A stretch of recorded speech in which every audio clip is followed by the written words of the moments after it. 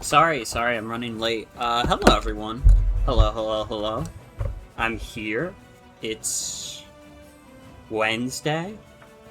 Welcome to tonight's stream. We're gonna be playing more Pokopia. Shout out Joan with the 40 watch streak. Krill got fooled.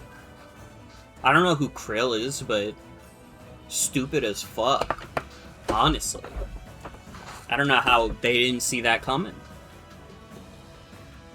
But yeah, we're gonna chill with more Pokopia tonight. I enjoyed what I played last night.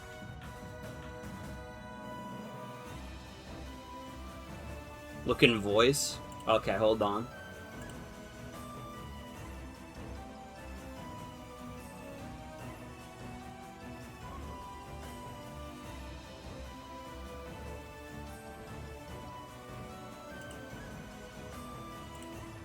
Okay, I see now. I understand. I think I understand, at least.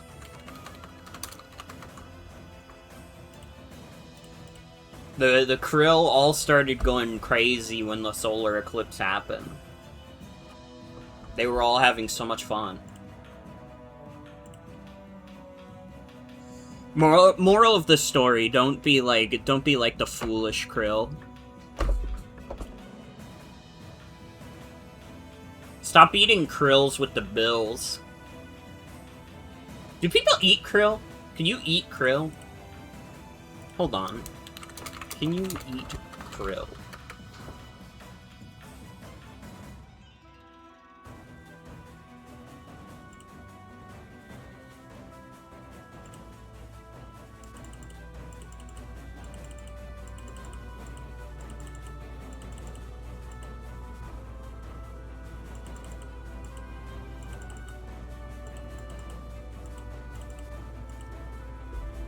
Okay, so you can eat krill. It's saltier and stronger than shrimp. But people don't really usually eat them, though, because of conservation efforts. At least if the people on Quora are telling the truth. They could be lying. They could be lying. I don't know, I saw someone, I don't remember who said it. It was someone on my Blue Sky feed that said Quora is like the most evil website in the universe. And I don't know anything about it. Quora, a place to share knowledge and better understand the world.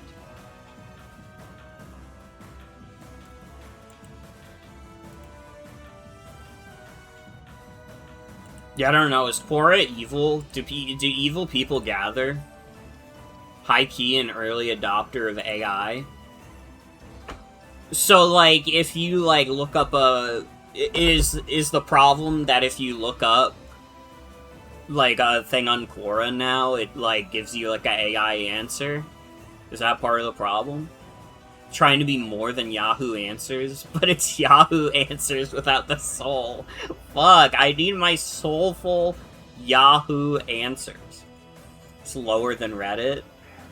I mean, at this point in history, most websites are lower than Reddit. If we're just being honest with ourselves, like, 99% of all websites now are worse to use than Reddit.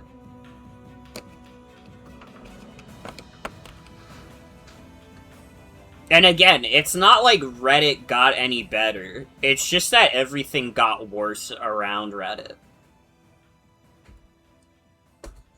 Like, there is the reason why, like, the stereotype online is if you have a question about something, especially if it's tech-related, you do, like, question Reddit in Google search.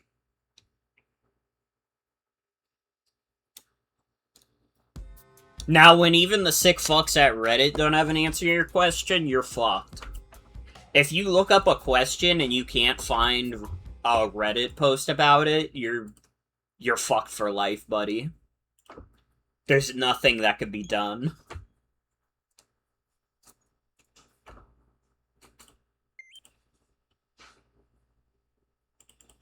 Why is my capture card slightly to the side? There we go. Ah, Hi, Soul. Welcome. Welcome, welcome. We're loading up Pokopia now.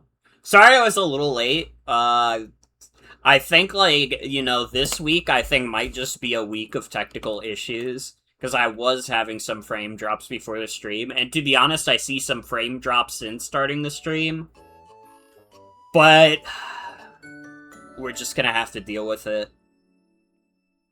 We're just gonna have to live with it. It was not great, but it wasn't bad enough to the point where I was like, this is unstreamable. I was just going to accept the fact that sometimes frames will drop.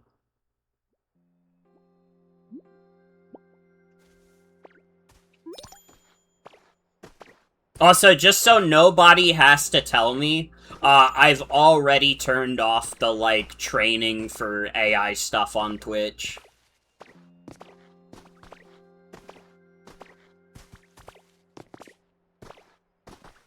And, like, you know, some people are gonna be like, why stream on Twitch at all if they're gonna pull some shit like this?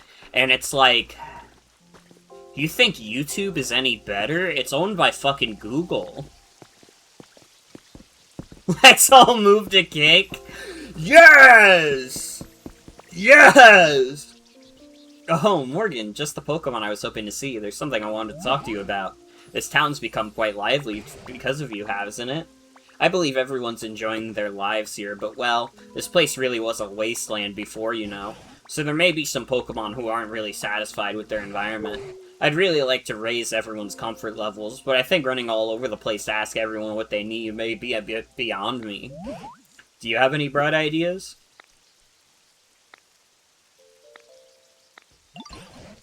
Oh, Morgan, you look like you've had a brainwave. In that case, I'll leave the method up to you, but will you please raise the comfort levels of this town's Pokemon even further? I know you're the one for the job.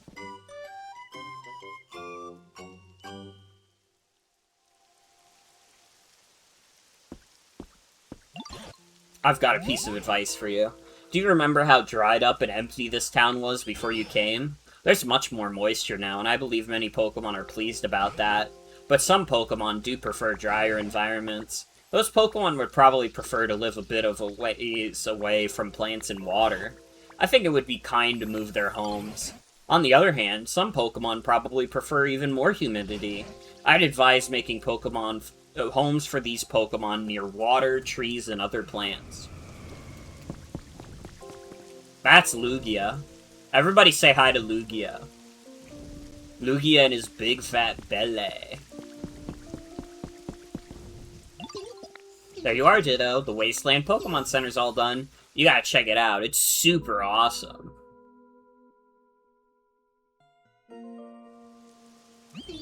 Prepare to be amazed. Ta-da!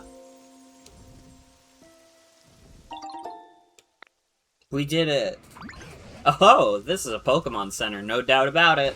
This place was bustling with humans and Pokemon in the past. Maybe that's why just having this building here makes me feel more at ease. You know, now that I stop and take a good look at it, this whole area has changed quite a lot since I met you. Each of the Pokemon here must have been living on their own before. Now they seem to love being here. We've got you to thank for that. If humans were to come back too, I couldn't wish for anything more. We must still be missing something. Oh well, no rush I suppose. With you around, I'm sure we'll see humans again someday. There must be many other places besides here where humans all live together. It could be interesting to look for them. Hi, King Man of War. Welcome. Welcome, welcome.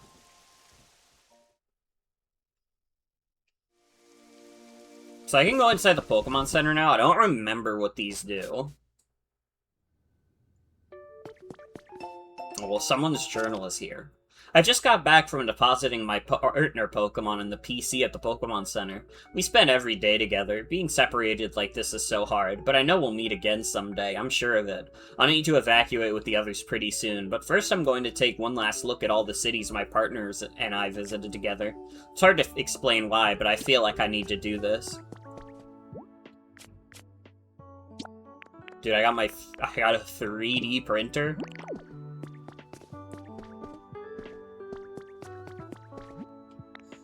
Would you like to rest your tired Pokemon?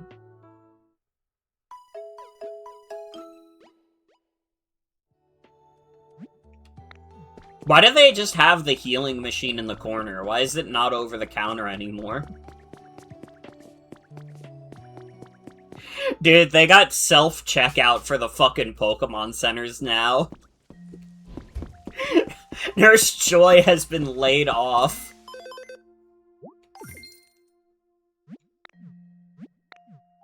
I got 50 life coins.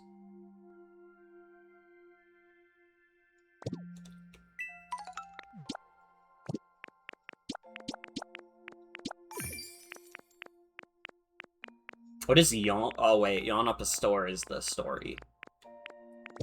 I was like, wait, what is that? Well, we can move on to the next area now. We can also hop and skip and jump and play.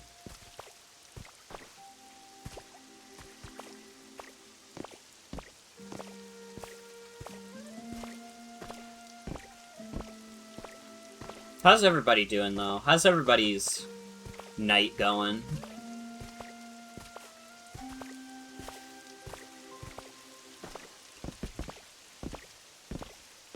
I'm doing pretty alright.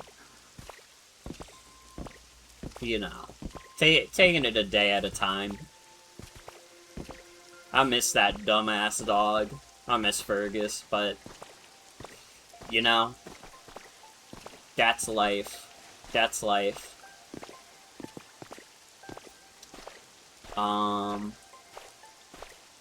Wishing for rain in your area soon. Dude, last week it was, like, all rain for us. Like, it rained, like, almost every day. Please place your Pokedex over the gate panel.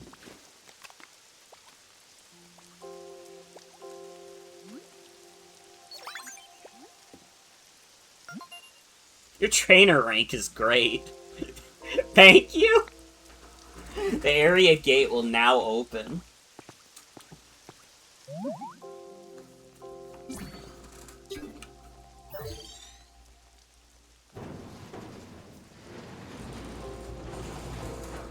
Dude, Pokemon Go is telling me, like, oh, you could get a Mewtwo with maxed out stats.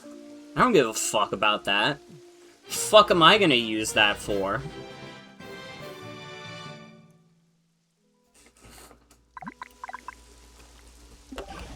Oh ho, it seems you can pass through the gate now, Morgan. Wonder what lies beyond it. Perhaps there are scads of Pokemon and humans living there. Promise me that when you do go through that gate, you'll bring me along, you hear?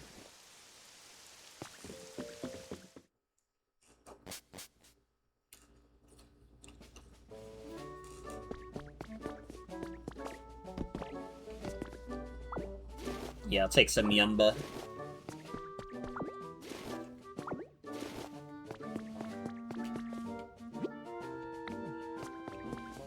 Is there a move that could be used to cut it? No, no one's invented a move for that yet.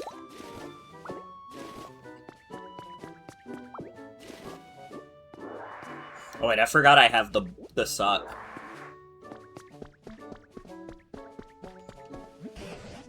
All you need to do is catch 10 Pokemon and power up 10 times for it. I've probably already done that, honestly. Honestly, though, the conversation nobody's ready to have is that Mewtwo is kind of ass in the modern day. Like, it's obviously still a legendary Pokemon that's, like, above the level of many other Mons, but have you ever tried to use Mewtwo in competitive in the modern day? It doesn't go well. He's not that good. It really is, like, your goat is washed, as they say.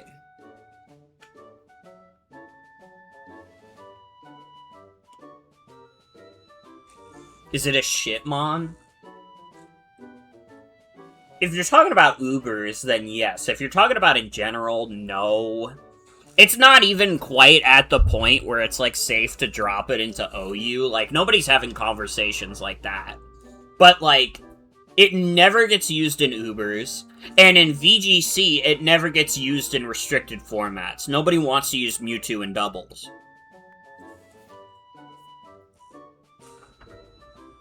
Damn, you're right though. This event lasts for 25 days. And you get a Master Ball for it? Dude, I should start doing the daily incense to try and get the Galar birds. What about the Megas? The Megas are also pretty shit.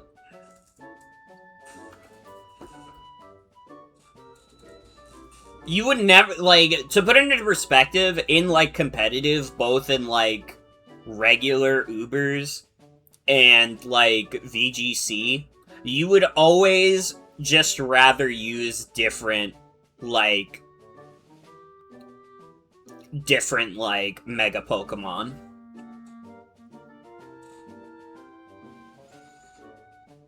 Like, I mean, Mega Rayquaza is banned in, like, Ubers. That guy's fucking crazy, but it's not banned in VGC. And if you're going to use either Mewtwo or Rayquaza in VGC, you're going Rayquaza every time. Pokemon Go meta is crazy. By the way, hi V. I didn't say hi yet. Hi V. Welcome. Mewtwo is a shiny, new, cool-looking card, but is made out of tinfoil. Is Mewtwo a Cybertruck, world's longest thread? Ended after 1,600 pages of, debate. Dude, 1,600 pages would not be the longest form thread.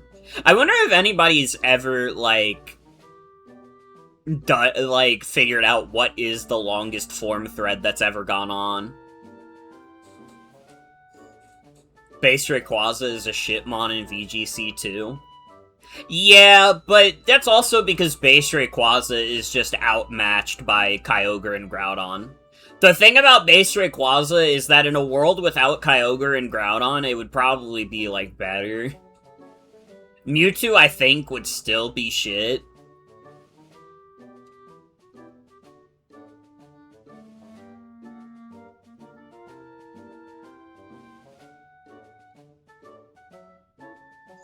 Oh yeah, of course. Of course. But it has been used. It even won the World Championship. So we can't take that away from Mega Ray. Mewtwo didn't win a fucking World Championship. I don't even know if Mewtwo has won, like, a fucking regional. I'm sure it has, but... Anyways, let me... video game. We're playing a video game, by the way. Whoa there, Morgan. Wait for me. You're about to head through that gate, right? Then I'll come along with you. Wonder what lies ahead of us. This is certainly exciting, isn't it, Morgan?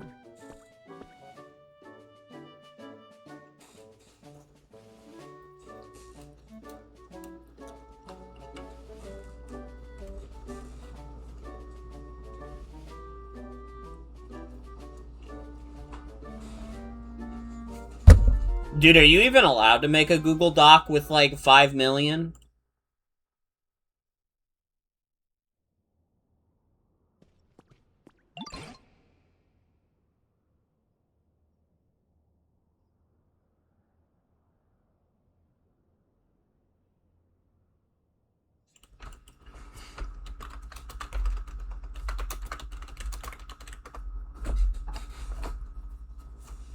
Ho ho, it looks like the humans were doing some sort of work here. Perhaps we'll find some trace of what happened to them. Or maybe the humans themselves will still be around. Let's go see. Right, the path seems to continue on ahead of us, so let's follow it.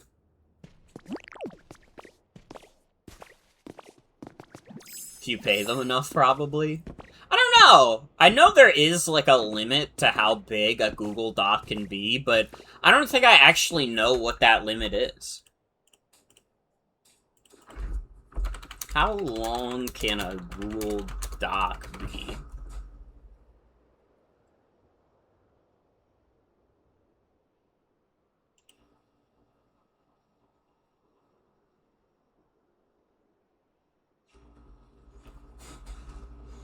So the limit on Google Docs is 1,000,000 characters.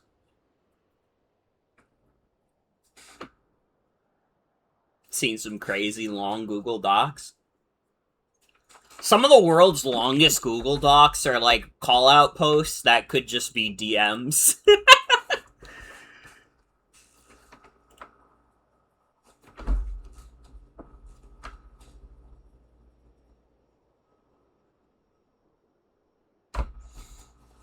The 100% IV Mewtwo in Pokemon Go is due to the backlash that during the Mega Mewtwo event where influencers got guaranteed 100% IV shiny Mewtwo's or something and people were pissed the fuck off because it was favoritism at / pay to win. Dude. That's funny as fuck. People should bully Niantic more.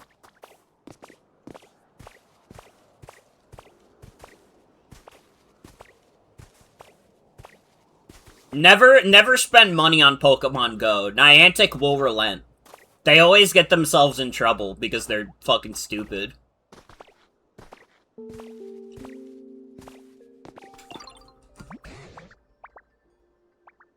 This is slightly more rugged terrain than we've encountered up till now.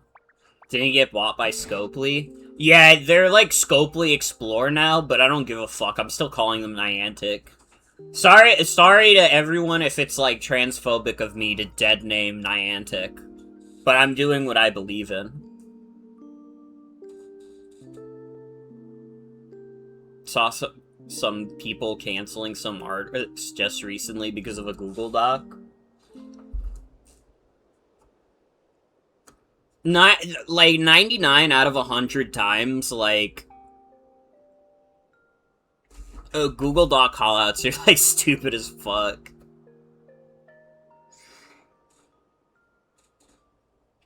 One of my Tumblr mutuals got, like, a fucking, like, huge, like, Google Doc that, like, it really did read like this could have been a DM. Fucking talk to people. The most important thing you could do if someone's doing something that you think is, like, fucked up is just, like, talk to them. Be like, hey, I think what you're doing is, like, fucked up.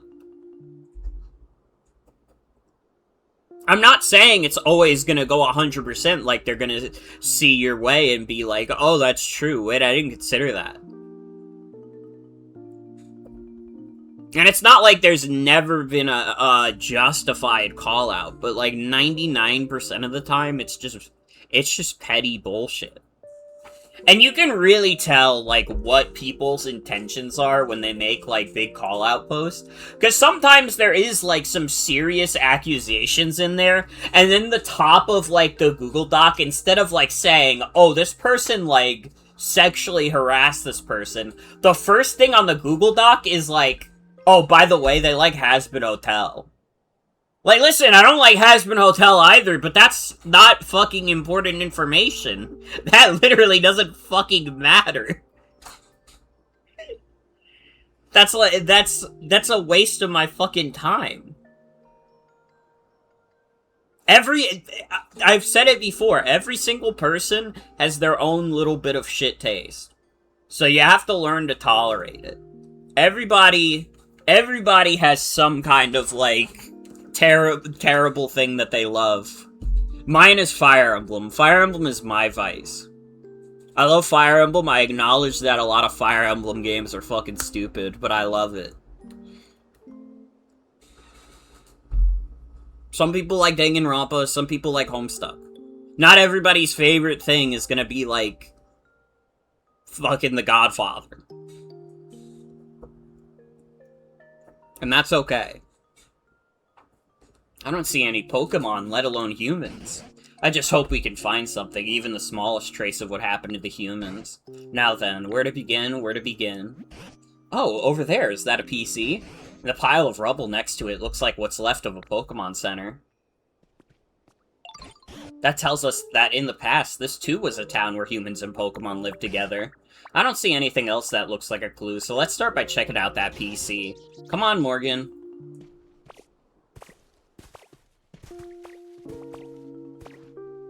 I can Kokichi. Who do you kin? Nagito?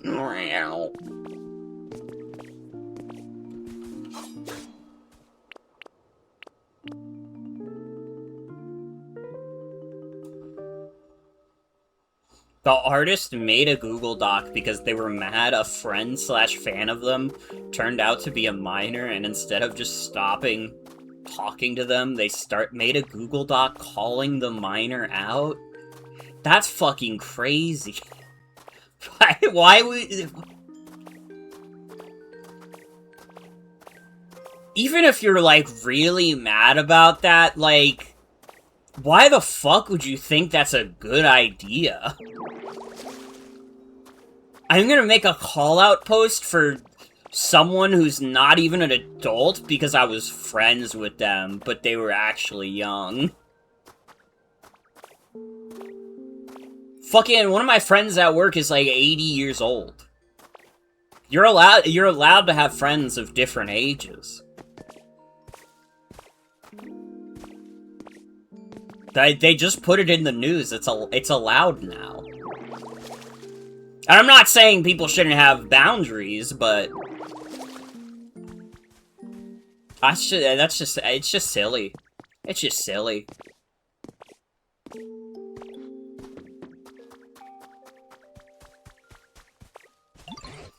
Phew, that rugged path sure made for a challenging walk. Now then, could you please examine that PC?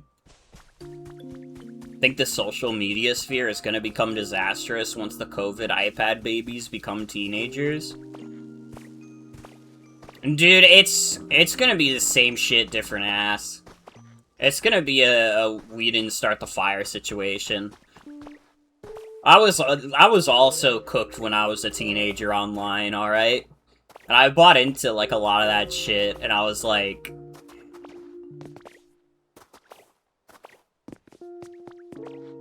I believed that everybody's media taste 100% meant that they were an evil person if they liked something that was subpar. That was just kind of how Tumblr was. Everybody was really vitriolic on Tumblr back in the day, and, like, really anti-recovery. I don't really know if it's gotten better, because I don't follow a lot of people on Tumblr anymore, but it was pretty rough back in the day.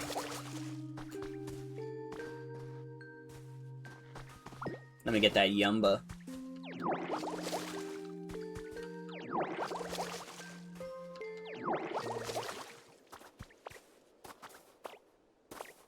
The anti-recovery shit really was the worst of it. And this might still exist for a lot of younger people, and honestly probably still exists for, like, a lot of older people, too. But the idea that you have to be suffering a certain amount in, like, a specific way, otherwise you're not, like, mentally or physically ill. Like, you guys know what I'm talking about, right? People, like...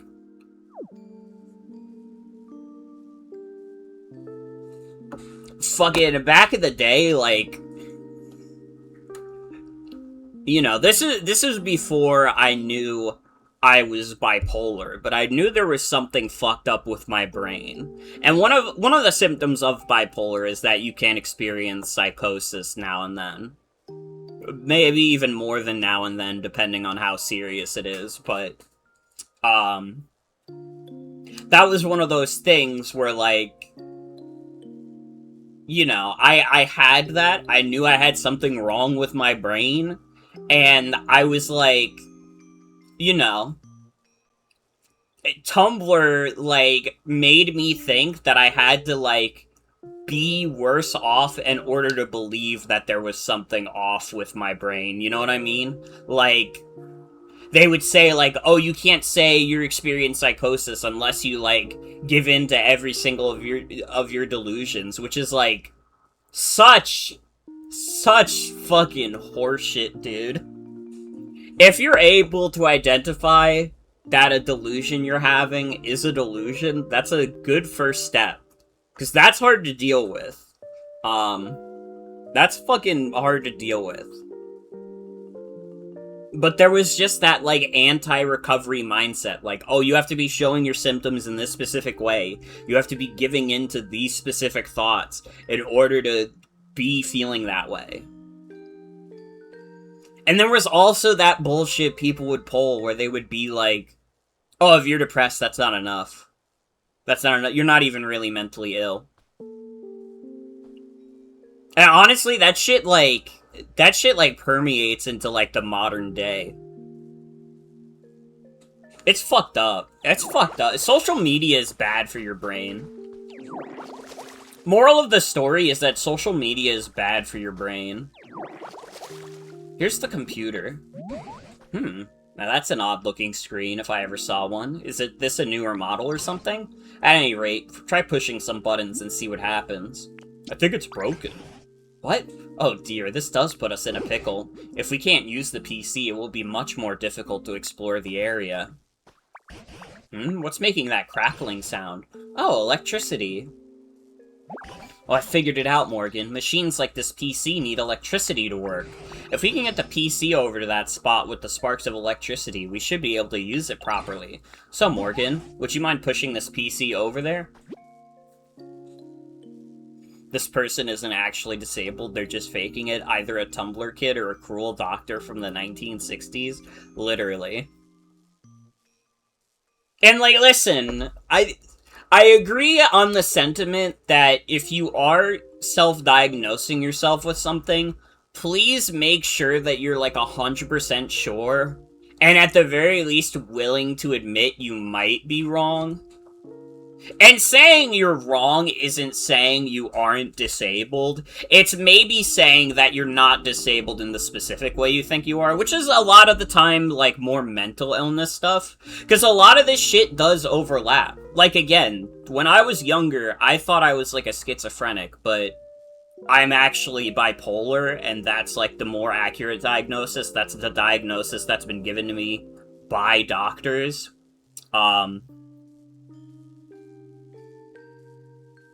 But, like, you still know yourself better than anyone else.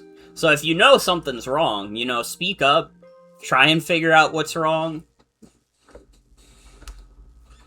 But also, if someone, like, gets their own self-diagnosis wrong, like, I don't know, they say they're autistic, but then it turns out they only have ADHD, like, bro, those two have so much in common that, like, just let them be. It happens. I'm too weak to push the computer. It's so heavy that it won't budge. It's too heavy for even you, is it? I myself am altogether useless when it comes to feats of strength, so what should we do? Why don't we take a little break and think this over?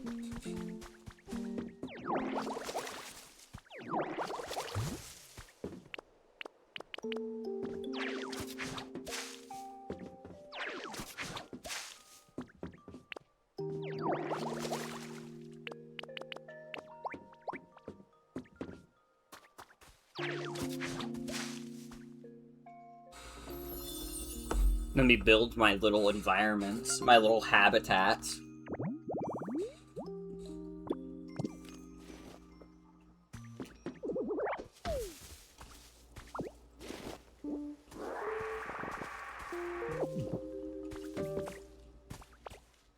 But yeah, basically what I'm wrapping around to saying is just like, pretty much everybody's going through it, so just be fucking nice. Alright, don't be like an asshole. Fucking talk to people, listen to people, be nice to people. Is that so much to ask? Am I being unreasonable? Should they have my head on a pike?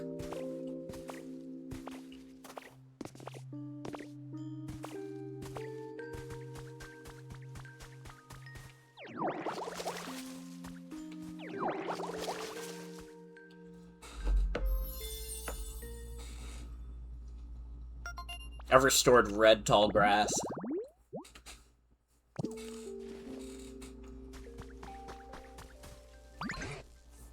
Based on appearance, I'd say this area used to be a mine.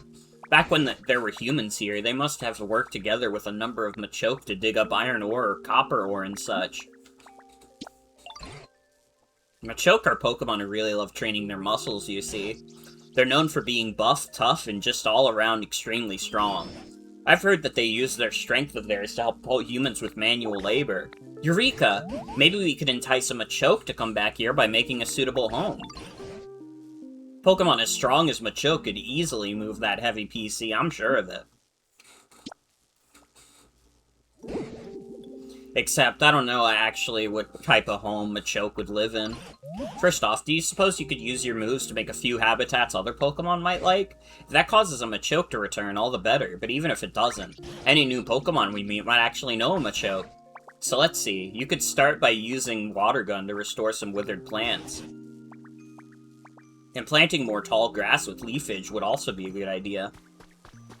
Do I have a shiny Onix or anything in Pokemon Go? I don't think so.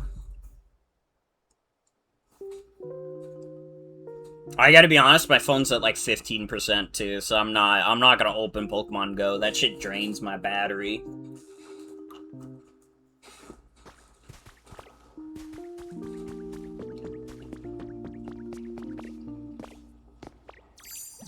Hey, you might say, why not just charge it?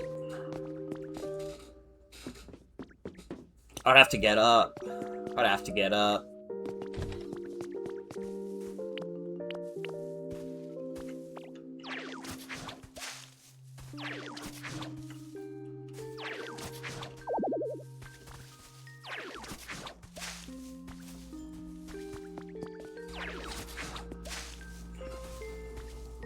Yeah, we can figure out remote lucky trades later.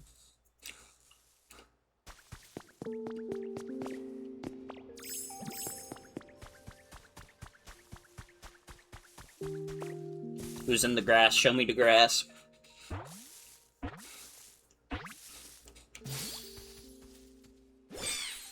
Hey guys, it's me, Score Bunny, from the Pokemon Sword and Shield video game.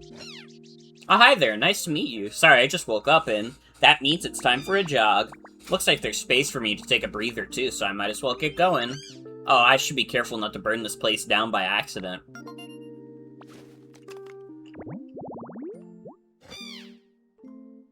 Once its body has heated up, Scorbunny can use the full extent of its power. That's why it does warm-up exercises.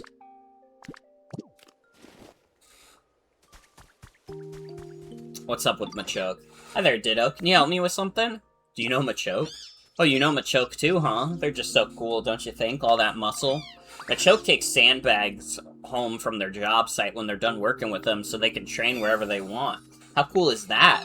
If you're looking for sandbags, I think I saw some kicking around here.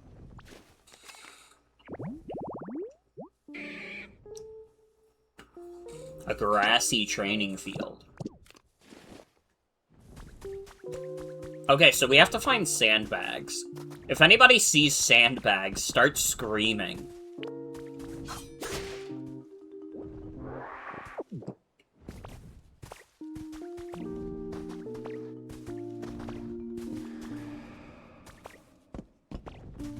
Oh, that's Ho-Oh.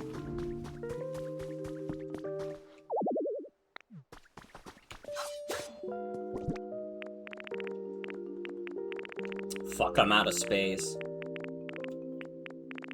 I don't even have anywhere to, store stuff.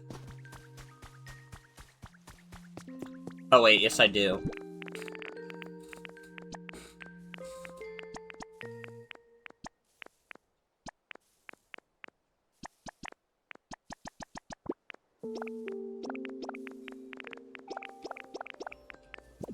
That'll do for now. Who's gonna be everybody? Guess that Pokemon. If you guess the Pokemon right, you win an iPad. Just kidding, idiot. It's Kricketot. He wins the iPad. Yo, the acoustics in this area are perfect. Yeah, that sounds good if I do say so myself. Were you listening to me this whole time? Now I'm kind of embarrassed now. Well, I hope you enjoyed my tones, yo.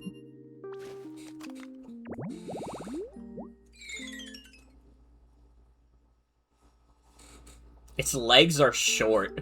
Whenever it stumbles, its stiff antenna clack with a xylophone-like sound. Okay, Short King.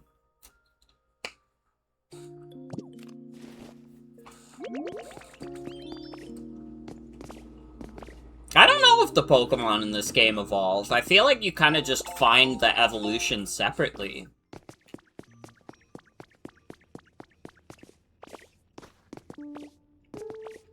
It does have the ability to hype. Somebody help me, please!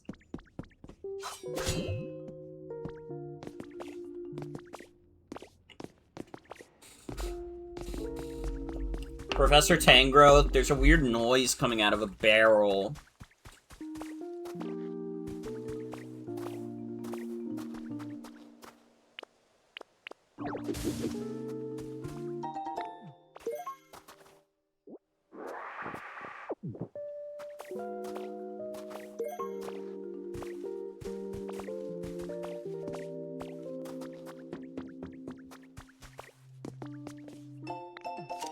Too hairy.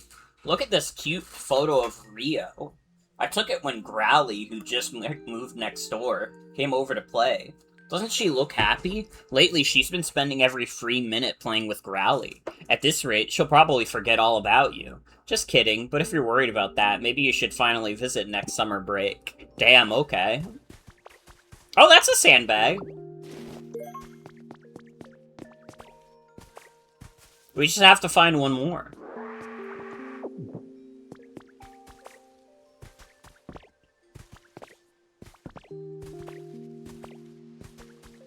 I think this is a good place for a habitat.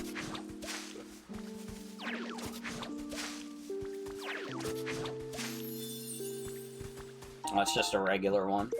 What about if I put it near here?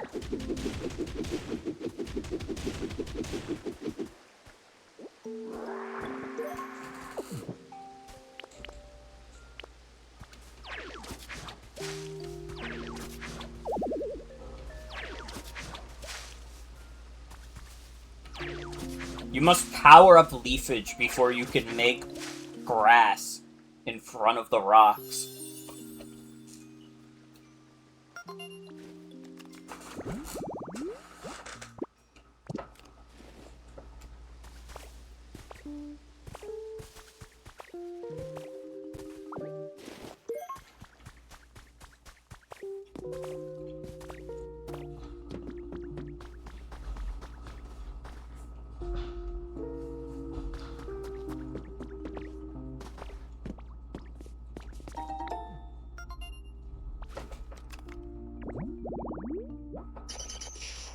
Container snacking.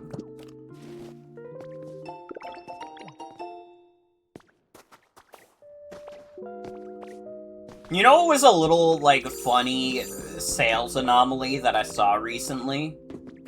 There was, like, an article about, like, the UK charts for video games, and, like, in the UK, specifically, Beast of Reincarnation is outselling Marvel Tokon, which is kind of funny. I don't know, I think that's interesting. Not commenting on the quality of either game, because I haven't played either of them. I just think it's interesting. The fucking weird AAA Game Freak game beating out, like, a Marvel property.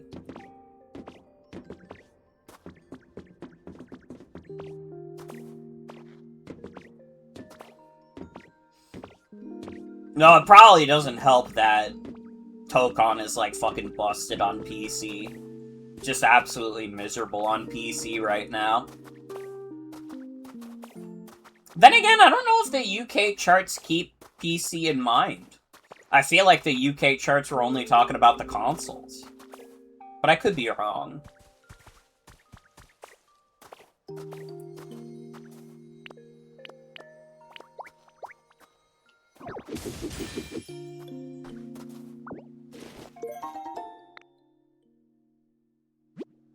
Here's a tip about Dream Islands. I'm okay. I don't need to know about the Dream Islands.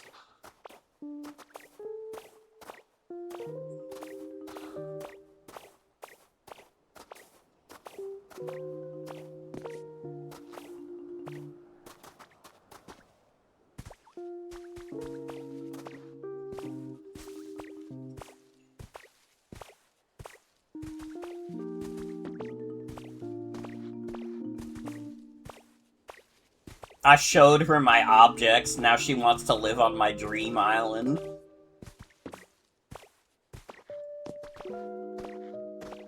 Dude, they're gonna kill me for that one. That one's not gonna go over well.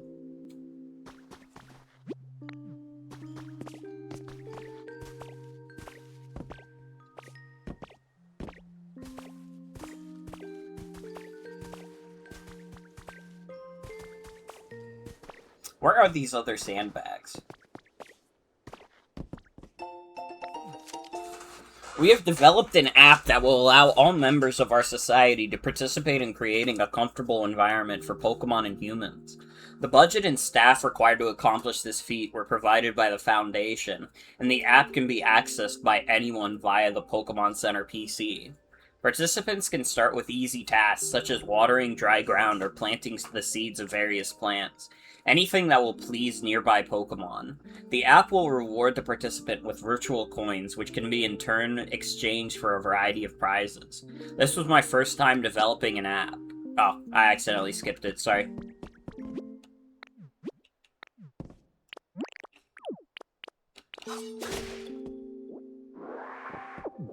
Wait, that's a sandbag.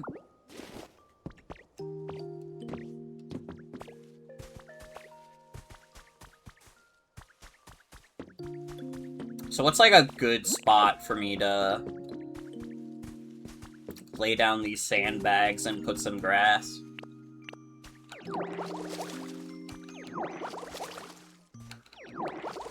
Create apps. Destroy apps.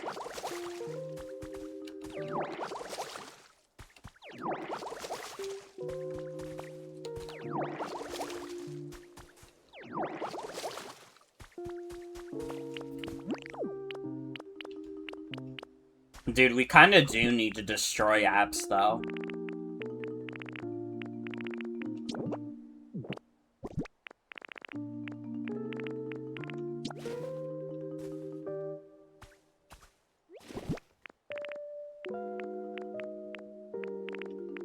Where the fuck are the sandbags? Wait, am I blind? Yes, I am.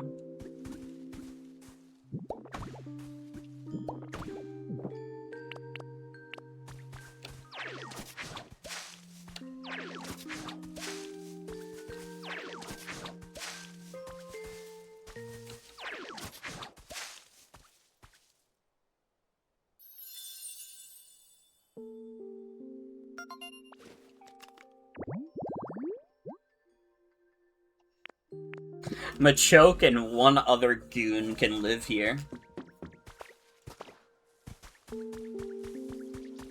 And who is under the tree?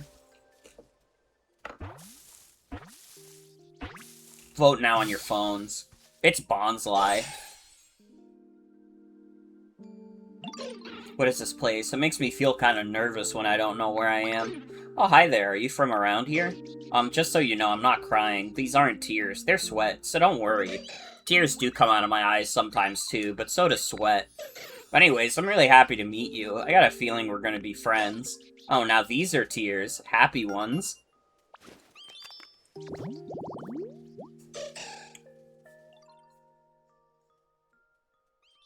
Dude, that's kind of disgusting. My rock can produce human sweat.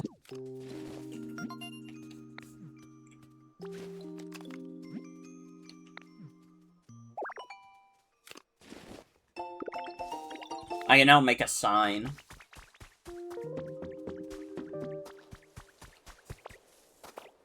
Oh, that's gotta be Machoke.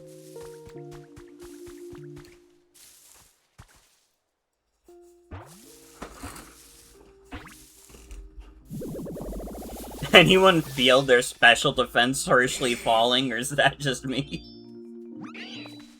Hiya! Oh hey, you watching me train? What do you think? My punches pack a lot of power, huh? Nothing? Not even a raised eyebrow? Dang, you're something else, pal. Ha! How's that? Seriously, is your fake stuck? Have you only got one expression? Yeesh. Well, whatever. That was barely even half of my full power anyways.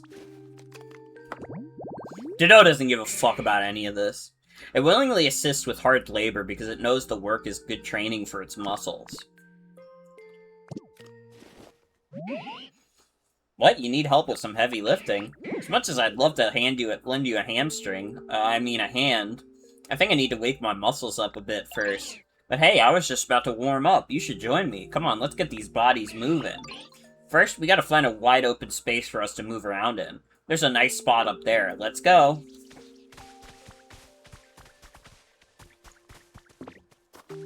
What is he doing? Where are you going?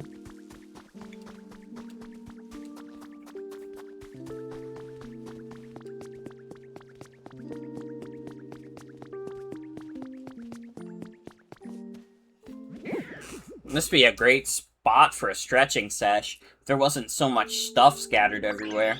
Alright, here's the plan. I'm gonna warm up by flexing and doing cool poses. You're gonna warm up by scooping up stones. To start, let's see you pick up 5 of those stones on the ground around here. Okay, pal, let's do this.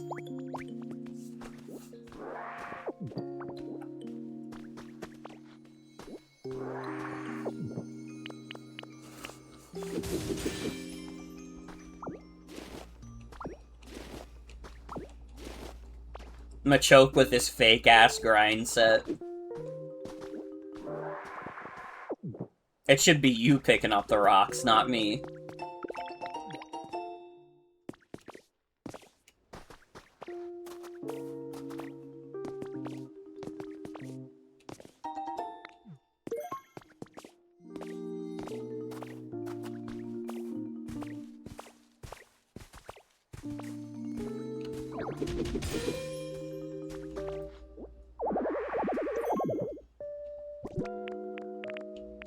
Fuck, I'm carrying too much stuff? What the fuck do I not need?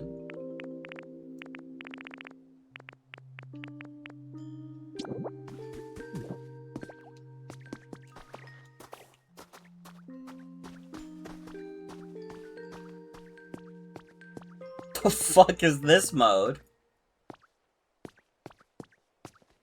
Wait, did you guys know there was a tile-to-tile mode? I've just learned that now. By holding down ZL, you can move tile to tile.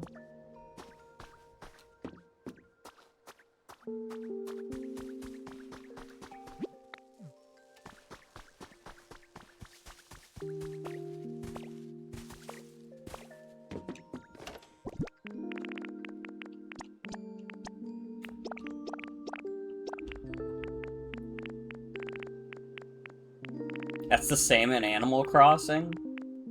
Yeah, but you can, like, fail at an Animal Crossing, can't you?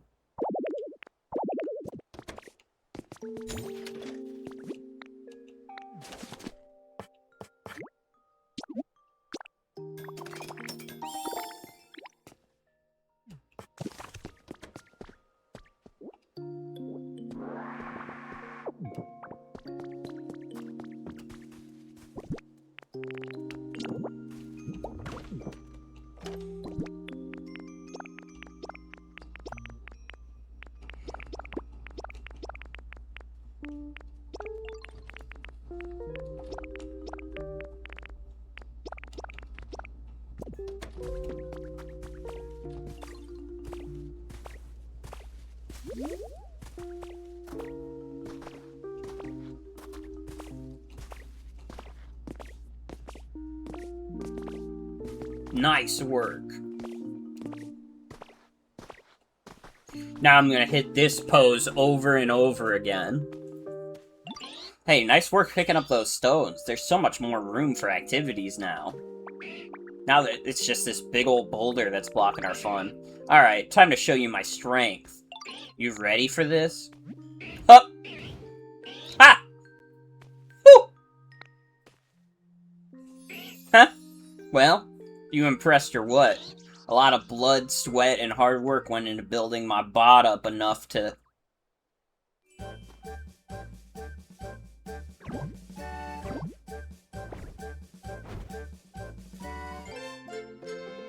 I don't know, that's scary. What? You learned strength just by watching me? You gotta be kidding. Ain't you ever heard that biceps don't get built in a day? You're telling me you can use strength now? Seriously? Heck yeah. Oh, I like that confidence. Alright then, how about you show me a little demonstration? See this boulder here? Try using strength to move it. How about... Oh, see those other boulders over there? Try bringing this one over to its buddies.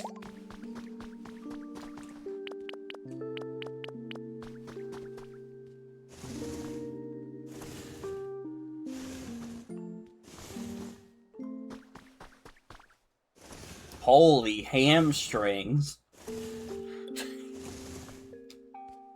I kinda hate this guy.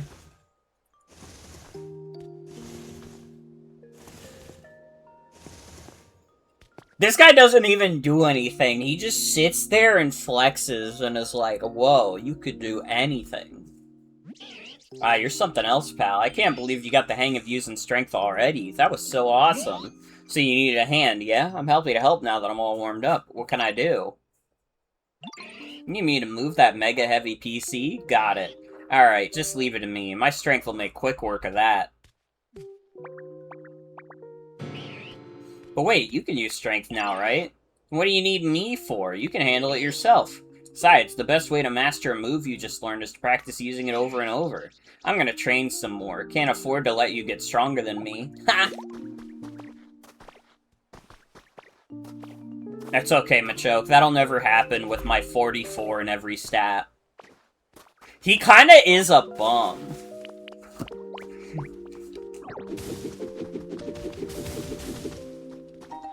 What does he even do?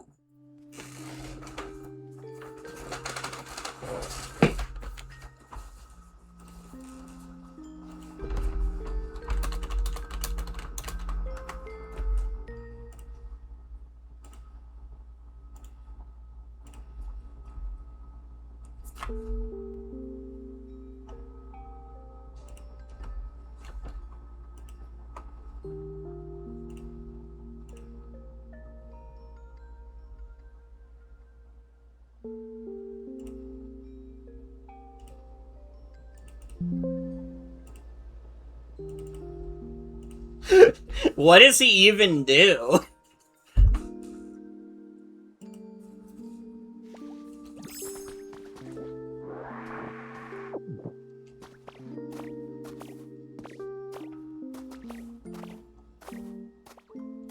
Dude, wait, could someone make an edit of that image where instead of DJ Khaled, it's Machoke?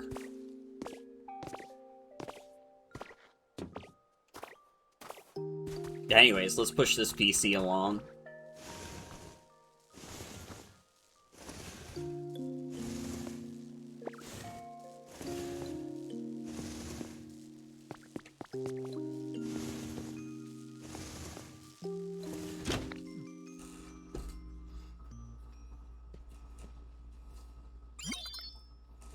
Battery restored. All functions are now available. Ho ho ho, looks like you got that PC up and running just fine. So, why don't you dive right in and see what you can learn from it?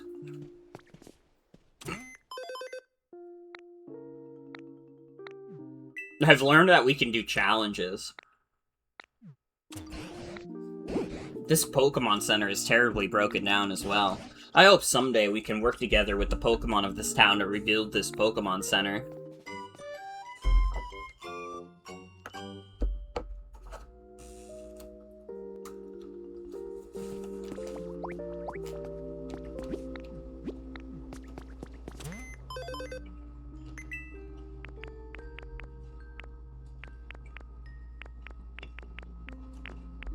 Oh, we can unlock better packing tips.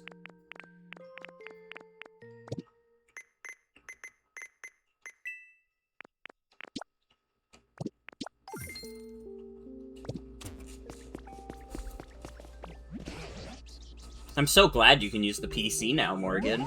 Do you think you could learn anything about what happened to the humans from it? Seems kind of difficult. That's a shame. And I doubt Machoke can help us either. They don't seem to think about much beyond their own muscles. I can only hope we find a Pokemon who knows more about humans. Hello, somebody? Did I hear a voice just now? Hello, is anybody out there? Ah, yes. That was definitely someone shouting. I think I heard the voice coming from this direction.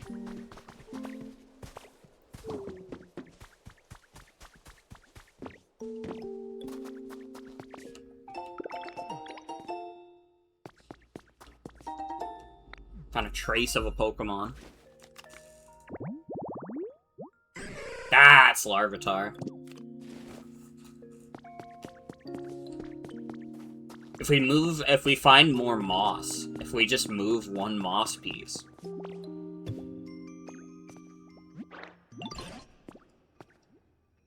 Voice is coming from back here. There's an awful lot of stuff lying around, so be careful.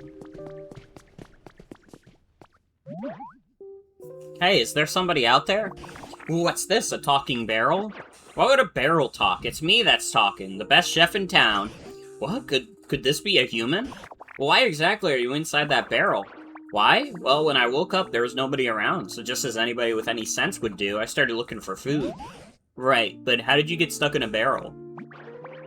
I mean, somebody went to the trouble of suspending a barrel like this.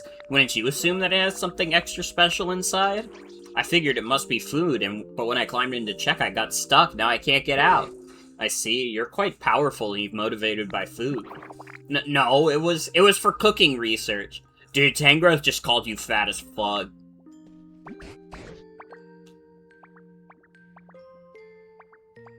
Well, all that aside, it might be a human stuck inside this barrel. Do you think you could rescue them somehow, Morgan?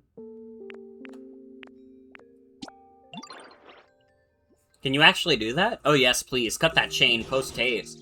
Yes, I think that's a very sensible idea. Use one of your moves to slice through that chain if you'd be so kind.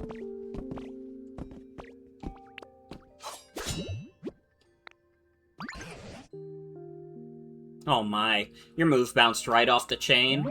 Huh? What? You can't do it? I thought you were going to cut the chain. Come on now, don't get my hopes up and then let me down like that. That chain is sturdier than I thought. Good grief, are you really so weak you can't handle a silly little chain? Are you eating well enough?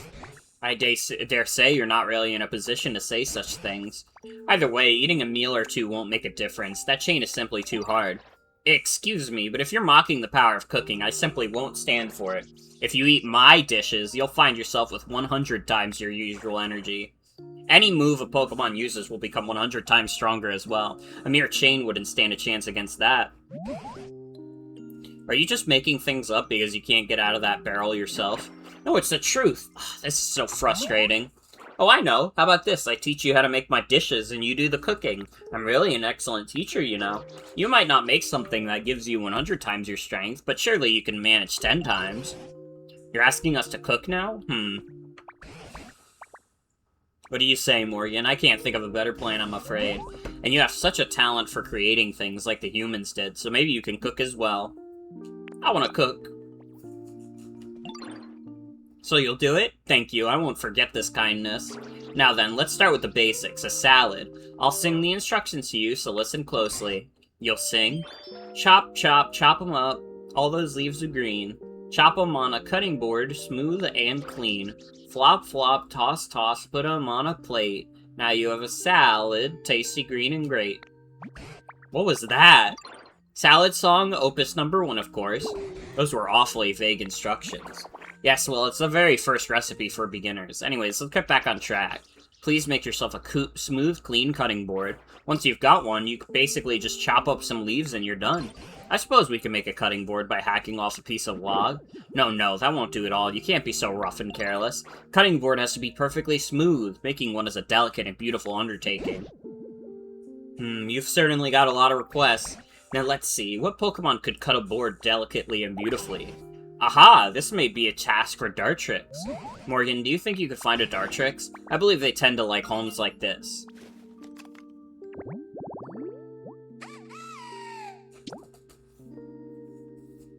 Pointy, tree-shaded, rocky tall grass.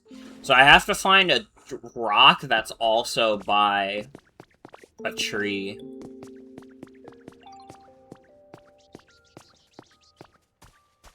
Alright, off I go!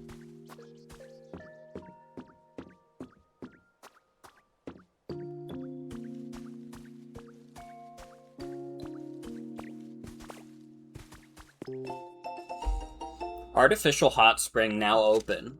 On the 8th of this month, an artificial hot spring debuted in Area 7's communal bath area.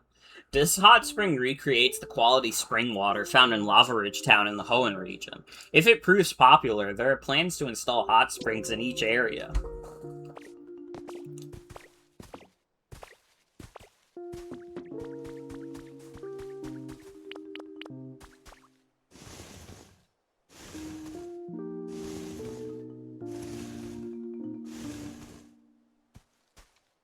They're making it too easy for me.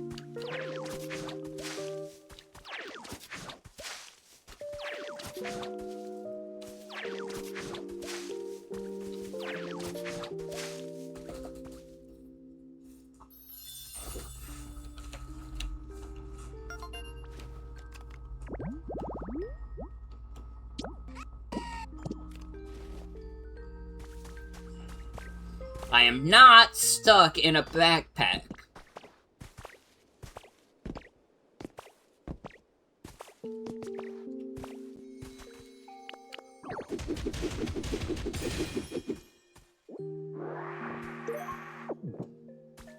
Despot fossil.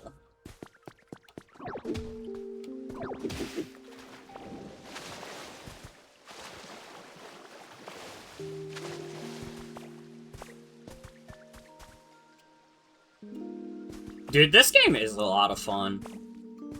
It's very relaxing, very chill.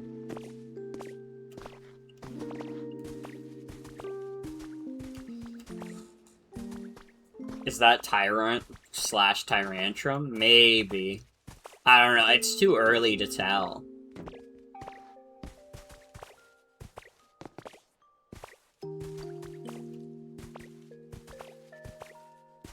I saw, like, the other day, you know, people were talking about quote-unquote cozy game. First of all, they were talking about it because there was some, like, stupid post someone made that was like, oh, I don't think Juniper from Fields of Mystria should show cleavage. I don't think that's very wholesome. And it's just like, I feel bad even talking about it, because it feels like I'm taking the bait. It feels like I'm being baited, and it's working. But that's not the point anyways. The point is, that got people talking about, like, the whole genre of, like, quote-unquote cozy games in general, and how it's kind of just a weird classification of games in general. Especially because everybody has, like, different things that they find, like, cozy in a video game. And, like, I forget who said it, but someone on my timeline brought it up and was like, honestly, like, farming sims in general are not even that cozy. They're actually, like, kind of stressful. Because you're always under a time limit. There's always, like, specific schedules for everything. Fucking, like, people who have played hundreds of hours of Stardew Valley have, like, fucking spreadsheets on, like, all the shit in that game. It's fucking crazy. A game is cozy to me if you're going around beheading and killing people. You might want to check out No More Heroes. That might be cozy AF for you.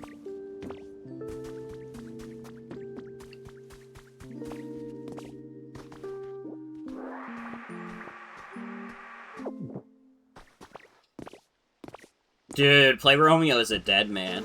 That's a fucking fire game.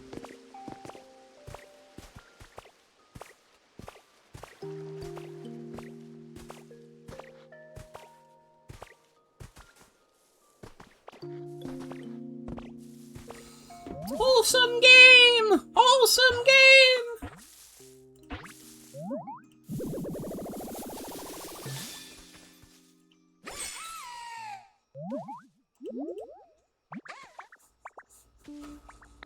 Huh? Who are... Wait, hold on a second. There we go. Needed to make myself presentable first. Now then, hello there. It's nice to meet you. This narcissistic Pokemon is a clean freak.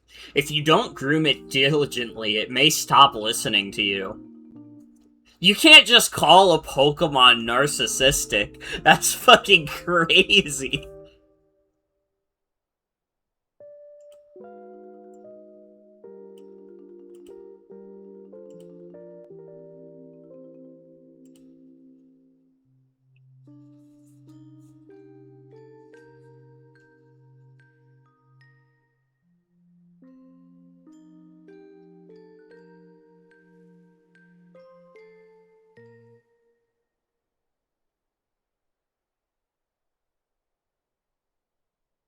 It's an animal, bruh. That's what I'm saying. Calling an animal a narcissist is crazy.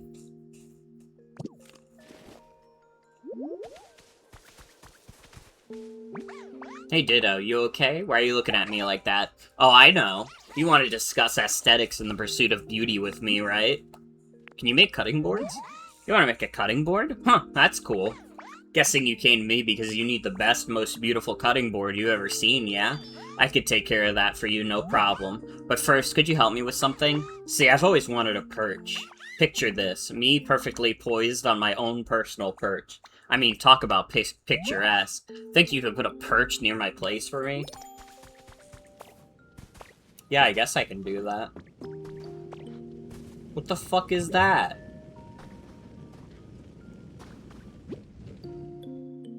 Huh?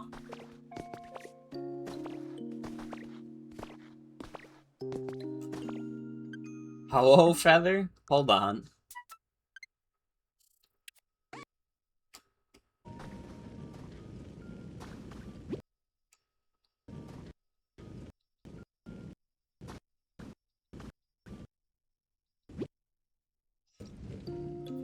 Intense flames!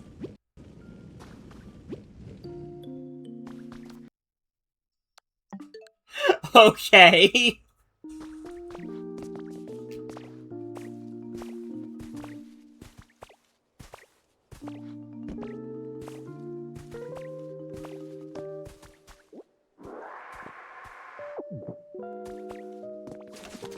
Alright, where's the perch? Show me the perch.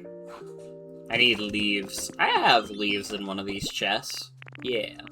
I'm gonna need leaves for the salad anyway, so let me just take the whole thing out.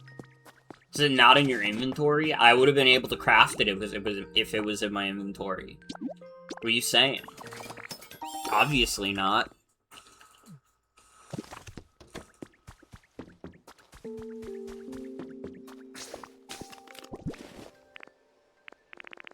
Oh, you're talking about the feather? No, I don't have the feather. It disappeared. All it said was intense flame, and then it disappeared.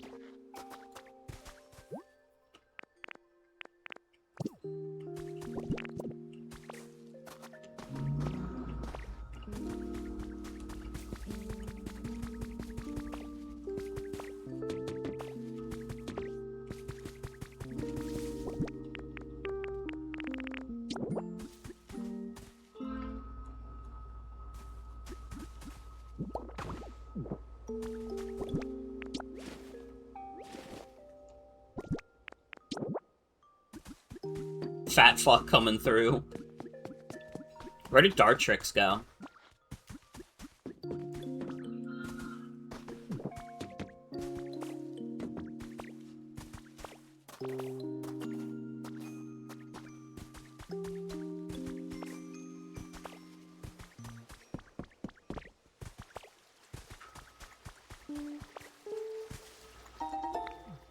Trace of a Pokemon? Who is it? Dude, Lotad? Load?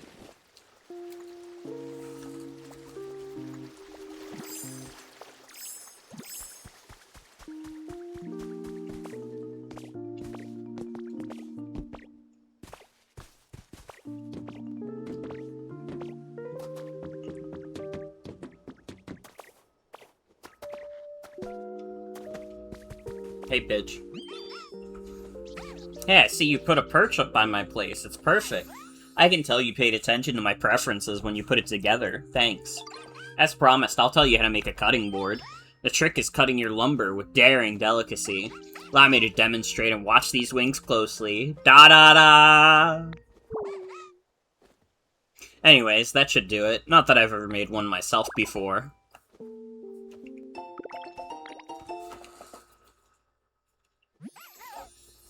My beautiful claw-crafted cutting boards are sure to create cuisine of equal beauty. Oh, and if you need any lumber to make one, bring me a small log or two and I'll cut them up nicely for you. I might have lumber.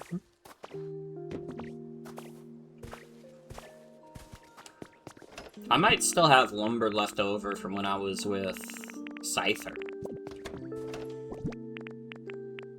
Yeah.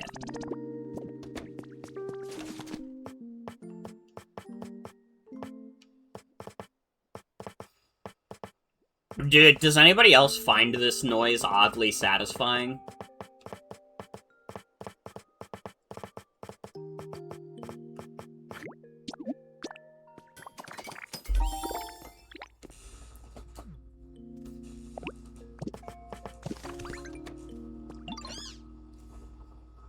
Hi, Ditto. I heard you're gonna make a salad.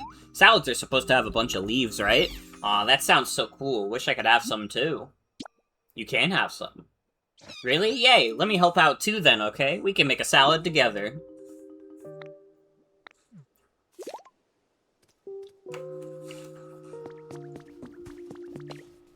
Come on, Score Bunny. Let's make salad together. You've been selected. Thank you for entering a recent drawing for the Easy Kitchenware set. We are excited to inform you that your name was selected. Please find your kitchenware set enclosed. Happy cooking!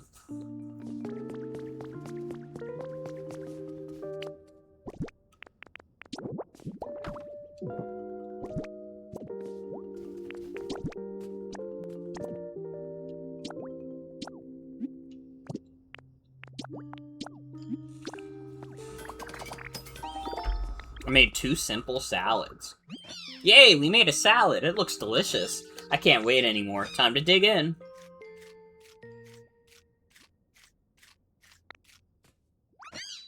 It's delicious. I mean, I knew it would be, but still. Come on, Ditto, you gotta try some.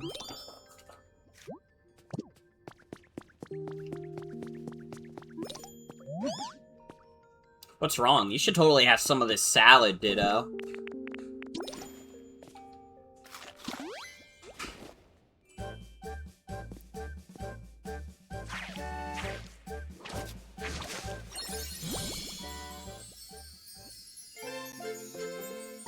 Well, that powered up my leafage, but it didn't power up my cut.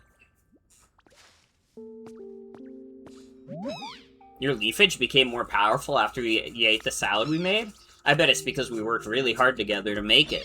Preparing food makes it delicious, but I guess it also gives the food some strange power, huh? I should go tell the professor and everyone.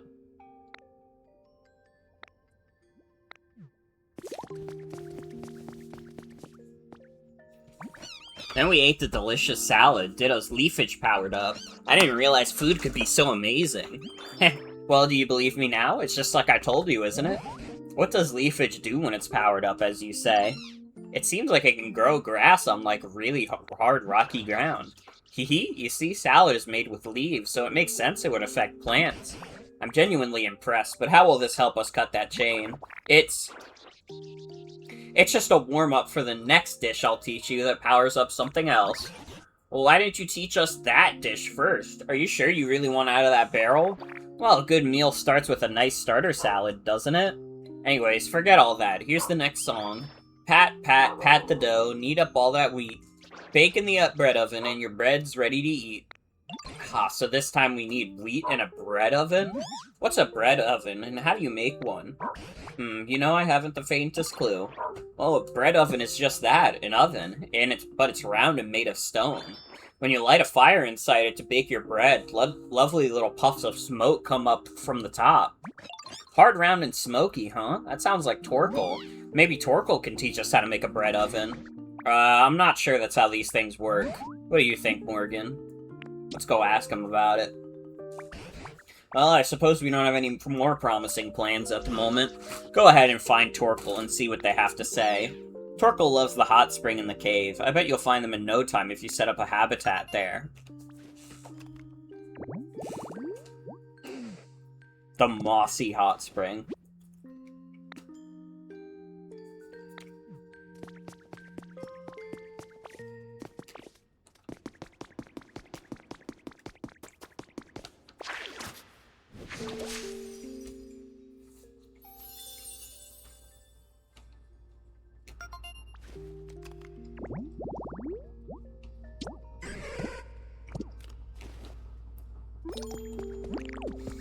Okay, we'll do that for later.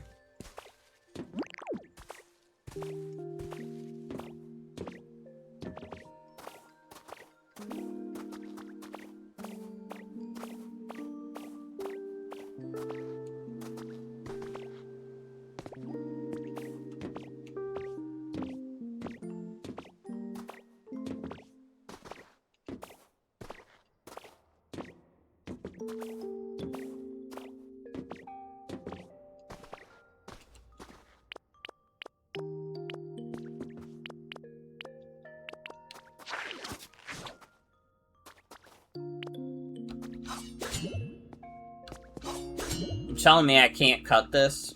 Give me a break.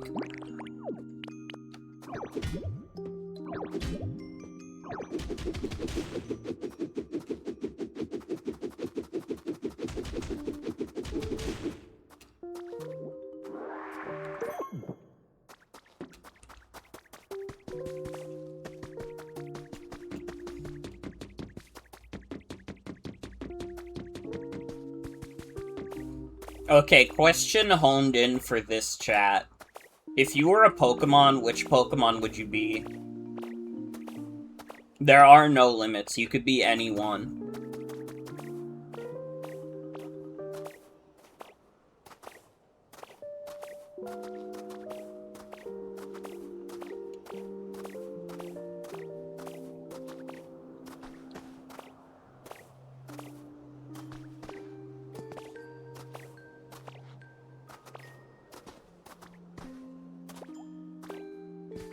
Shiny Mega Rayquaza.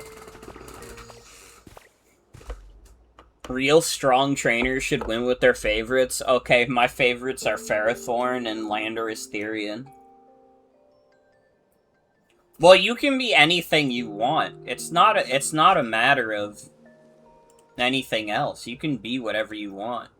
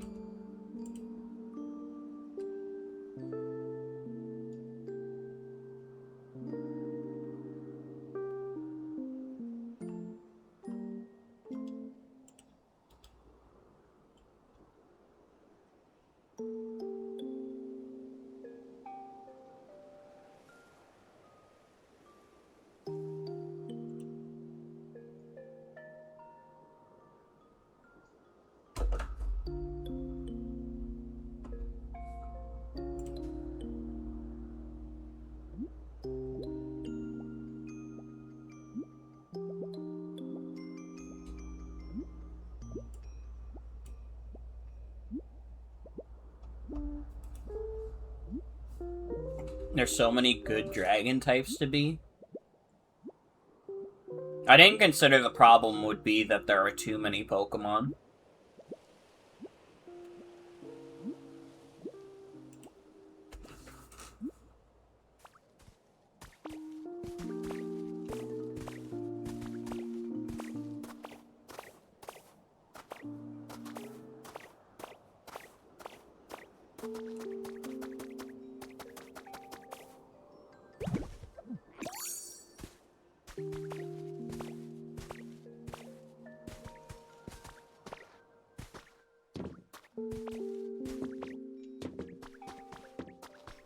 I'm back in the same place again. I did all that just to go in a big circle.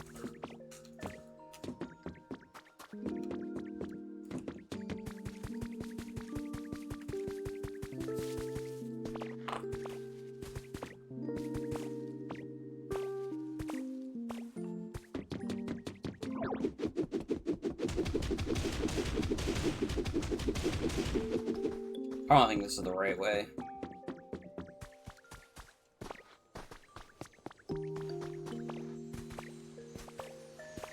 You used to LARP being a Mew clone as a kid?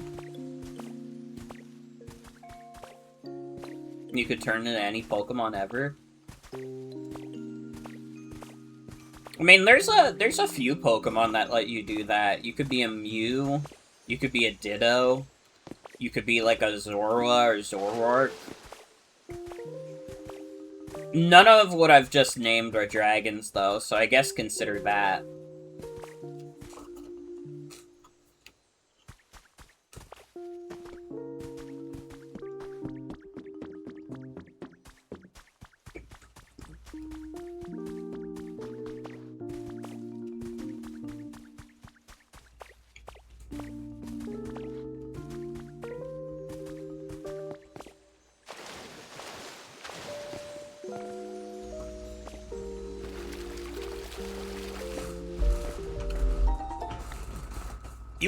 You were not 6 when Zorua came out. That's not possible.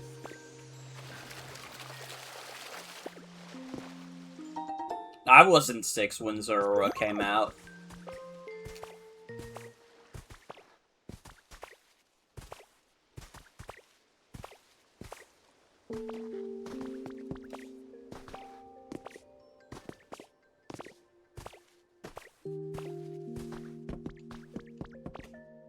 Beware the girl who has video game release dates memorized.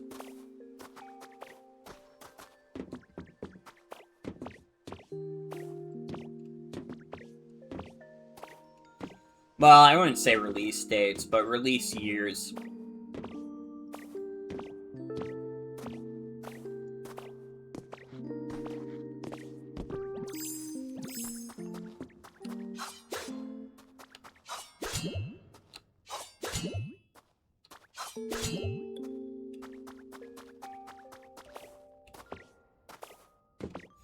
Six when you liked Mew, 11-ish when you liked Zora.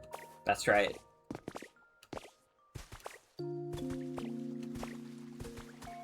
Now the timeline all adds up. It makes so much sense in my beautiful mind.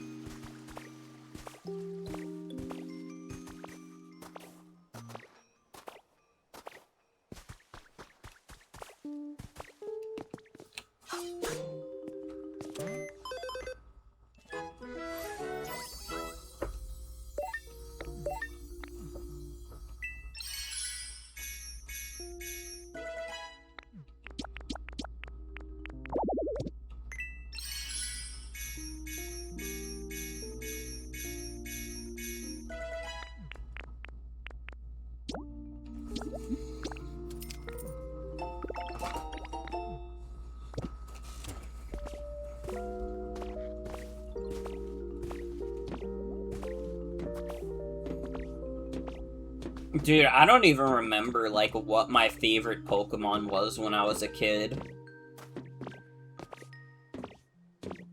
That's kind of crazy to think about. I actually, like... It might have just been, like, Alakazam. I thought Alakazam was so cool, and he was so fun to use. Like, being able to use Alakazam and have it be really good was part of what made me like it. Even back then, I was a little bit, like, you know, stats-brained.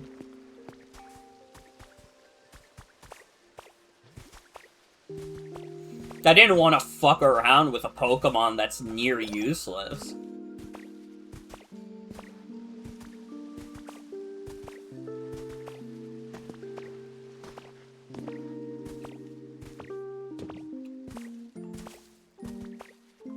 But then again, when I was younger, I used some pretty rough mons. And I had fun using them. I remember in Pokemon Platinum, there was one playthrough where I had my grass and flying type be Tropius. Because, like, in every playthrough, I would use a water, grass, and fire core, and then also have a flying type, just because, you know, fly was required. And not even that it was required, but it was very helpful.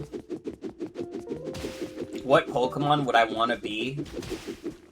Like, Meowscarada would be cool. I can do magic tricks and shit.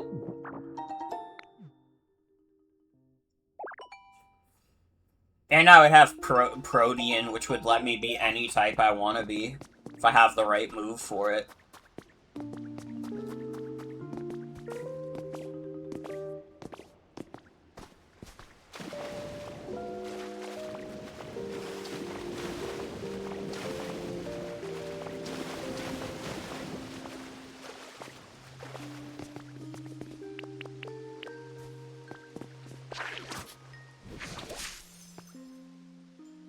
Forgot it got that broken-ass ability. It used to be a broken-ass ability. It's kind of, like, fine in the modern day for the most part. Because what they did, I think it was this generation. I think Protean was normal in Gen 8, but in, like, this generation, they made it so you can only change types once. How does it work with terrestrialization? I think Terra overwrites it completely, if I remember correctly. Like-minded individuals have been slowly joining my cause as I continue to create homes for Pokemon. I greatly appreciate the support those individuals provide, but we have all begun to grow tired as the meteorological anomalies and resulting natural disasters continue to worsen. We need more time and we need more help. Yeah, no, they nerfed Protean pretty hard, which makes it remarkable that, for the most part, Meowscarada is still a really strong Pokemon. It's not quite OU, but it flip-flops back and forth. It goes from, like, UU to OU at, like, the drop of a hat. I think they've stopped moving Pokemon from tier to tier at this point in Gen 9. I don't know if Meowscarada is considered OU as of right now. I don't know. I don't know. I could always check.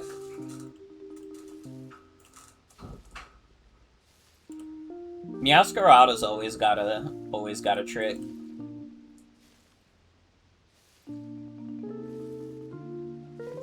Yeah, no, it's UUBL right now. It is not quite OU, but UUBL does not necessarily mean it's useless in OU. I mean, again, Meowscarada has gone back and forth between being OU and not being OU. It can still hang with the guys if it wants to. I mean, a few of these Pokemon in here are, like, washed up, but not all of them. Like, I don't think you're ever seeing Iron Boulder in OU. That guy is washed.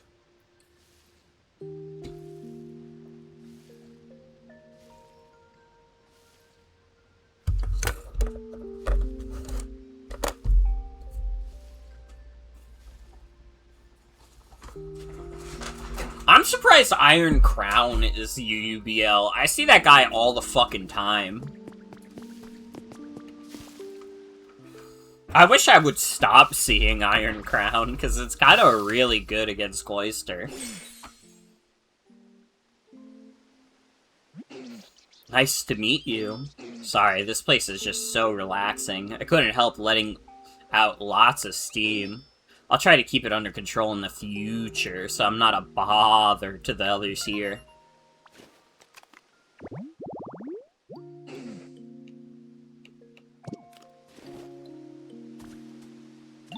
Hey Ditto, you need something? We need a bread oven.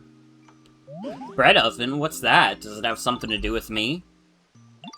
Whoa, so my shell kind of looks like a bread oven. And basically, you want to study my shell to help you learn to make a bread oven? That's wild. Sounds like a real challenge. That seems really fun, though. I would love to help, but can I ask you for a little help first? Sometimes I really feel like going outside, you know? The floor of this cave is bumpy and uneven and kind of hard to walk around on. Do you think you could make a nice path for me so I can get to the Pokemon Center? It's hard for me to get around when all the ground is uneven and bumpy. I'm counting on you.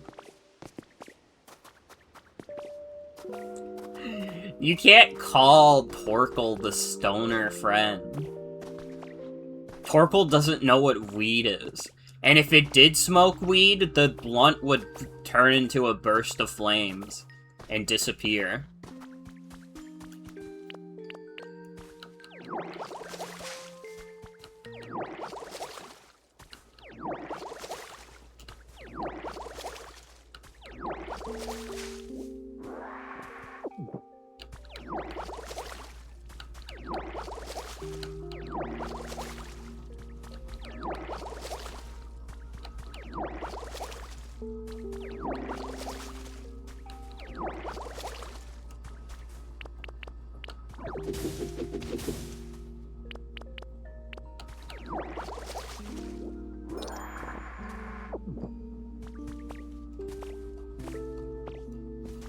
Only hurt people hurt people.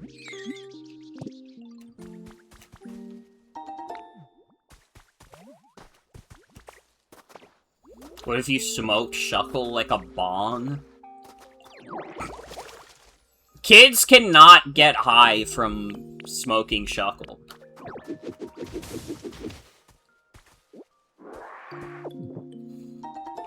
Kids are doing the smoke Shuckle challenge, and all it's doing is reducing the Shuckle population. It's fucked up. Children are killing Shuckle so they can do the smoke Shuckle challenge.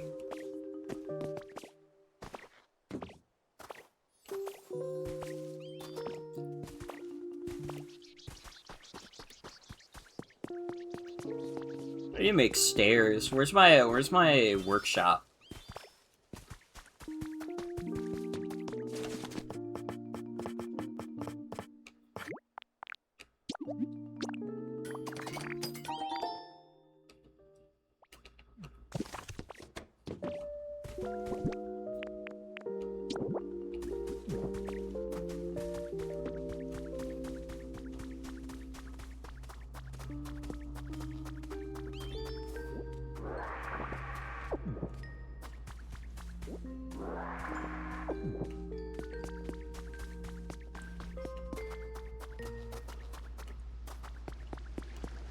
Why did you go in the water?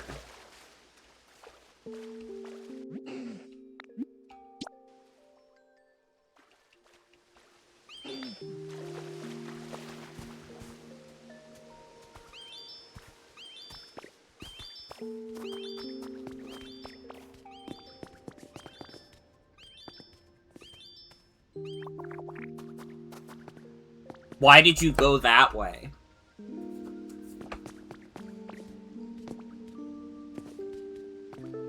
What are you doing to me?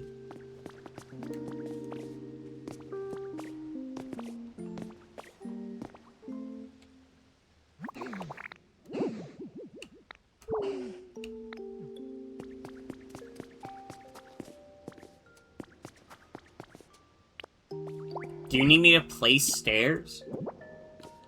I can do that.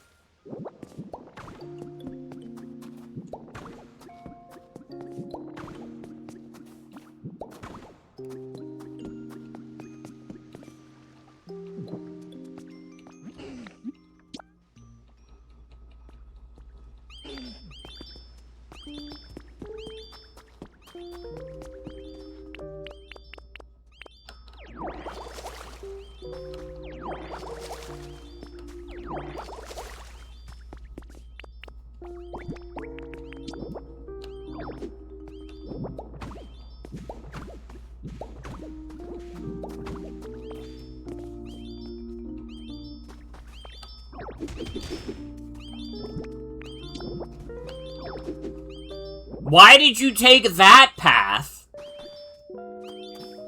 What the fuck is wrong with this thing?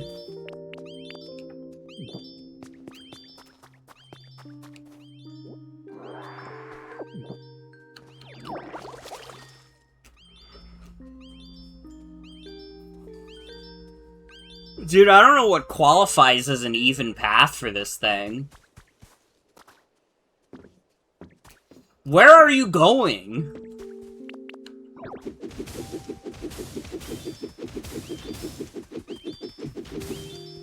Why are you making this harder for yourself? What's wrong with you? Oh, I can't go because the water is all dry. Or, not the water. The grass is all dry. You didn't have to go this way. There is a perfectly fine path the other way.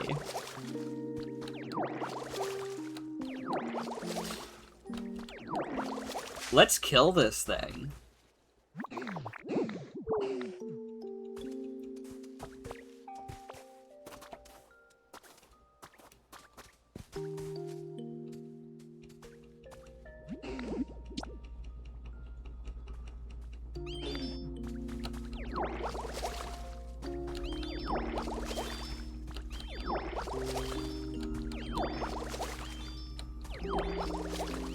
Why are you going that way? What is wrong with this thing?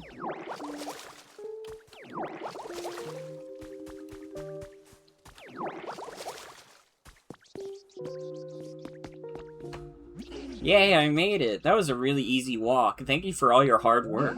So, what did you need again? Oh yeah, but I don't know what to say that would help. I guess I'll just tell you everything I can remember since I was a little kid. It will be a really long story, I think. So when I was little, I really loved coal. I thought other Pokemon would like me more if I let out more smoke, so... So yeah, that's my story. Hope it helped.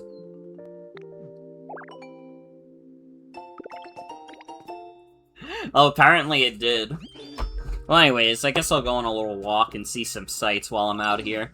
Oh yeah, you need to light a fire to use that bread oven you want to make, right? You'll probably need a Pokemon who is good with fire to help you out. I'm pretty good with fire myself, so I could help you if you can't find someone else.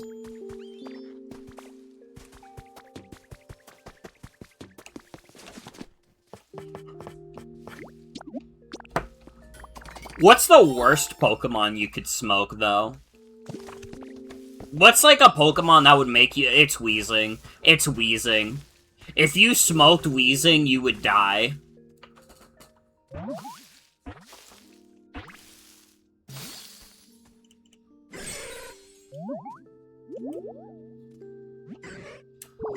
Nom nom nom. Ah, that's the stuff. Hey, have you tried the dirt here yet? Not gonna lie, it's pretty tasty. What? You don't eat dirt? Wow, that's too bad. For you. You've got to eat a ton if you want to grow big.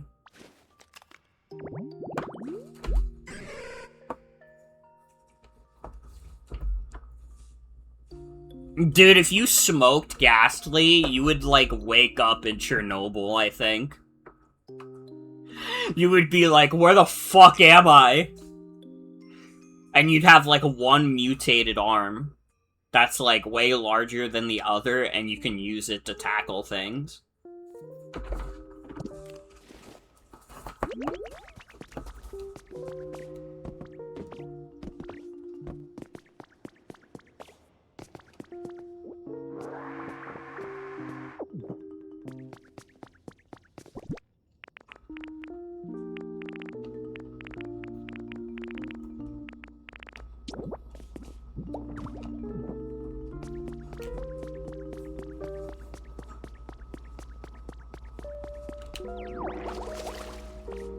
Torkoal, don't leave. I need you.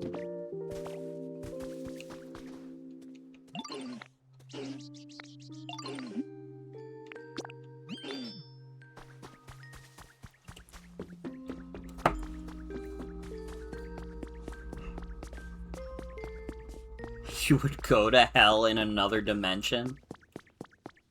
Where the fuck is Torkoal? Oh, slow ass.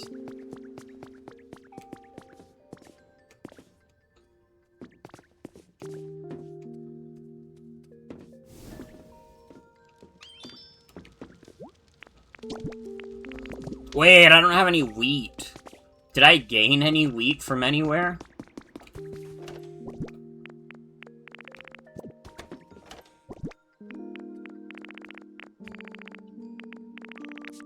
No, I need to... I need wheat. That's wheat.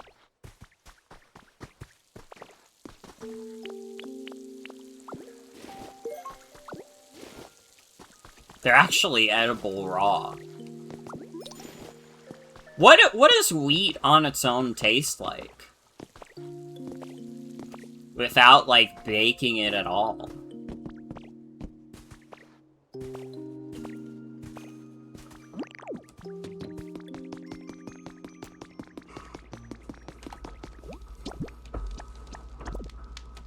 Like a plant?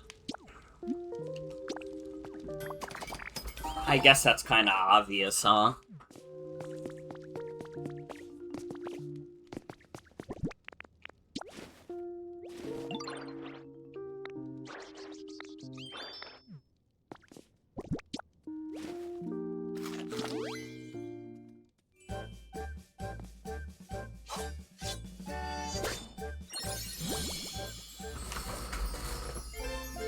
The food you ate, powered up cut. Let's go.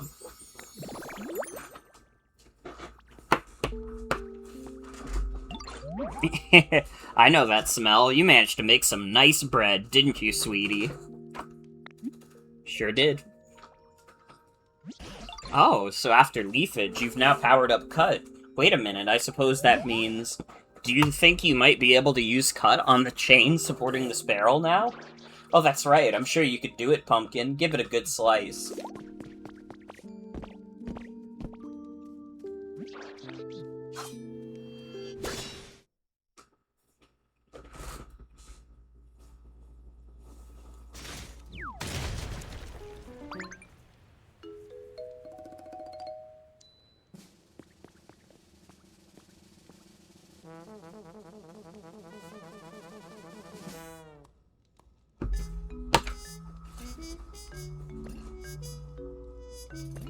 Fat fuck coming through.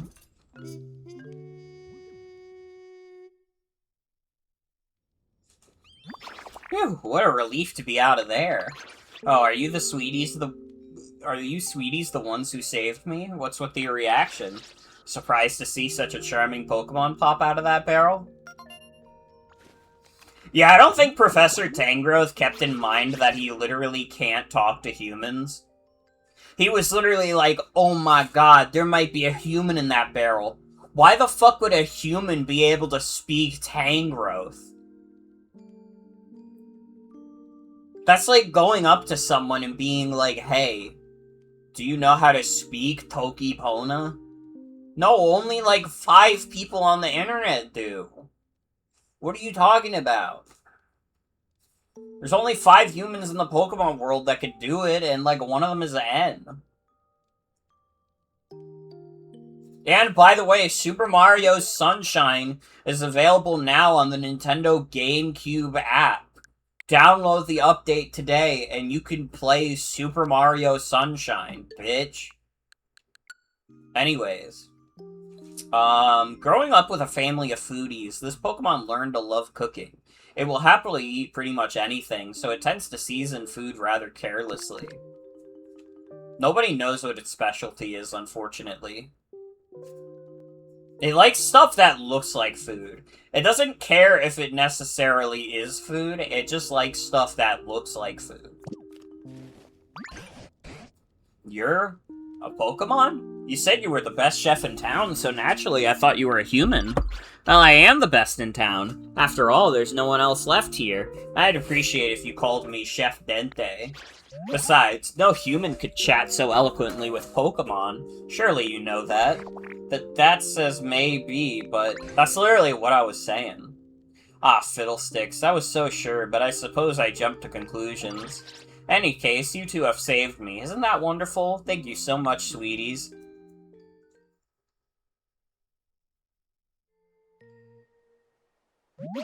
By the way, are you also searching for humans? Yes, we are. Oh-ho, indeed we are. I take it you are as well? Yes, I'm looking for my buddy. Your buddy? Do you mean your trainer? No, they were a chef at a restaurant. Truth is, my buddy was the best chef in town. Oh, so that's why you know so much about cooking. Do you remember anything else about the humans? What was your buddy like before they disappeared? All I know is when I woke up a bit ago, the town was in the state it is now. I have no idea what's going on or what happened, but this place was already in decline before, since so many of the humans who worked as coal miners left. Even my buddy's restaurant, which used to always be so full of customers, was seeing less business. I know they were worrying about that. But that wouldn't be enough to make your buddy just up and leave you behind, would it? They don't sound like that kind of person to me. Of course it wouldn't. When I woke up, it wasn't just my buddy who was gone. Every single human had disappeared. As for the town itself, just look at the state of it. Gone completely to ruin. I'm sure something really disastrous must have happened. I hate to be the bearer of bad news, but humans have disappeared from other towns as well. And for a very long time now, I've been pondering what we could do to get them to come back. Oh, I've just had the most wonderful idea. May I tell you? A message from your Pokedex. You've earned a recipe as a reward for discovering lots of Pokemon. I can make the big storage box now.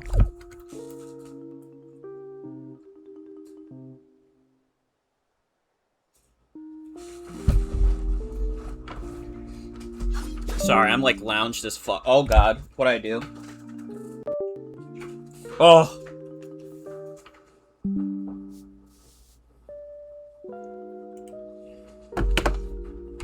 I hit into my fucking Wi-Fi adapter. Oops.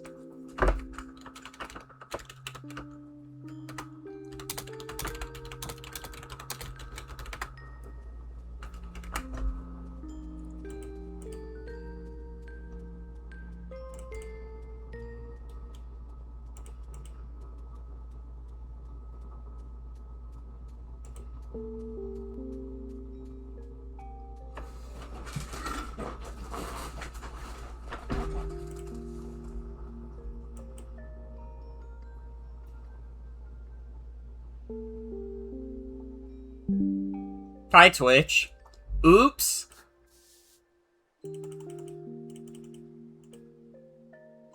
My bad. My bad. Well, we're good now. We're good now, and that means we can talk to Greedent and hear about their wonderful idea. My idea is to bring life back to this town, to make it just as lively as the good old days, with excellent restaurants to eat at, cheery music playing. If we can restore this town to the energetic place it used to be, maybe the humans will come back. You really loved this town, didn't you? Well, what do you say, Morgan? Shall we do as Chef Dente suggests? Are you ready and willing to restore this town to the bright and lovely place it once was, together? Yeah. Yeah. Do you really mean it, Pumpkin? Oh, thank you so much. I'll be in your debt. Oh ho ho. Well, it's just a question of how we get started. You can make a bunch of habitats to attract lots of Pokemon to this town, or build houses for Pokemon to live in. I'm sure there are plenty of other things you could do to help too. Oh yes, you'll be busy.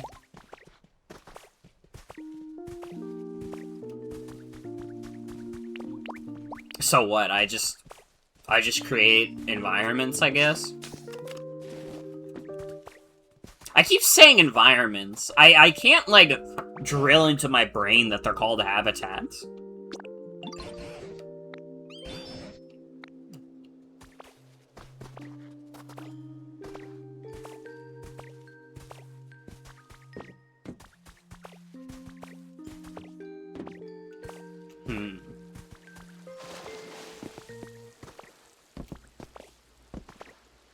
Let me explore the cliffside a bit more.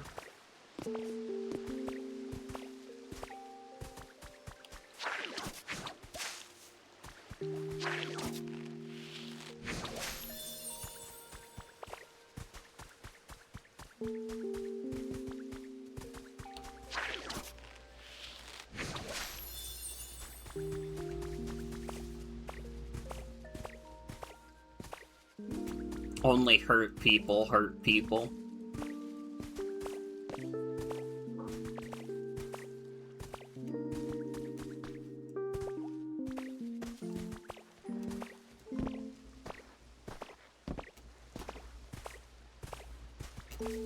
We're just hopping.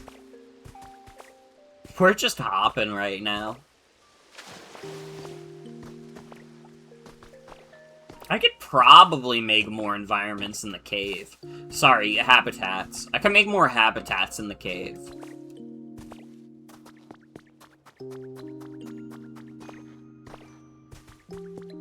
A special salad.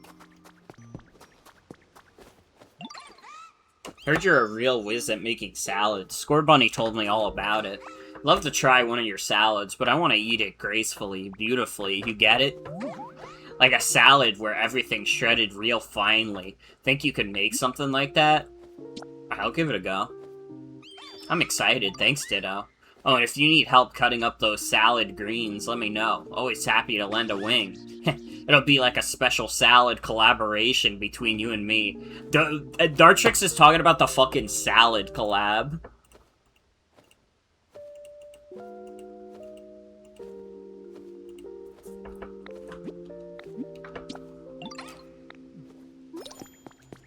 What am I even having Dartrix cut? The fucking leaves in my inventory?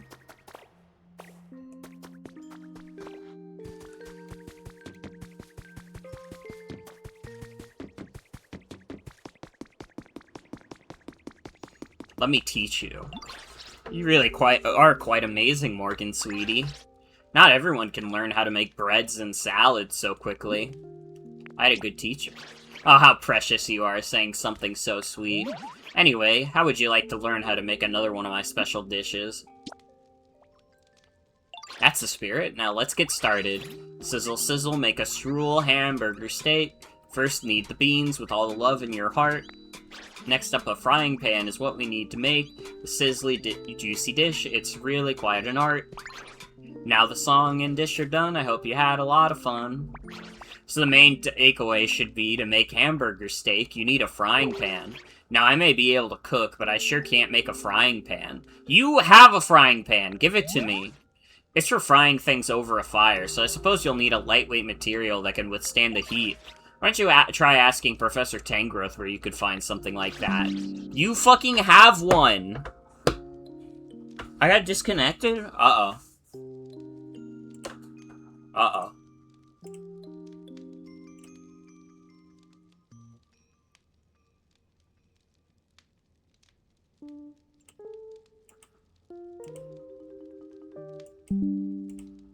Ugh.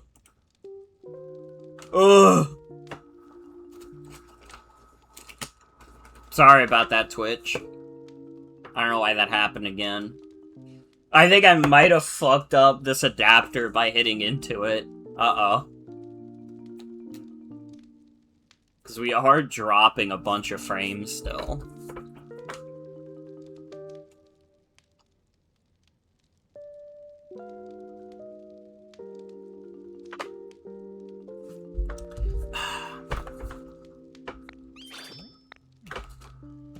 Can I not just take the frying pan from you?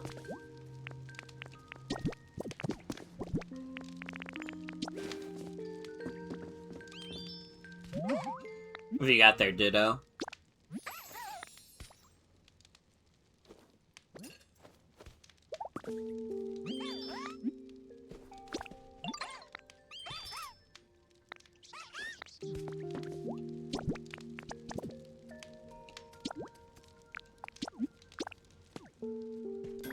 Okay, I guess simple salad first.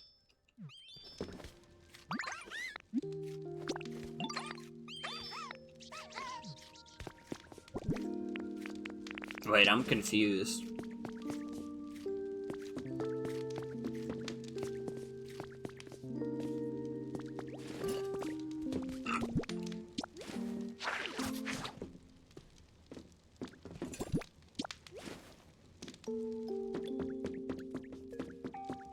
I can't put the leaf down.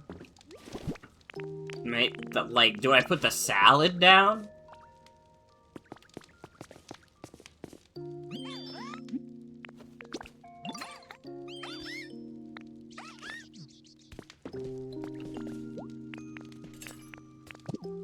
Oh, well, here's the problem. Torkel's in the fucking way.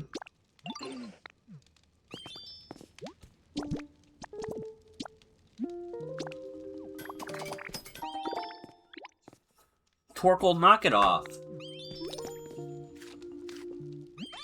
Wow, that shredded salad was as tasty as it was easy to eat with elegance. Thanks for sharing. If you ever want to make another, just say the word. Happy to help out anytime.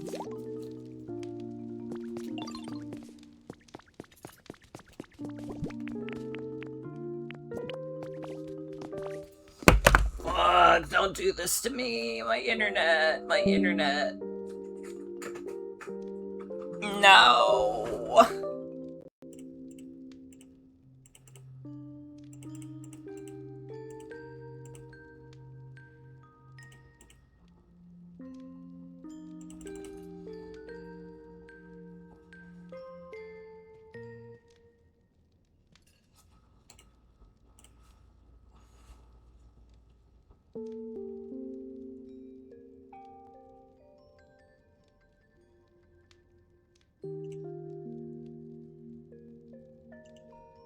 Well, hi, YouTube.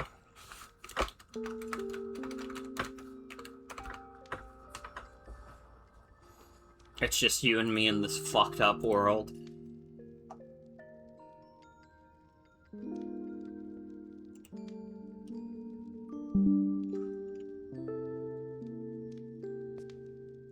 Fuck, but my bitrate is completely fucked.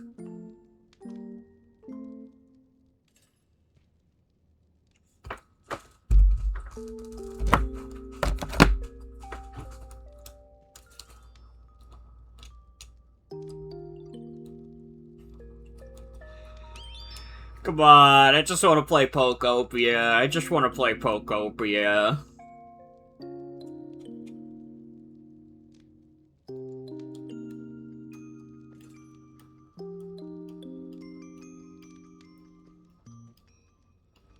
Okay, we're in the green now.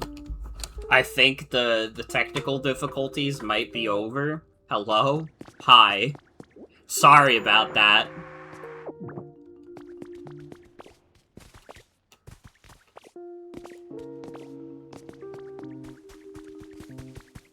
I think we're okay. We're back in the world of Ditto.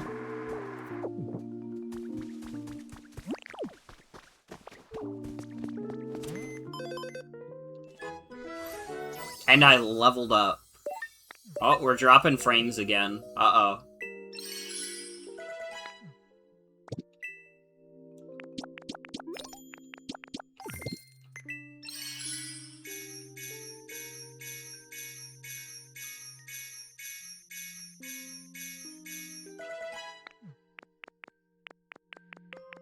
Where's the PP up? There it is.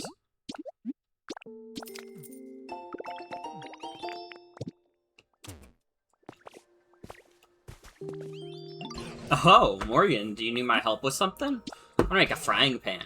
So this time you want to make a frying pan, eh? If you're looking for a material that's lightweight and can withstand heat, then I think copper ore is just the ticket. Conveniently, there's a lot of copper ore in this area. If you look closely, do you see some bluish metal mixed in with the soil? That's copper ore. But you can't use the ore as is, afraid. First you'll need to melt it down and shape it into ingots. Then you can use the material for your frying pan. How can we melt something so hard? Came up with a recipe for a frying pan. Oh, I just recalled, Machoke was looking for you. They seem to be in a spot of trouble. I'll spend more time pondering how to make copper ingots.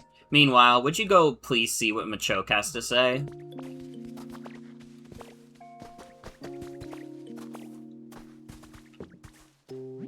Hey Ditto, I've been waiting for you. There's some kind of super strong fence ahead that's blocking off the way forward. Tried to knock it down, but my punches couldn't even make a dent. Think you could do something about it? What, you think you can cut that thing down like it's a branch on a tree? Ha! Now that I'd like to see. Alright, let's jog on over to that fence. I'll take you to it. Dude, did I fuck up the bitrate on my stream by downloading Super Mario Sunshine? That'd be really fucking funny, because I noticed it said download complete, and then immediately I went back up to the green. Dude, was I nerfing my stream by downloading Super Mario Sunshine? Okay, here's the fence. Looks pretty sturdy, right? You really think you can cut this thing down? Show me what you've got, pal.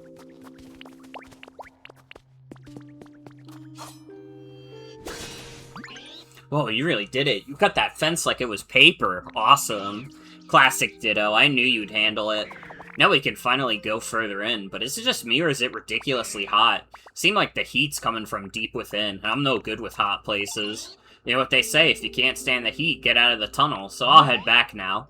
But hey, you should totally go farther in and check it out. Maybe you'll meet some Pokemon who love living in super hot spots. Meanwhile, I should probably go cool off these fists. They're starting to swell up from all that fence punching from earlier. Ow. Oh, Morgan. I was just poking around the PC when I apparently decided to connect me with you again. How are things on your end? It's really hot. Oh, you're in a tunnel, are you? The mountains around here all seem to be volcanoes, so I'm very much inclined to believe you that it's hot in there. Oh, that reminds me. It's about melting copper ore to make copper ingots. I believe you'll want a smelting furnace for that, but I'm afraid I don't know how to actually use a smelting furnace. That's the type of question that you should take to a Pokemon who can manipulate fire. For example, there's a Pokemon called Magmar. They're all born in volcanoes, much like the one you're in now. You could try making a home that would appeal to Magmar. Then when you're able to meet a Magmar, that's your chance to ask about a smelting furnace. I'd wager they could teach you all about it.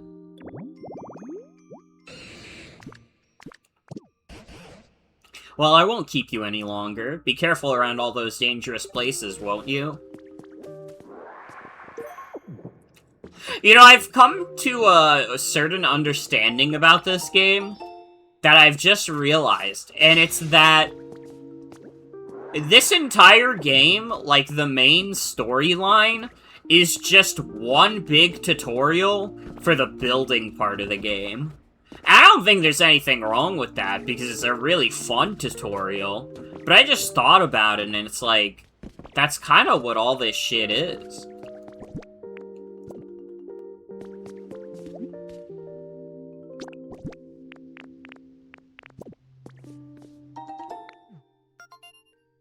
Hope we get to meet the Tinkaton girly soon.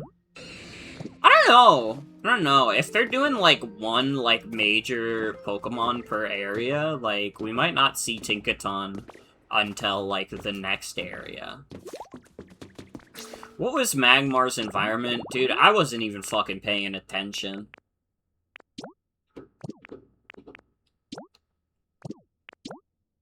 Digging and burning. So I need to make a wheelbarrow.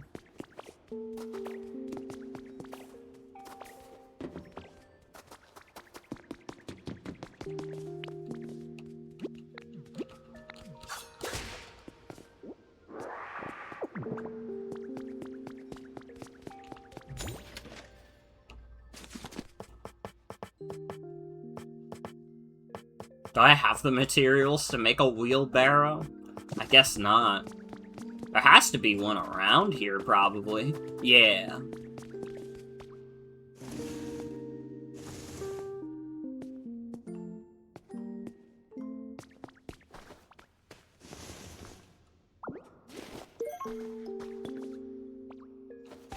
Dartrix, why are you still following me? Go away. You're in my way.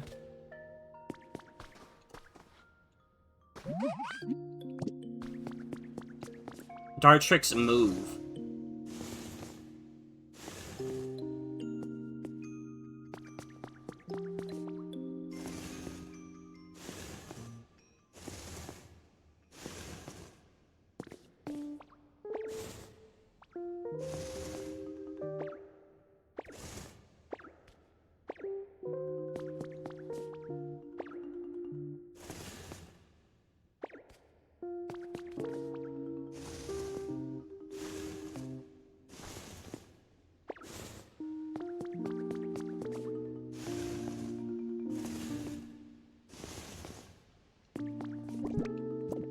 Okay, now what?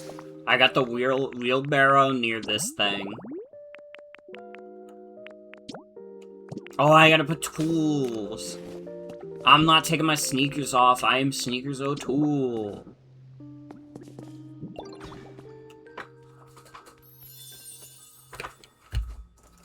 Yeah, I actually think I just throttled my internet by downloading Super Mario Sunshine on stream. My bad.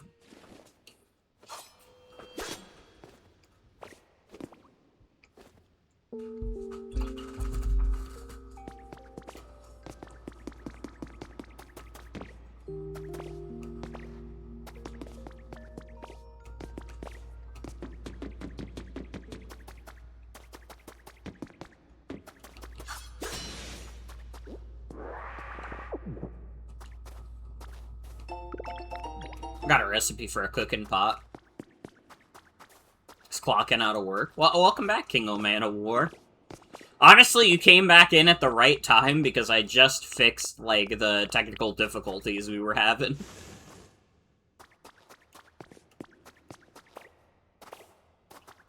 But, hope work wasn't too stressful.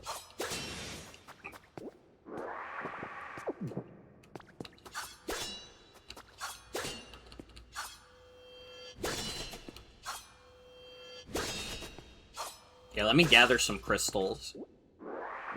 I don't know what I'll need the crystals for, but I have a good feeling about it. Okay, I can't get copper out of there. Bug Love September issue. This issue's feature article is all about Vespiquen.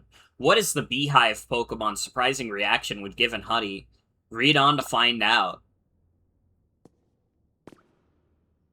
Okay. That was fucking pointless. Dude, that's like, just imagine you, like, enter a world where the apocalypse has happened, and you find, like, a sheet of paper on the floor, and all you see on it is, like, someone's tweet that just says, like, getting really into bread lately.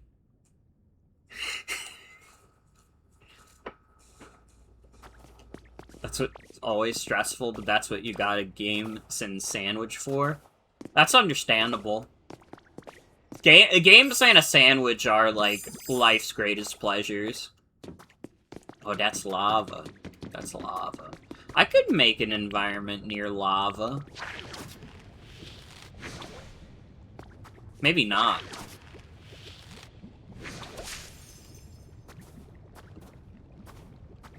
This environment fucking sucks.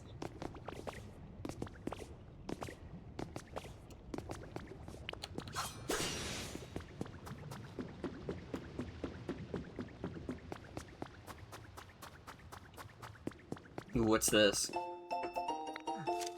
A fun photo of Pokemon. Oh, that's cute. It's Growlithe and Riolu. My two dogs, one of my dogs can walk like a human being, and the other is just a regular-ass dog. I mean, I guess Growlithe can also breathe fire. It's not necessarily a regular-ass dog, but it's more ordinary than Riolu, that's for sure.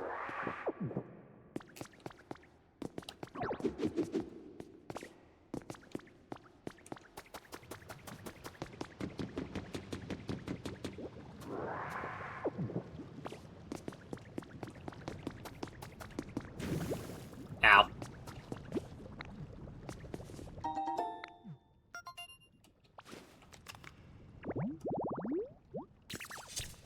Oh, Charcadet! That guy, he's cool. I mean, his evolutions are cooler, but Charcadet is cool.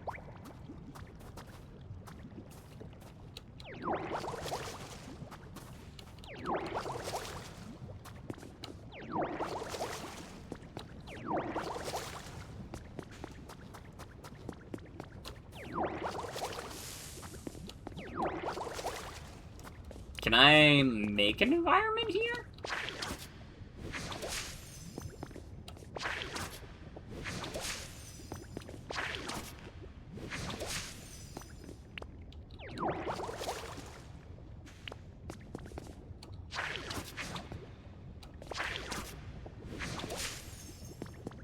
No, I just don't think the grass can grow tall enough here.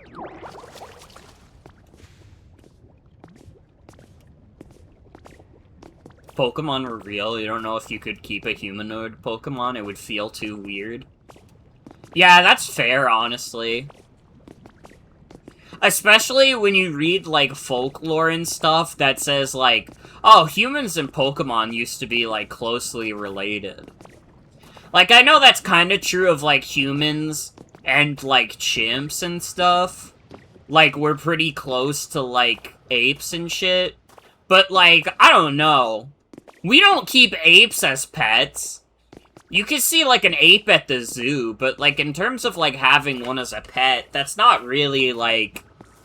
At the very least, it's not legal in, like, most places. I don't know, maybe there's, like, countries where, like, monkeys come from, where it's, like... You could see someone having one as a pet. But I would feel weird about it. I don't know, it's like, it doesn't feel weird to keep a dog as a pet. But, like, a monkey? Like, dude, that's like a little person, basically. That's literally, that's my ancestor, dude.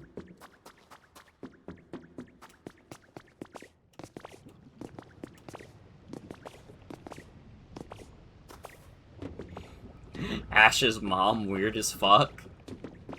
Dude, honestly, though, Ash's mom, like, I don't even think Mr. Mime is, like, a pet for her.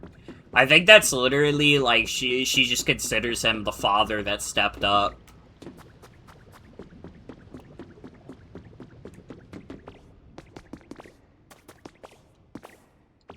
Mr. Mime has probably done more to raise Ash than, like, his actual dad did.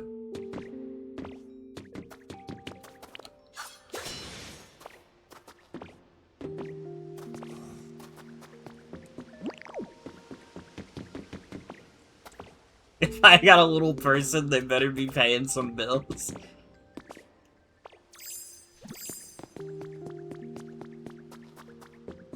Monkeys are very complex creatures with specific needs, and most people do not have the capacity to provide that.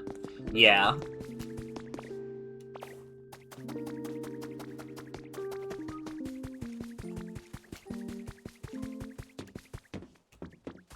Appearances are important for cooking.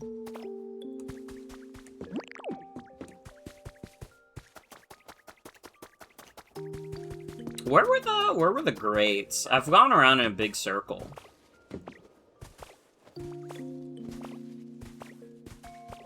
I've never seen that video, but that does seem stressful.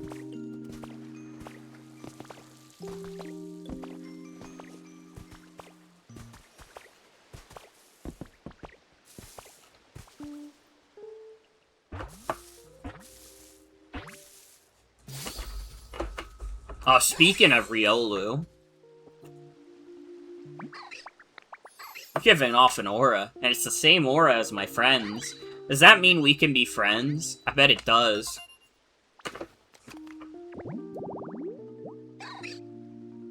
Is exceedingly energetic with enough stamina to keep running all through the night. Taking it for walks can be a challenging experience. Still remember the one lady whose face got eaten by a chimp? Yeah, they're like dangerous.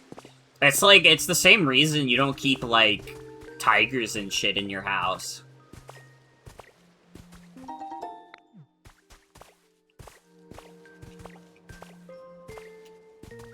Like, whenever I see, like, someone have, like, a wild cat, I'm like, dude, you're asking to have your face eaten. I'm sorry.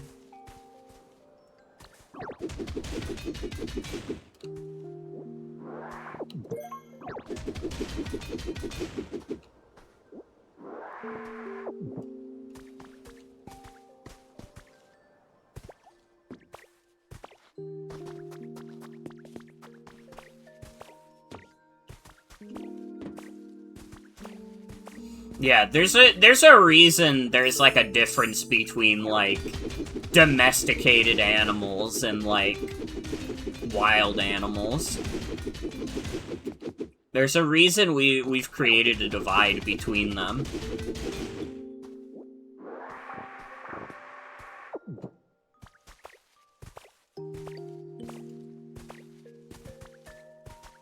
That's also why we have, like, zookeepers and, like, wildlife,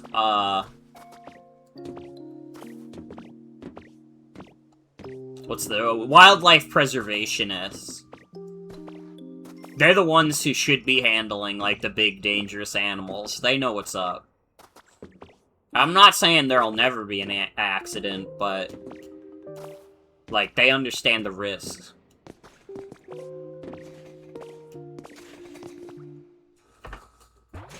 They understand the risks and they're able to mitigate them.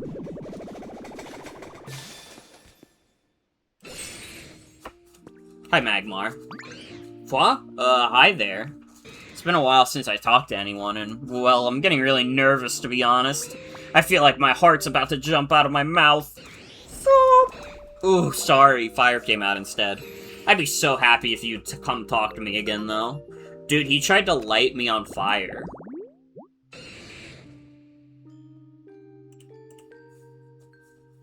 By the way, guys, I'm glad to report we do have a Nintendo Music update. They just added the Super Mario Sunshine soundtrack to Nintendo Music.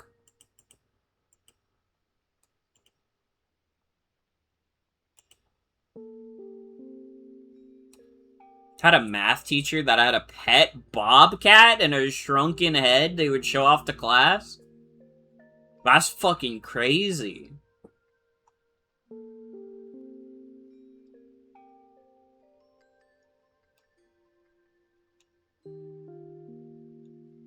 Ditto just took that like a champ. They really did.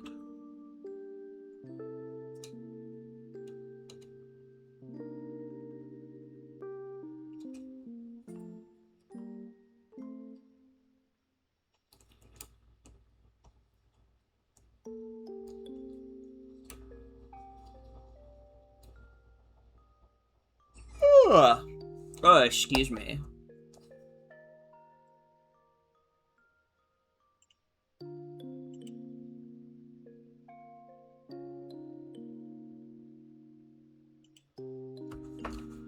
Found near the mouth of a volcano, this fire breather's body temperature is nearly 2,200 degrees Fahrenheit. Jesus Christ. Does it just, like, melt things as it walks on it? Hi there, Ditto. What's up? Oh, you need me to melt some copper ore and make ingots? Mag, it feels so good to be relied on. Then, could you put some copper ore into the smelting furnace at my home? I'll melt it down with my flames and make you ingots. It'll take a little time, so come by and look later, okay? Promise me.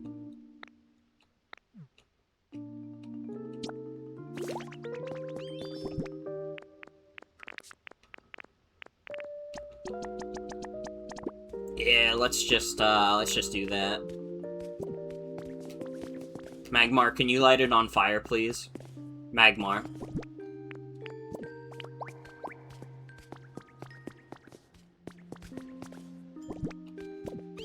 Thank you.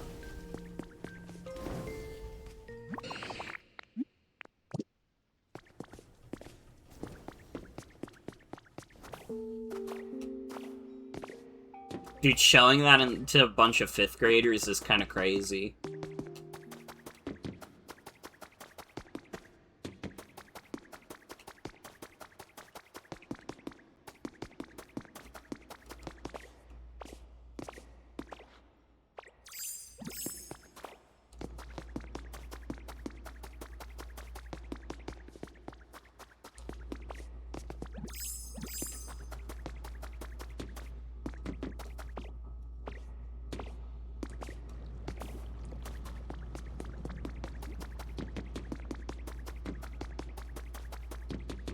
I can't even make environments in the volcano. There's no good way to do it. So I'm just walking around doing nothing. I just burned alive. Ditto is fucking dead. Guys, it's okay.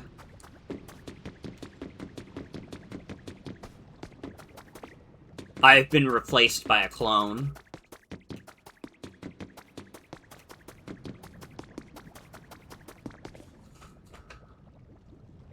Marvel Rivals is getting super roasted. What's going on? What's the Marvel Rivals situation? I don't think I'm familiar.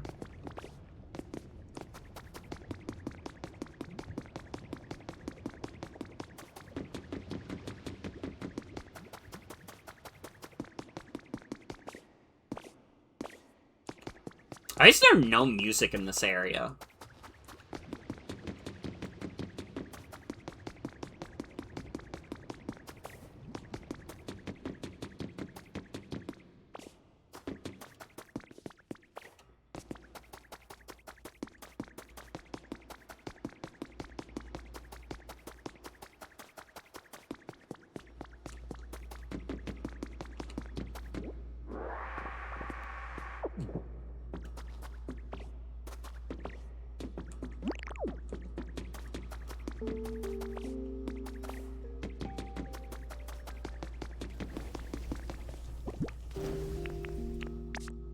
Dude, I did all that and you only made me 1 ingot so far? How fucking long was I away and you only created 1 ingot? That's not even enough for a frying pan. I need 2. What are you doing, Magmar? It cannot take this long.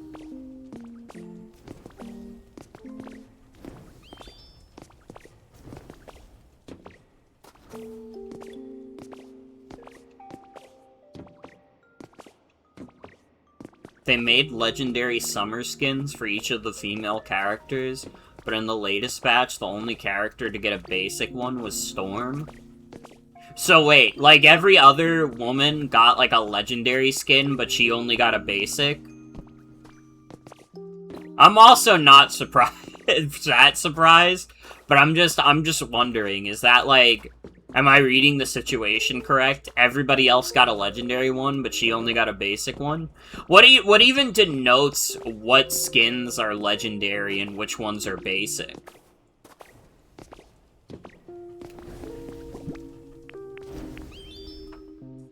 Magmar, I'm gonna need you to hurry up, alright? There's nothing to do in this fucking volcano.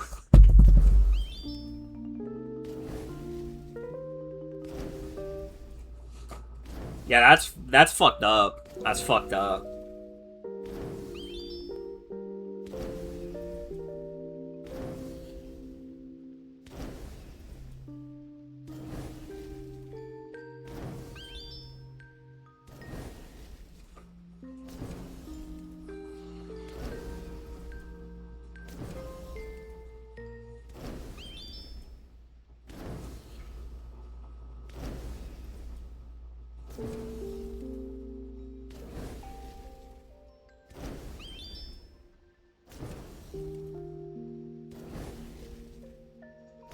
Damn, I just realized in less than a month the Nintendo Switch 2 is gonna be $500.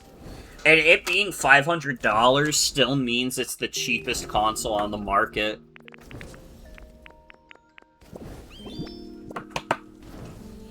Watching paint dry, it really is.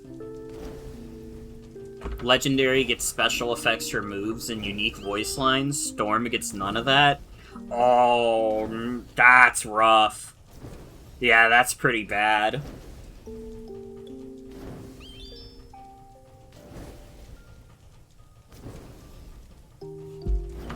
Are you fucking done? Thank you. Okay, you can have fun doing the rest. I'm sure it'll take you like 1,000,000 years. I'm making a frying pan.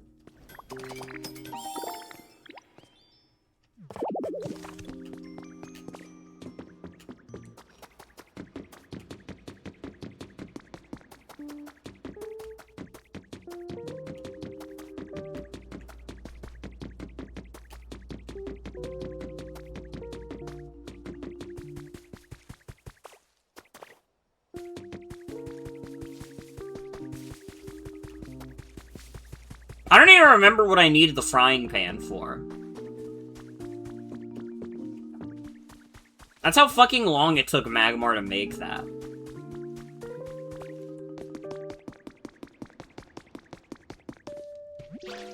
Oh, goodness me, I just remembered. There's something I've been meaning to tell you, Morgan. Your outfit is quite darling, Muffin, but it's not quite shootable for a chef.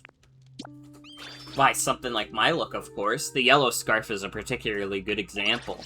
It's important for a chef to have an accessory that highlights their cleanliness and sense of style. Goodness gracious, I didn't know you were so good at doing impressions. Now you look just like me. Quite the upgrade, sweetie.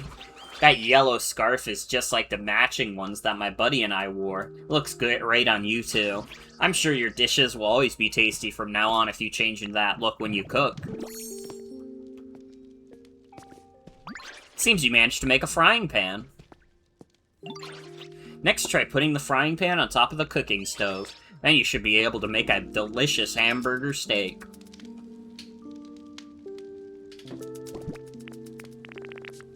Yeah, it's definitely a bad look if you're doing, like, a big event with, like, all the skins for all your women except the one black woman. That is, like, strictly speaking, that's a bad look.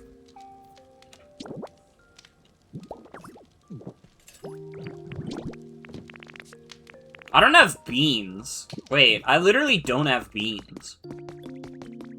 Fuck, do I even have a Pokemon that could grow my beans?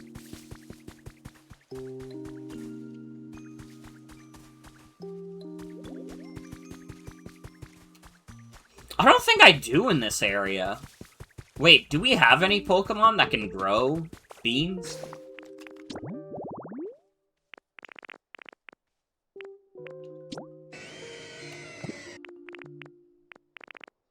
I don't think we found any grass-type Pokemon in this area. I don't know, can Bonsly grow? No, you're Bulldoze. What about you? You're Crush and Bulldoze.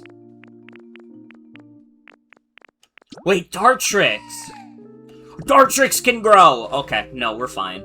I have bean seeds somewhere.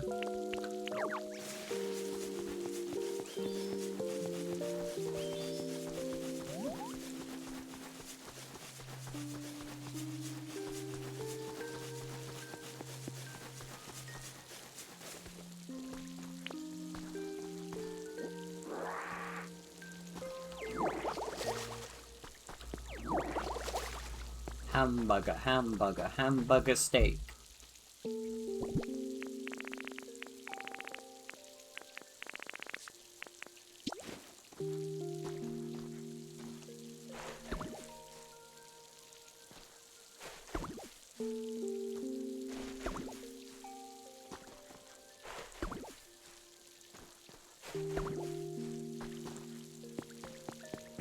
Okay, where did Dartrix go?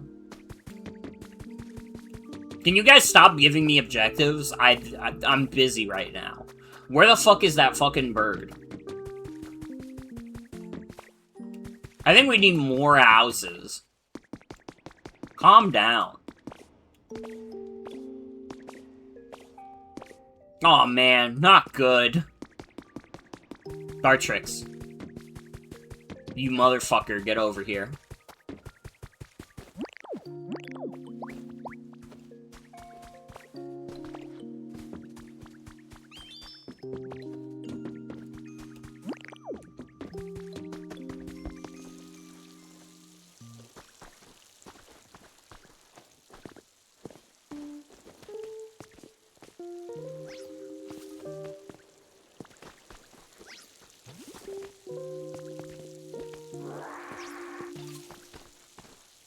That's Bean.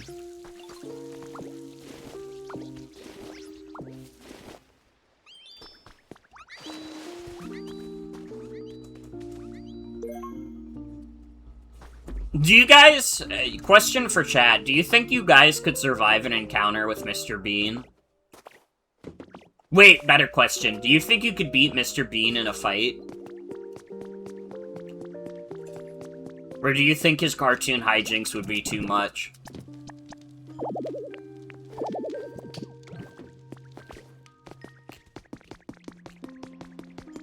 I thought I gathered 4 beans.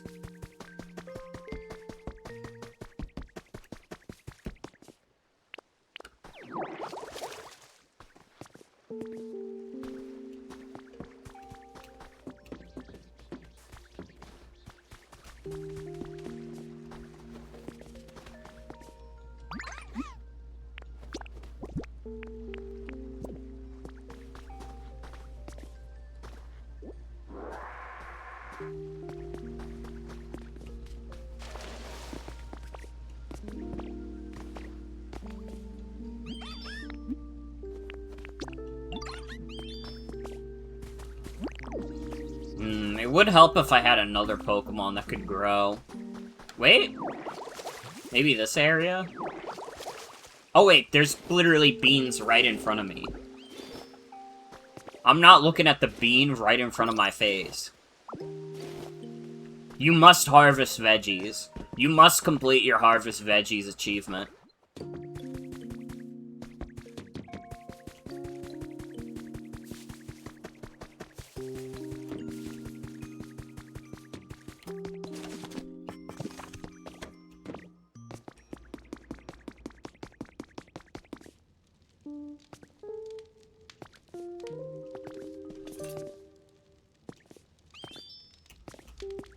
Dude, the colander.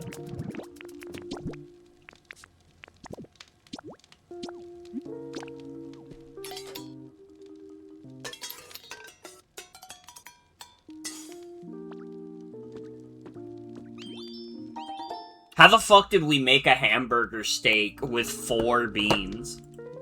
How is that even possible?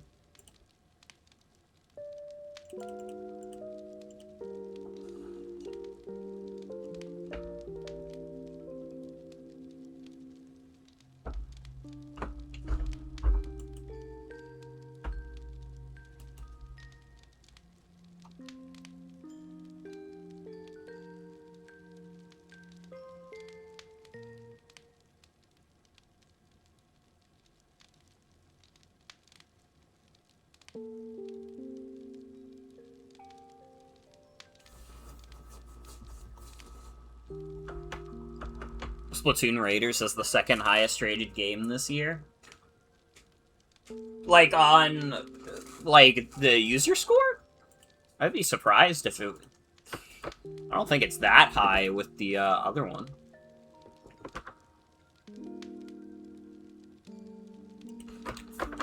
But I remember seeing that it had a really high user score.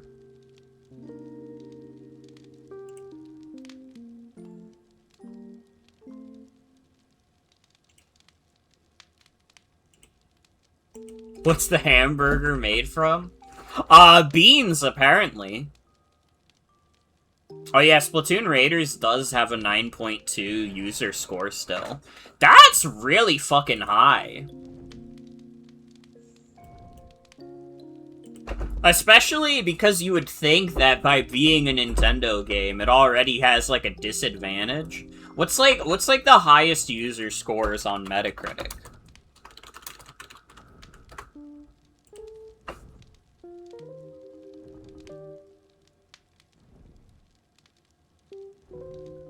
Okay, the other one is Resident Evil Requiem. That's actually also pretty surprising to me. I'm surprised Resident Evil Requiem is that, like, it's a very good game.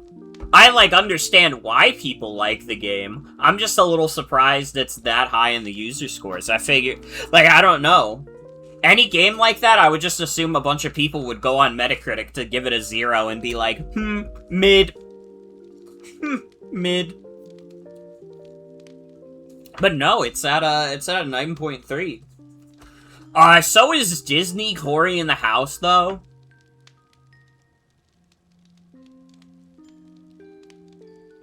Which doesn't even... it doesn't even have enough scores for a real meta score.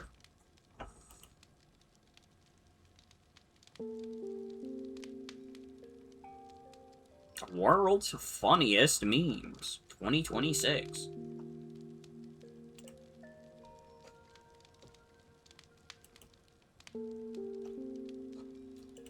Chum GPT, how do I stop myself from searching for the formula? Seems your efforts to make a hamburger steak were successful. My goodness, you absorb new information just like a little sponge cake, don't you, sweetie? I'd better do my best to keep up.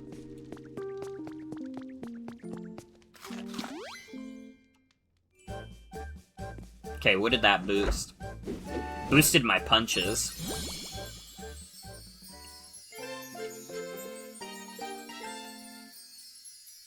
Here, Metacritic has been cracking down on phony negative ratings. That would make sense for why stuff gets, like, so high nowadays. Like, that would make sense why, like, RE9 and, like, Splatoon Raiders would be so high. I wonder how they, like, determine what's considered phony, though. I guess it must be, like, a similar, like, algorithm thing to, like, what Steam does, where, like, Steam will see, like, super high activity that seems suspicious for a game, and it'll be counted out of the game's rating. Like, it'll still acknowledge that these reviews exist, but it considers, like, just, like, external factors.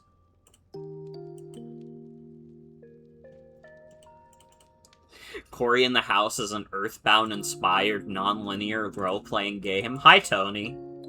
I guess I trust you.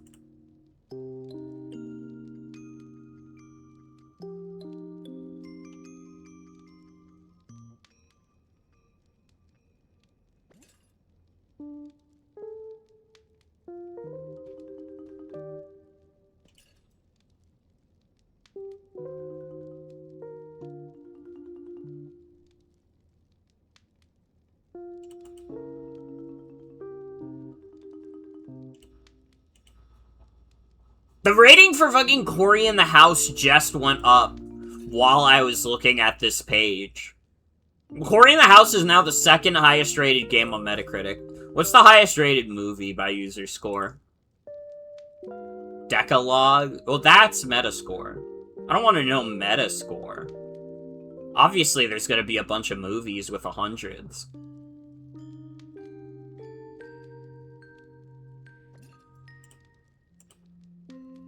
I wanted to know by user score.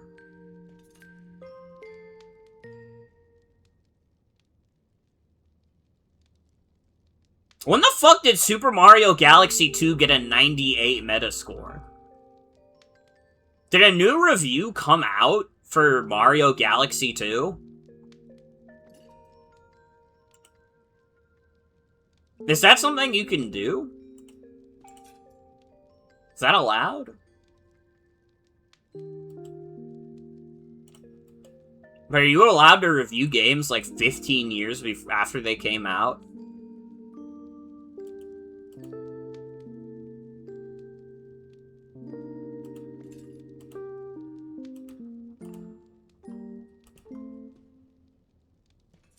You know, that is interesting, that there's been multiple movies who just get, like, tens and hundreds across the board.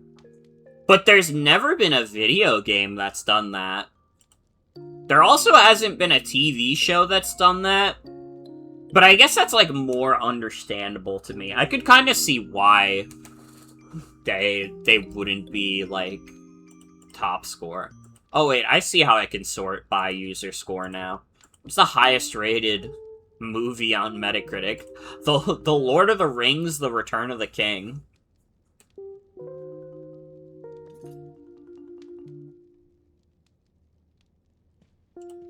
What about TV show? What's the highest rated TV show by user score? I'm learning so much about the Metacritic community.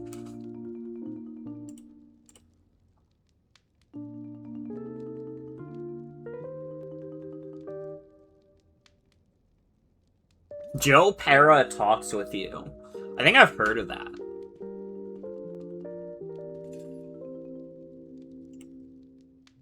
Dude, my bitrate! My bitrate! No, it got turned into the shit rate!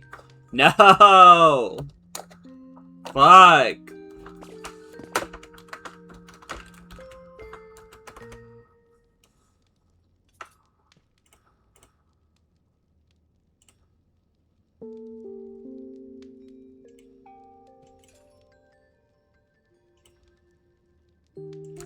Your message failed to send?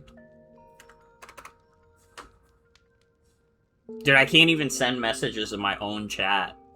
I can see other people's messages.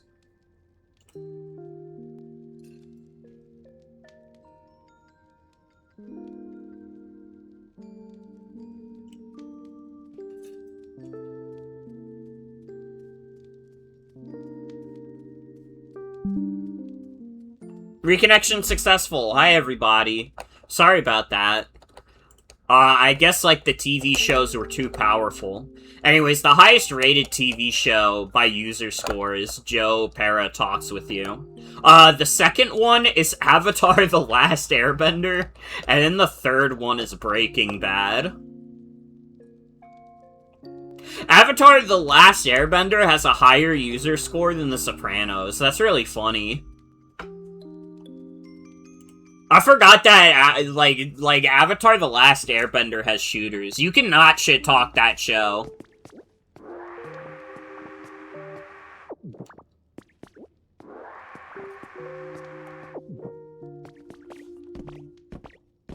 I don't know. Not that I could even reasonably shit-talk it, because I've never watched it.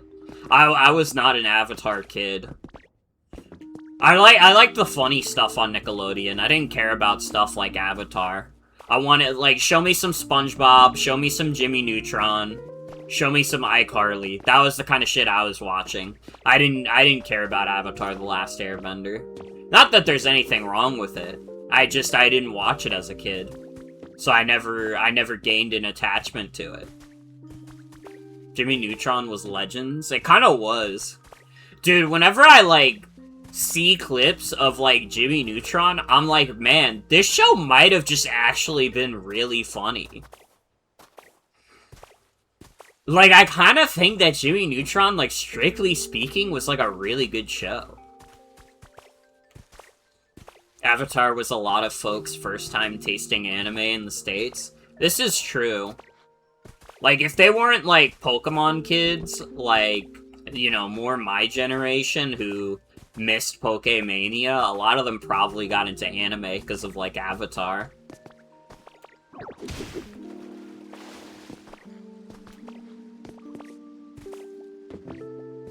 Which is funny because isn't Avatar, like, strictly speaking, just like an American cartoon? Like, didn't Avatar, like, Avatar's not even, like, an actual anime, it's like anime inspired.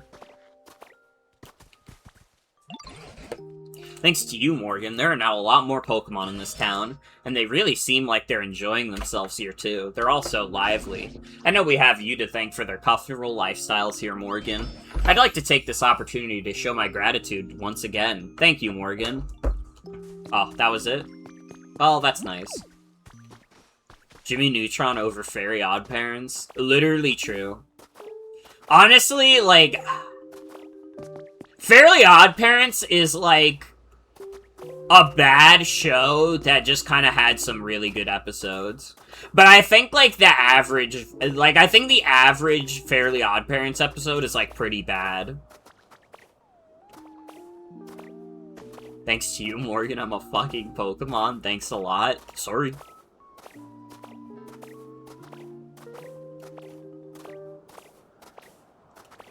Avatar is American, it was just anime inspired. That's what I thought. It's kind of similar to, like, Teen Titans. Teen Titans was also, like, anime inspired, but made in the West.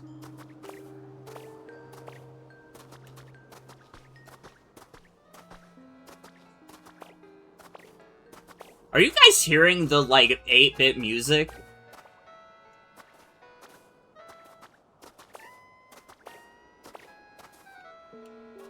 Like, I'm not crazy, right? You guys are hearing this?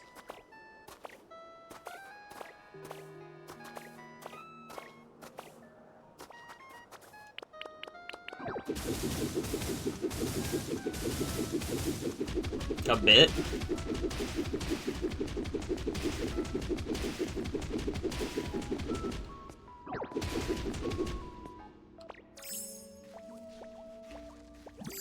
That's Lavender Town?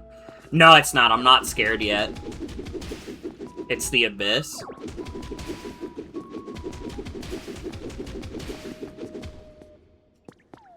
Fire Red Leaf Green IPS has been, like, very interesting to see as a phenomenon. Because, like, I kind of do like a lot of the ideas it has. It's a little silly as, like, a Pokemon thing. I guess that's mostly my hang-up, but it's not like that makes it, like, automatically bad. It just makes it, like, a little silly. That's all.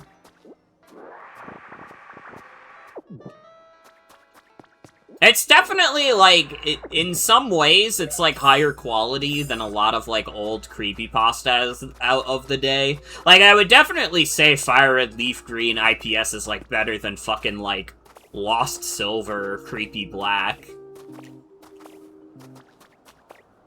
But I guess when it comes to, like, the realization I've come to is that, like, I don't hate horror that's like, what if a kid's thing was fucked up? I used to think that was the case, but I don't think that's actually true. I like when something is a kid's thing but fucked up, if it's also really campy. Oh, fuck. Why did I get disconnected? No, I was explaining myself. I was explaining myself so well.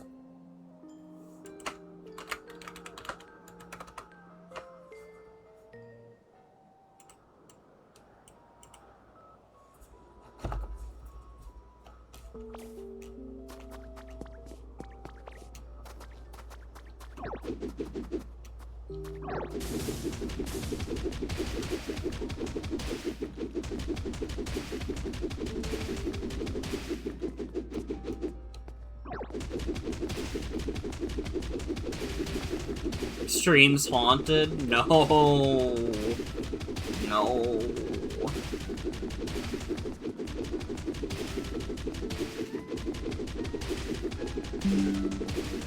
Reconnection successful. Hi, everybody.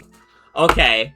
What I was trying to say was, I don't necessarily hate when, like, someone makes something that's like, what if this kid's thing was fucked up? I used to think that was the case, but I don't believe that anymore. I like if you make something kinda kiddie fucked up, if it's also, like, extremely campy. Like, I still need some of that goofiness of, like, the original conceit. I don't want it to be played, like, 100% straight. You know what I mean? And honestly, that could be true of horror in general. I do like my serious horror, but,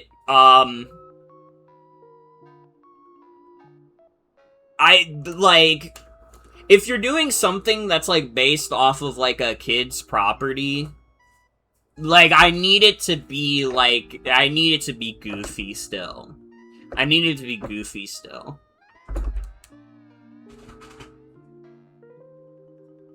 Also, I'm with you. That's probably, like, probably the worst part of Fire Red Leaf Green IPS is that the sailor is, like, straight up just, like, great value sans.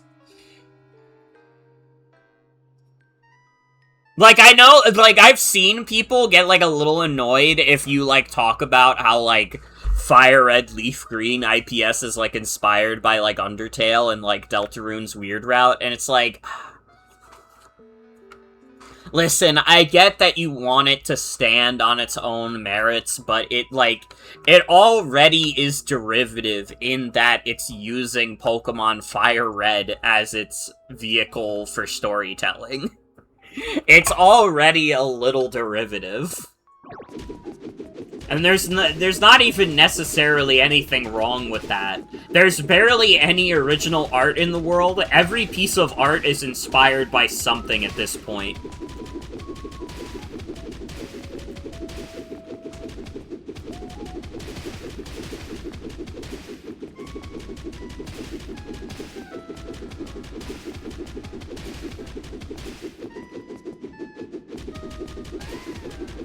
These Twitch ads are making me want to join the Marines. Oh, that's not good. Oh, that's really bad, actually. Oh, fuck. How am I getting out of this situation? I don't have another hamburger steak.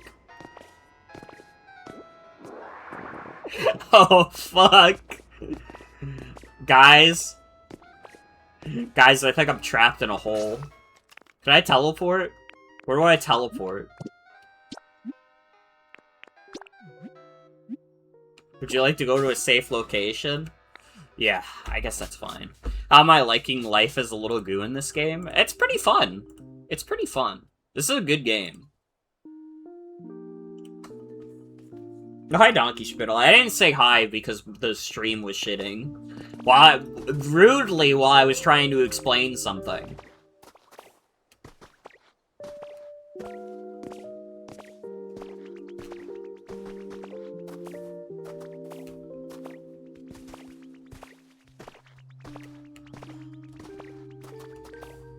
But I think as an adult, I have to admit that some, like, creepypasta, like, adjacent stuff is, like, interesting to me. I wouldn't necessarily call it, like, high art or anything, but some of that stuff is, like, a little interesting. Not a lot of the old shitty creepypastas, though. I still don't, like, you're still not gonna get me to care about, like, Pokemon Creepy Black or Pokemon Lost Silver, except thinking about them as, like, weird oddities. Hey, Ditto, do you have a minute? I think I hear sounds coming from down in there. I was wondering if you maybe check things out and see where the noises are coming from. If you find anything, could you let me know? Okay, so I actually had an easier way to do this.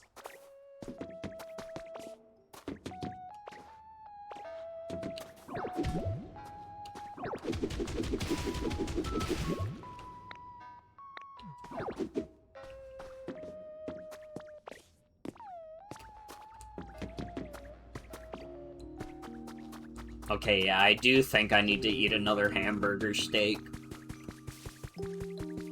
Every day you get better at emulating old scanned art game artwork. That's fucking awesome. That's an awesome skill to have.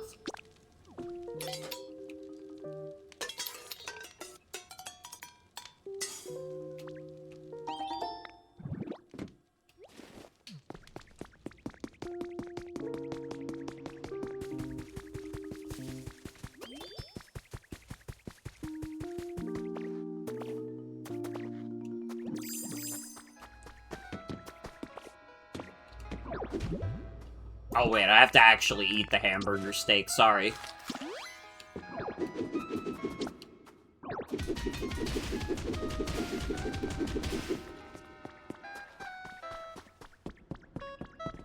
Oh! That's my guy.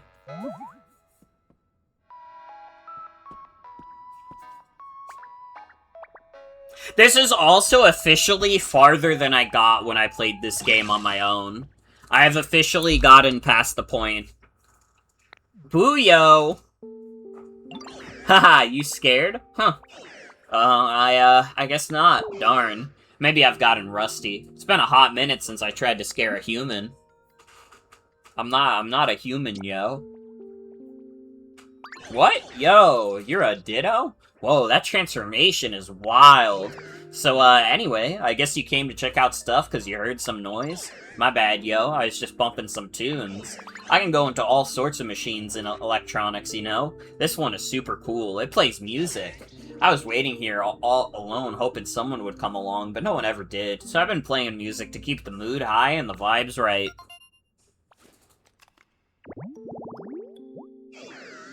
This Rotom entered a mini stereo system and was deeply moved by the synth-pop CD someone had left inside. The experience gave this Pokemon an upbeat personality. I like that they gave this a unique typing, too. This is electric normal. Can we get stereo Rotom in the main games with Boom Burst? I remember people positing that, being like, what if we get stereo Rotom in the main games? My name is Skylar White, yo.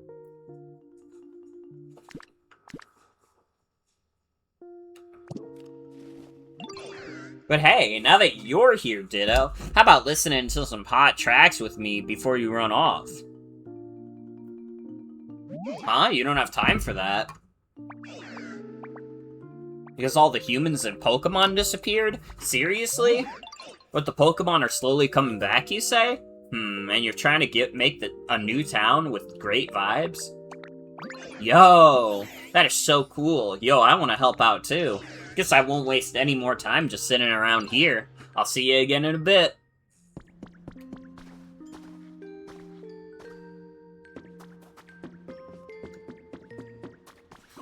Can you get through my wall? You're quite wide. Huh?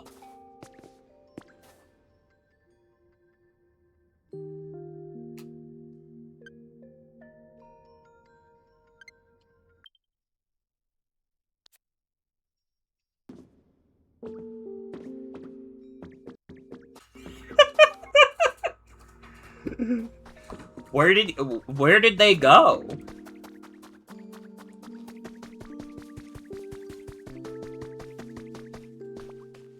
Hey Ditto, do you know Graveler? What kind of Pokemon are they? They're a huge, heavy, round, rocky Pokemon. I used to work with them all the time back in the day. They're the perfect weight for bench presses. Anyways, I need them for something again. Could you be a pal and find Graveler for me? Pretty sure they liked hanging out in spots like this. Mossy Boulder.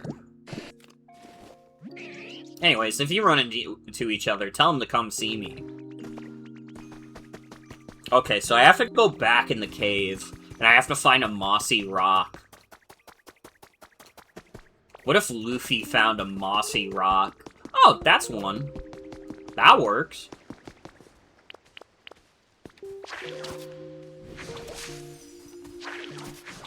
Ow. There we go.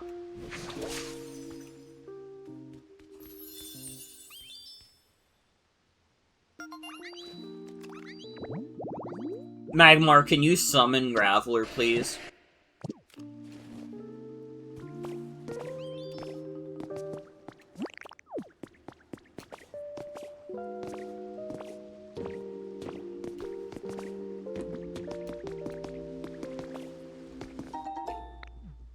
Pieces of railway track.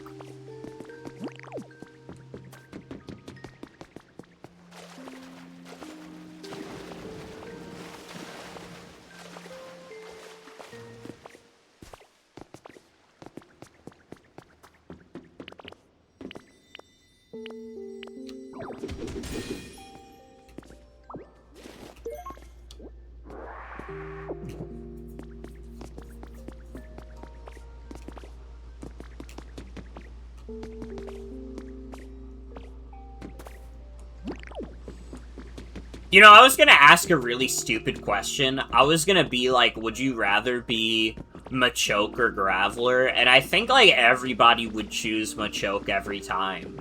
It would be much easier to be a big buff guy than it would be to be a fucking rock.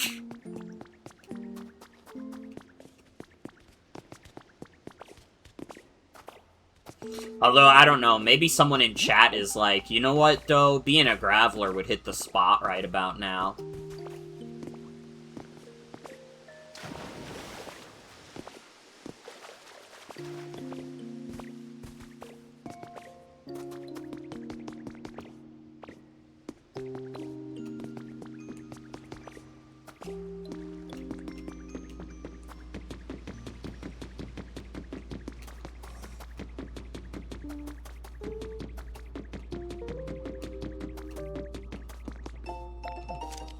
Apparently, I'd left traces when I hacked the server. That was enough for them to track me down. People from the Foundation were surprisingly polite, and they explained what was happening in detail. I have no intention of writing it all here. The important thing is that someday this disaster will spread throughout the world. They said that humanity in its current state can't prevent it. The Foundation, together with other regions, had formed a plan to evacuate all of humanity into space.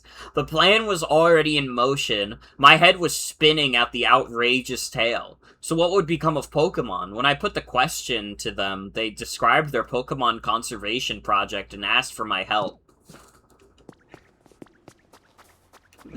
What the fuck?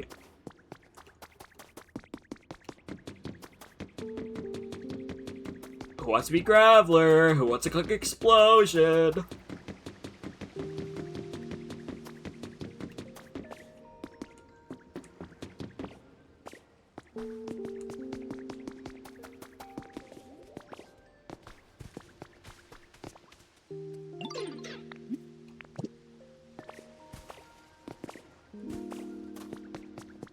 Can fucking Graveler spawn? What is taking so long? You were joking about this world being post-apocalyptic? Oh no, this game taking place in a post-apocalyptic world is just like canon as fuck. That's just like that's not subtext, that's text.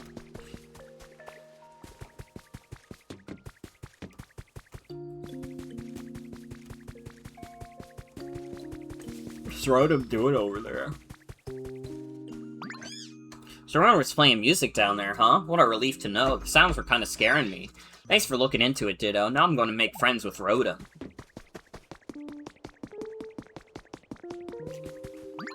Yo, Morgan and friends, you all got a sec? My Morgan, you do seem to find the most unusual Pokemon. You're called Rotom, is that right, Pumpkin? Goodness, you do seem to have a lot of energy. I heard you all want to make a totally poppin' town here, and I have a real good idea for how to make the vibes immaculate. Oh, you're gonna help us out too? What a sweetie you are, thank you. Indeed, we would be very grateful. Would you please share your idea with us? There's only one way to make it happen, yo. We gotta have a party. A party? What exactly are you thinking of? Oh, a party sounds lovely. This brings back so many fond memories. Yeah, party with hype music and singing and dancing and eating good food, yo. Ah, right, yes, a party. Yes, of course, that is more or less what I was picturing. Yes, indeed, that does sound quite fun. Let's have a party. I knew you'd be down, Morgan. Let's get working on the preparations. And what would those be? Could you tell us what we ought to do? We can figure that out as we go, yo. Let's get to it.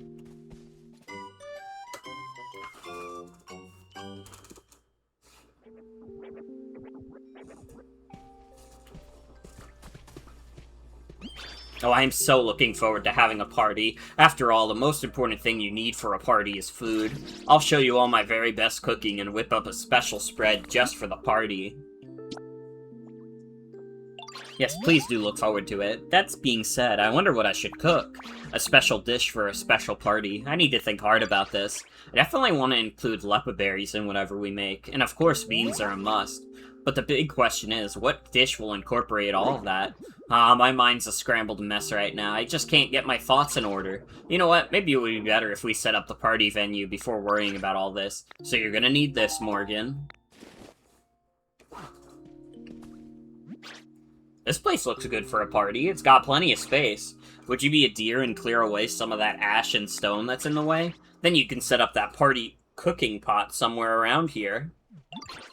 If you set up a wonderful party venue, I'm sure it'd inspire me to come up with a wonderful dish, too. Yeah, I can do that. You're a cat, not a deer. It's okay. She doesn't know the difference. Or they, or he. Chef Dente, what are your pronouns?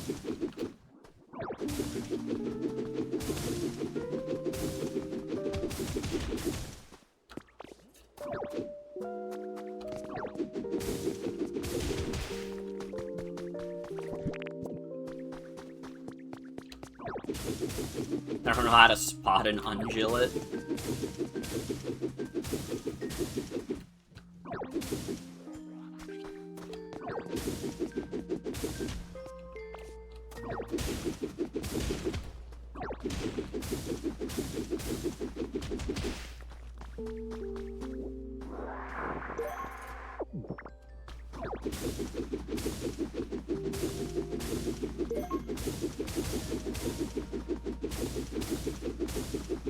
How much of this do I have to fucking clear?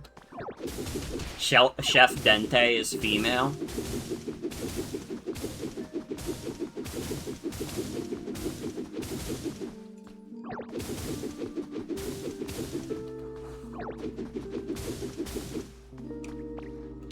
Can you stop telling me about how we need more houses? I don't have time to make houses. I have to make a party happen.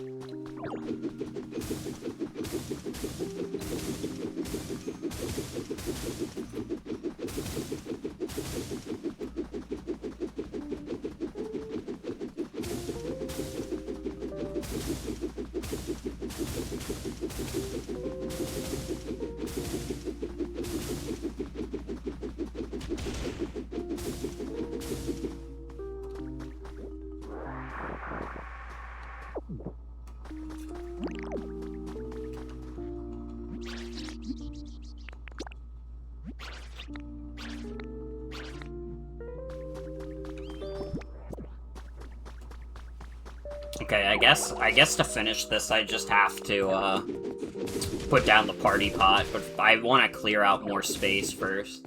I know I'm fucking up this nice room, but this is just something that I have to do.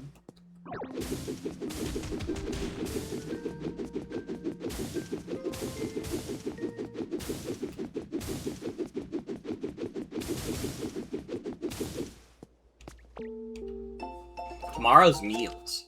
Hamburger steak, beans, potato, or tomato, if cheap. Carrot bread, use up carrots, we have so many. Make in advance. Don't use the mushrooms, those are for next week's soup.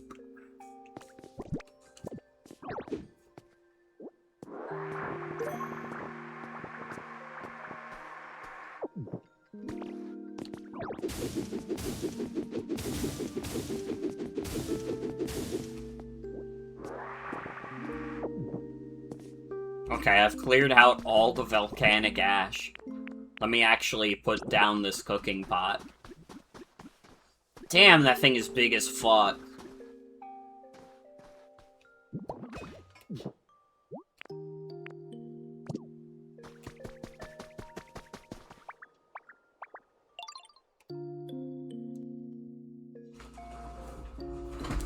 This place is starting to look ready for a party, and it's all thanks to you, Morgan.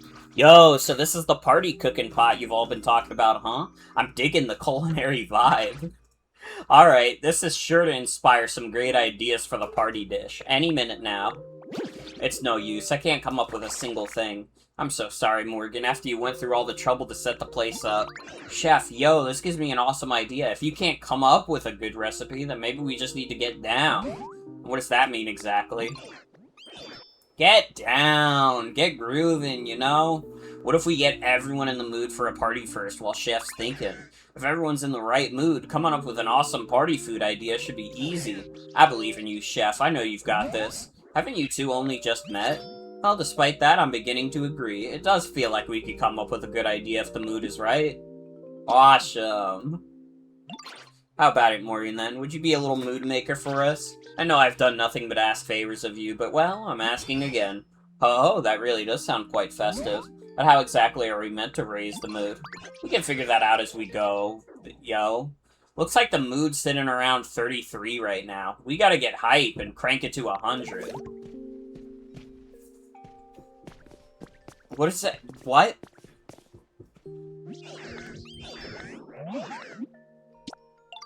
CDs are these things. The more CDs we've got, the more music we can add to our rotation. Isn't that awesome? So anyway, Morgan, fuck. Once you've got them, just put them in any CD player, yo. Put them in my CD player, even. Hey, Ditto, you're gonna rebuild the whole town, right? The professor told me all about it. So you're gonna build houses around here, too? I'm pretty good at building, you know. I can't wait to help out.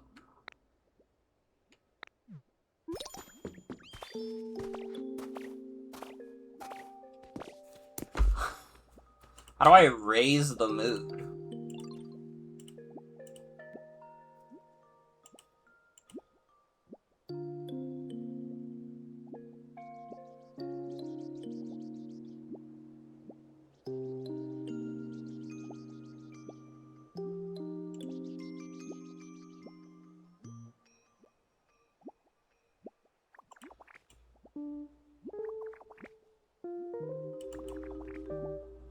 This game teaches children to be a relentless people pleaser. Well, you know.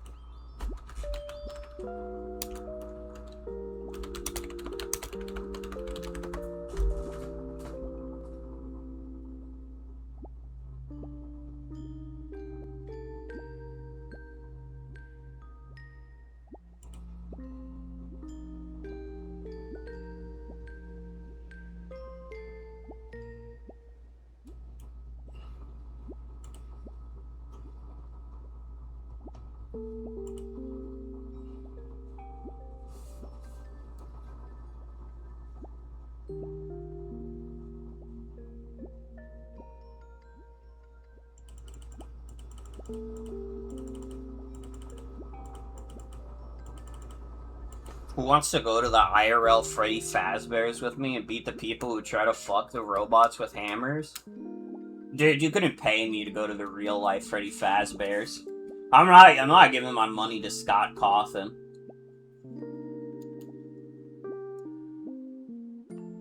If they fuck the robots, they fuck the robots. There's nothing I can do about it.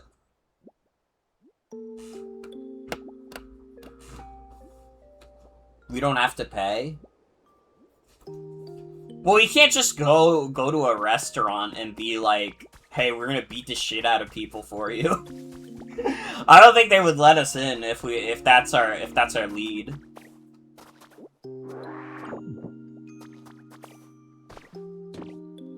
I could be wrong. You know, I could be wrong. Do I have CDs? I feel like I would have gotten CDs from somewhere. What if we got paid? I don't know. I don't know. I guess there are worse things that could happen than getting paid.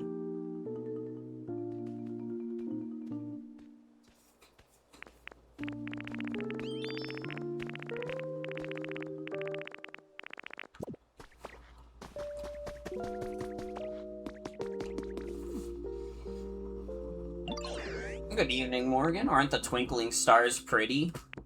Let's talk about CDs, yo.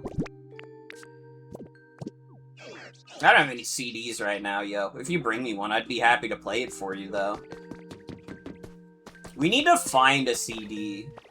But where do I find a CD on this map?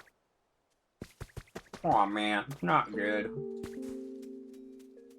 I'm looking for help or something. Do you have some time? I want a wooden bench, yo. I'd love it if you could put it in my living space.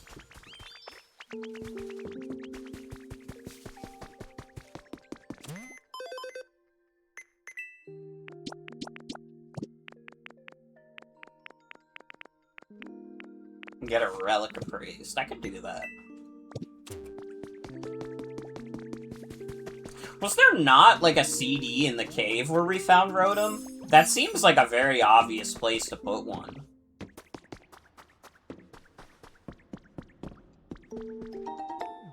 Got a copy of Game Corner. Yes! Let's go gambling!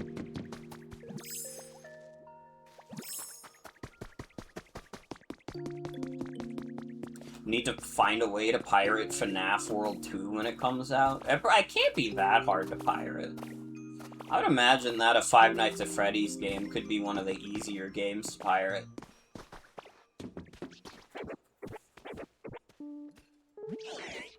Machoke and I are totally best buds. Look at this. Oh, that's a CD, isn't it? Want me to play it for you?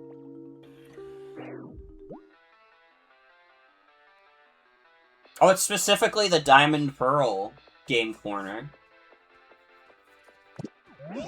Yo, did you get a CD or 2 set in my player like I asked? Woo, music's the best, yo. This body of mine plays a clear and immersive sound. That's like in my specs or whatever. Awesome, yo. Yo, glad you like it, Morgan. By the way, I can hold up to 5 CDs in this fancy body of mine.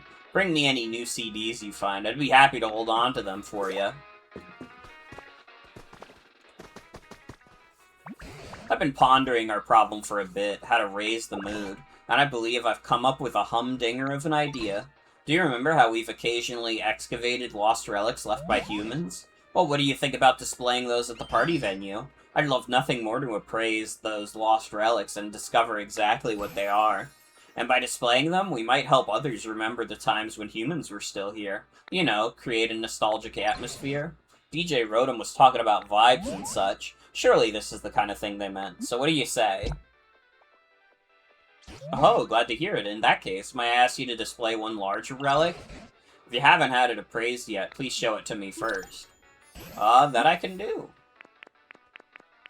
Look at this. That's the small one. This is the large one. What have you got there, Morgan? Alright, is this what you're eager to learn about? Let me take a gander. Why did my computer make that noise? Oh, I've got it. This is without a doubt a C-dot lamp. Humans used this long ago. I haven't the foggiest idea how to use it, though. It could be fun to use that as a decoration in your house. Or you could place it near a Pokemon's home. They might really like it. I thought we were doing this for the party, bro. What are you talking about? Put it in my house? It's for the party.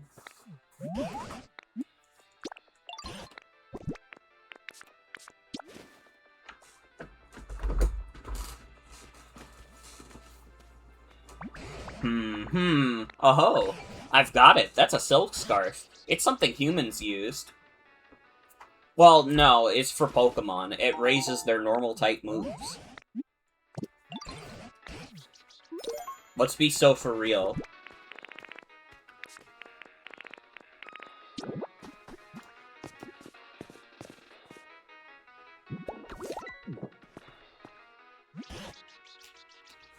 Oh, this place is really shaping up into something special. Do you suppose the mood has risen a bit? By the way, I'm certain lost relics aren't the only thing that could help folks get in a more festive mood. If you happen to come across anything that seems appropriate for a party, try placing it here in the venue. Where's the silk scarf? Oh, I guess I can't do anything with the silk scarf. Oh my, do you really need to eat that much, Machoke? Well, yeah, you gotta eat up if you want to bulk up. So I'm mega excited to try whatever you're cooking up for the party. How many extra servings can I have? Hope it's at least in the double digits. What the hell? Well now, this rather puts me in a pickle. I hadn't even made up my mind on what to make yet. Now to complicate things further, I have to factor in sweeties like you with extra hearty appetites. Oh, Morgan, what marvelous timing. You heard what we were just talking about, right? There probably have plenty of other sweeties like Machoke here who eat quite a lot. In fact, I alone may not be capable of making enough party food for everyone. So I was hoping you could help me out by doing a lot of the cooking as well, Morgan. What should I make? You could make salad, bread, hamburger steak, any of those will do. But since it is a party, I'd at least like you to put the food on plates that suit the occasion.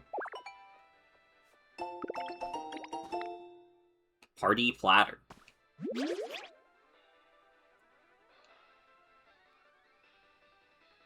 Oh, party platters would be perfect. Could you make 5 party platters and put various dishes on them? I just know when the other Pokemon see a lot of party platters all lined up at the venue, they'll sure to get oh so excited and the mood will shift for the better. Ah, I can do that. I see the small stage in the little image there. Where did I have the small stage? I definitely brought it with me. There we go.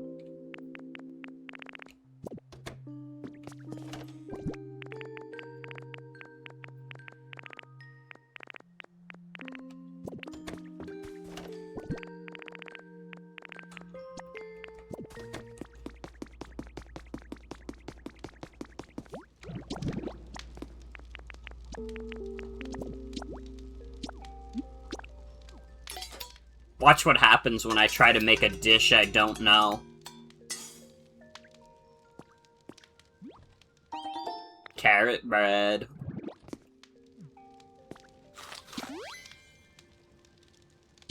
I didn't mean to do that. I did not mean to do that. Spicy bread with intense carrot flavor. Is carrot bread spicy?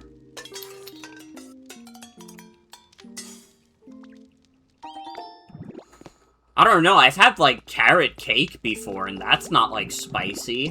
I wouldn't consider carrot, like, a spicy flavor.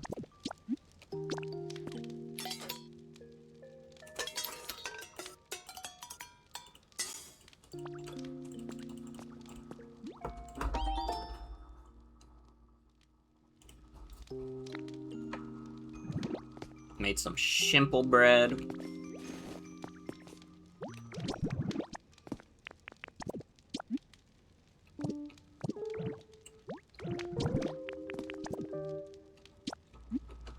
Let's make a dish I've never made before. Would say it's more of a zing. See, but I don't know what qualifies as a zing, either. I made a lepa salad.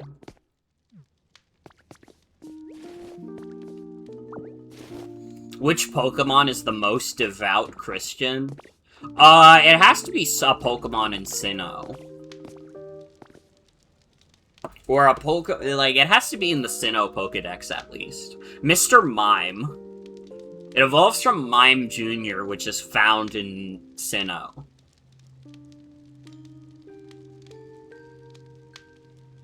Yeah, it's Mr. Mime. I'm going with my gut. Mr. Mime is the most devout Christian.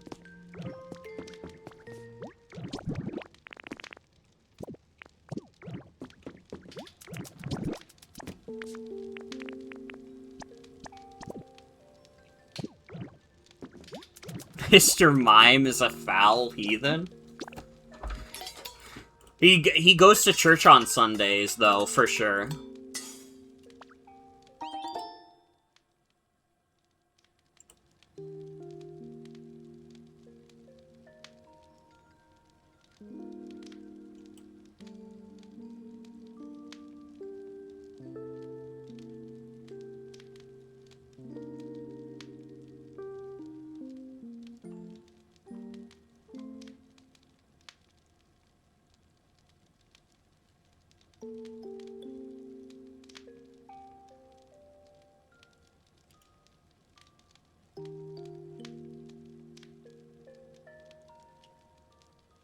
Would be fucked up to feed your Mr. Mime out of a dog bowl? Absolutely. That would be crazy. Okay, how are we looking on food? We got the hamburger steak, we got regular bread, carrot bread, shredded salad, simple salad, lepa salad. Yeah, we have more than enough. We just need them on party platters. How do I make party platters? Iron ingot. We have to give iron to fucking Magmar? Oh, dude. I don't even know if we have any iron. Oh. Where the fuck am I gonna get iron? Why are you out here, Magmar? Who said you could leave your home?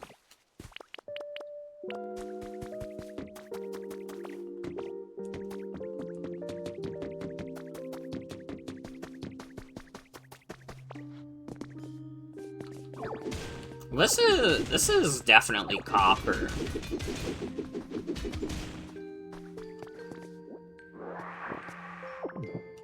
Low-key Magmar is kind of awesome and his evolution isn't as good. Yeah, I never really fucked with Magmortar. He's a little odd-looking. Magmar does have a butt on his head, though. So I guess it's impossible to say who's the superior Mon.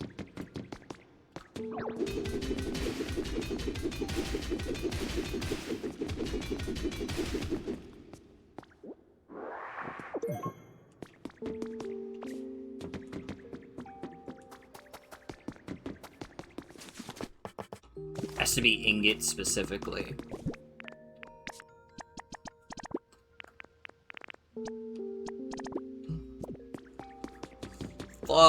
Now I have to find Magmar and bring him back here. And then I have to wait for him to finish.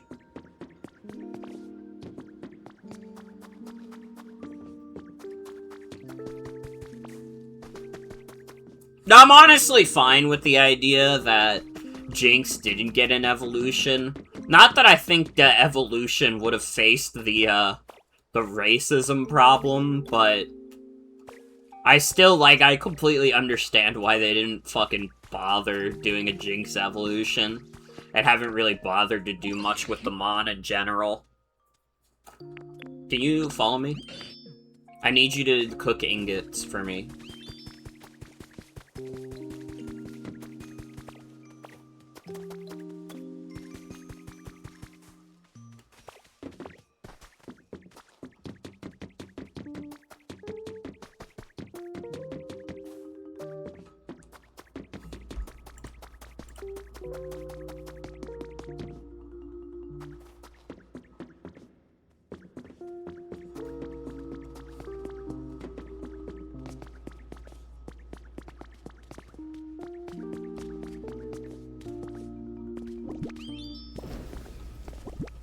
No, I have to wait 1,000,000 years.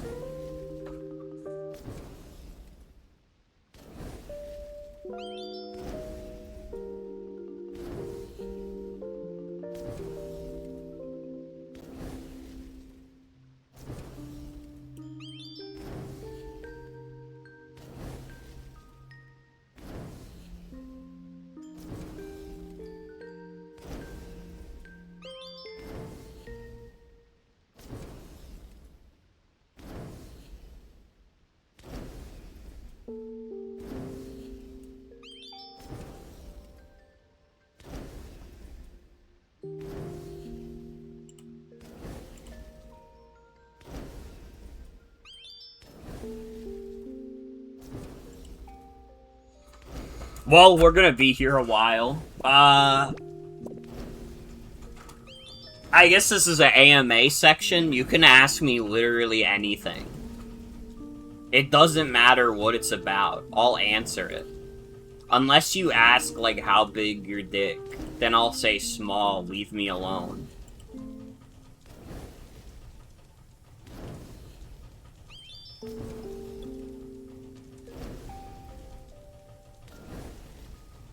Have I made new Miis for Tomodachi Life?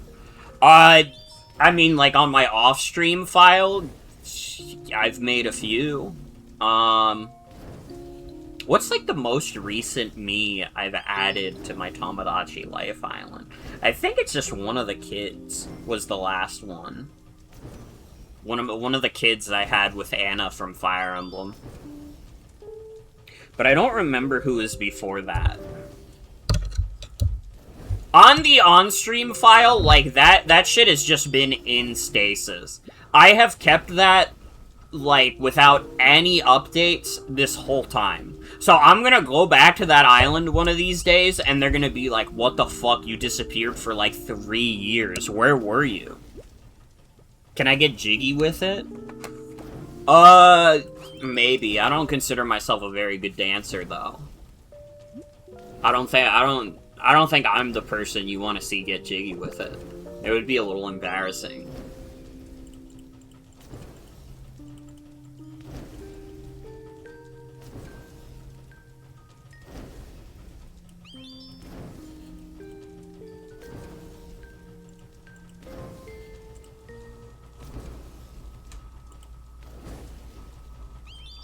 Dude, Flowery and Animal Crossing.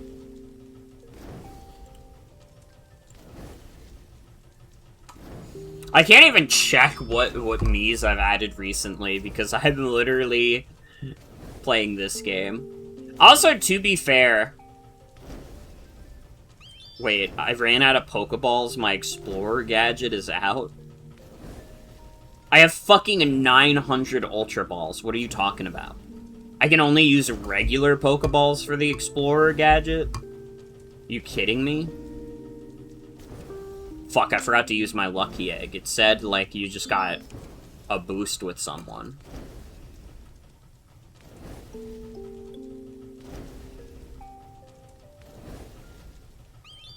Flowery better like men. Have you seen how he treated Asgore?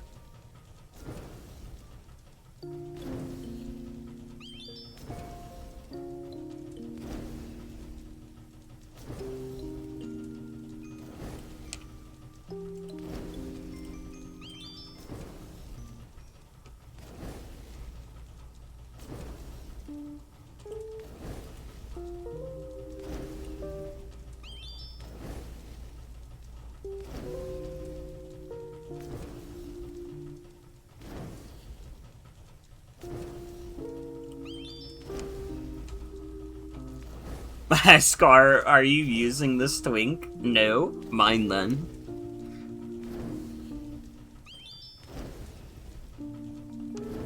Asgore would never fuck a twink. Let's be so for real, Asgore would never fuck a twink.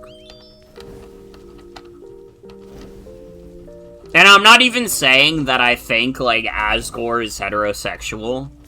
I think he's, like, bisexual with it for sure. But, like, I think, like... I mean, I think a hairless person would be, like, disgusting to Asgore. I think if he saw someone, like, clean-shaven, that would be, like, miserable to him. That's what I'm saying, like, he would want someone like Rudy.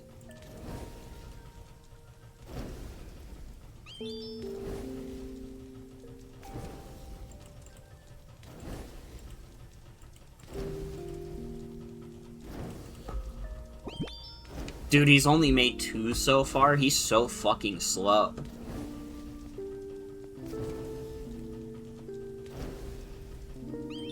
Rudy is a good in-between. Yeah, he's like a... He's...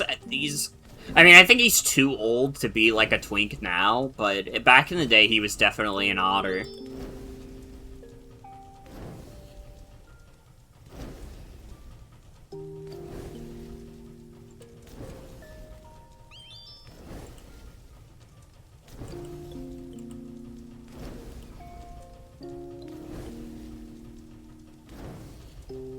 Rudy tops. That could be true.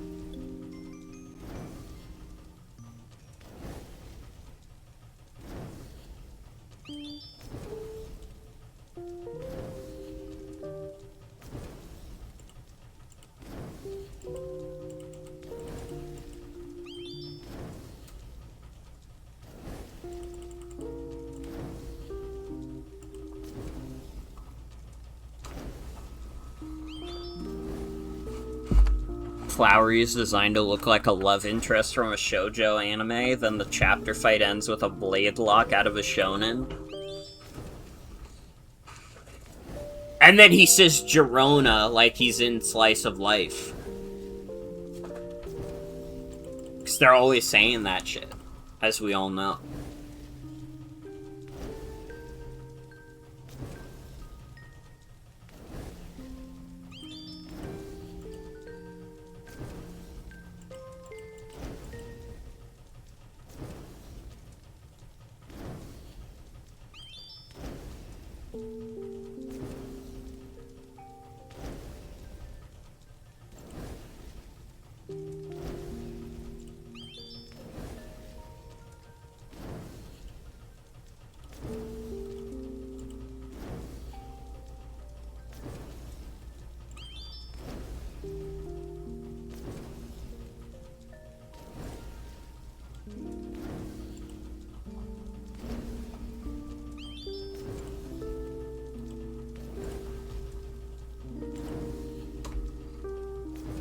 Read a creepypasta while this duck bastard takes his sweet-ass time.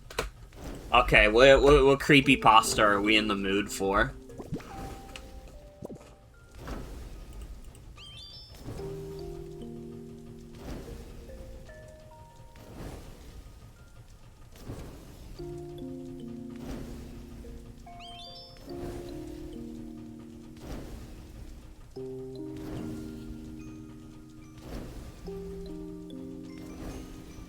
Hypno Lullaby. Hypno Lullaby reboot. I don't want to do reboot. Friday Night Funkin' Lullaby, Funkopedia mods wiki. No.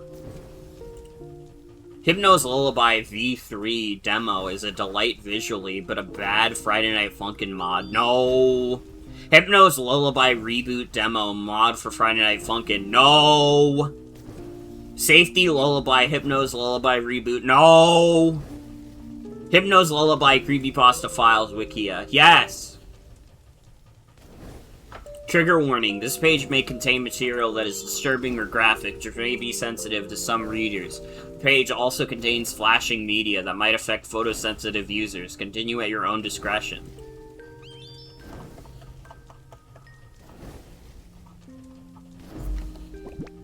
Okay, we have 1 iron ingot to read this whole story. That's not fair, Jimmy cried, slamming his large gray Nintendo DS shut. You cheat. I told you to never use your Blastoise. His level is too high. Preston smirked, though Jimmy's voice made him glance at the metallic picnic table across the playground where Miss Hinson sat reading some book. I really don't want her to take my game away again, he thought. He closed a smaller blue DS so that the Pokeball sticker showed on the front and tucked it in between his legs just in case she looked up.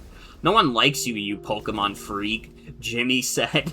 His limbs shook and his face turned red. For a minute, Preston thought Jimmy looked like a red version of the Hulk.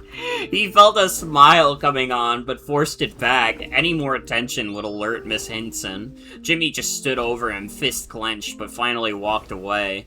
Preston sighed, tucking the game system in his pocket. Kids played Shark in the sandbox and swung one another on swings. Preston sighed, staring at them, but then turned away. He had a lot of friends, after all, Pokemon, so he dusted dirt off his Pokemon shirt with Ash and Pikachu and sat under the tree nearest the forest on the outskirts of the playground.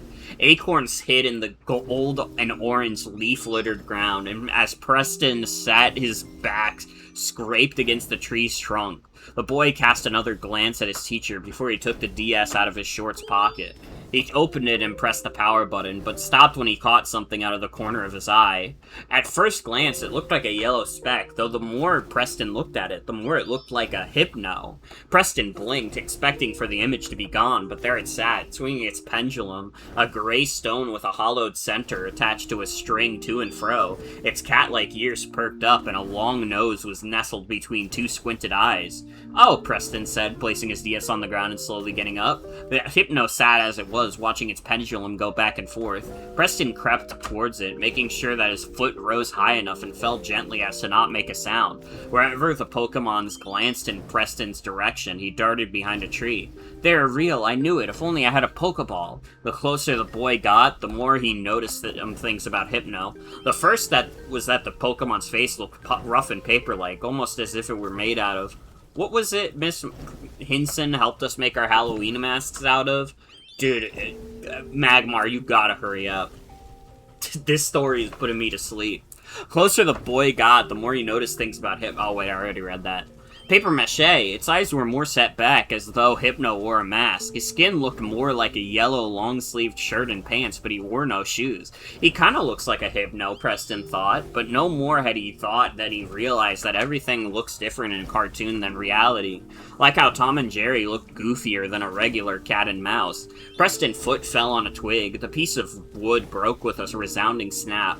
Pokemon looked up at the boy, its pendulum coming to the halt. Preston froze. A breeze seemed to carry the sounds of the other children off, so it seemed that only the boy and the Pokemon remained. He expected the Hypno to run, but all it did was tilt its head to its side. "Come, little child, come with me. Safe and happy you will be," the Pokemon sang, though its squeaky voice hardly higher than a whisper. Preston's eyes widened. "You can talk?" the boy said. "You don't even move your mouth." "I'm a psychic-type Pokemon," Hypno said. "I don't need to speak to talk." With that, he raised a hand and poked his head.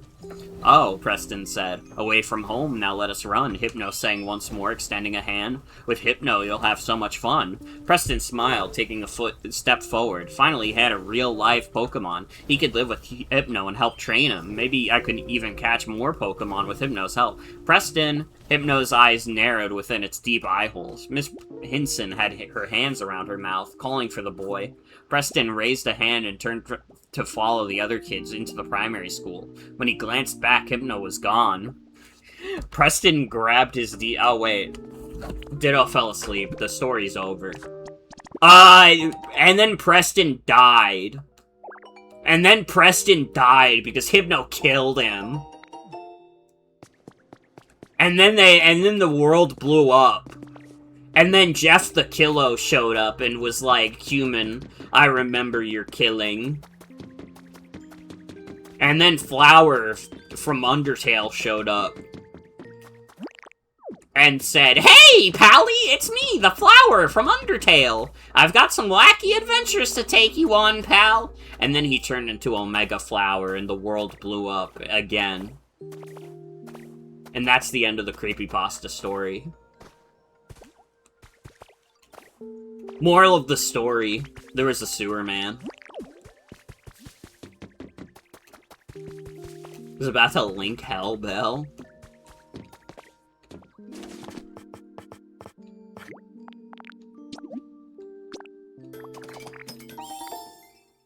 Next time we have to wait for something, let's watch cute Mario Bros on stream.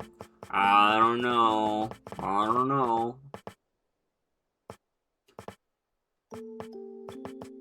Do I have, like, a table I can make? I need iron ingots to... Okay, that's a chair, though. I don't need a chair.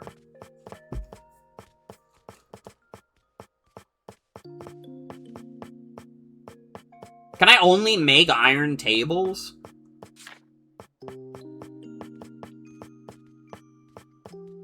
Bro.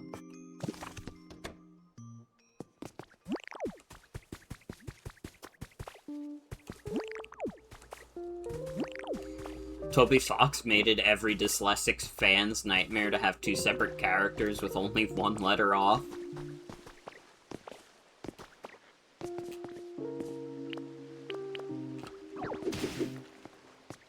Yeah, he was taking the piss a little bit.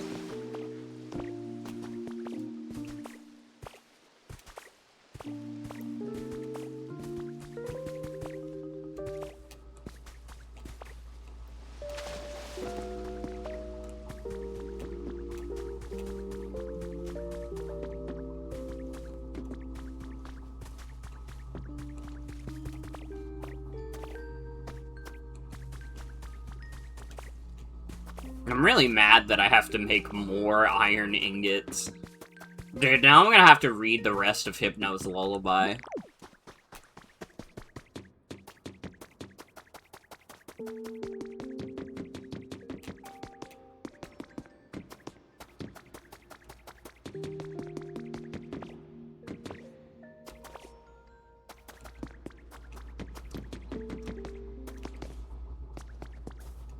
Did I make sure to opt out of the AI thing? Yes.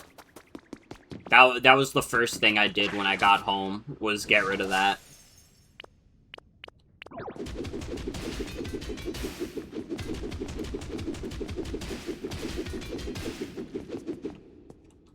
Don't worry, I'm always in control of my own destiny.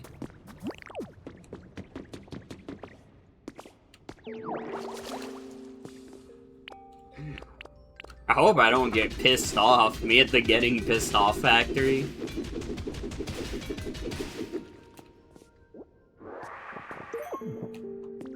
This is gold? I don't need gold.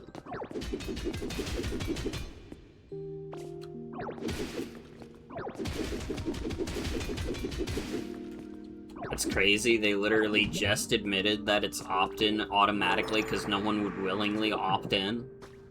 I mean, yeah, that's like... That definitely reads as if, like, Twitch didn't want to do it, but, like, probably, like, either Amazon or, like, the executives said they had to do it.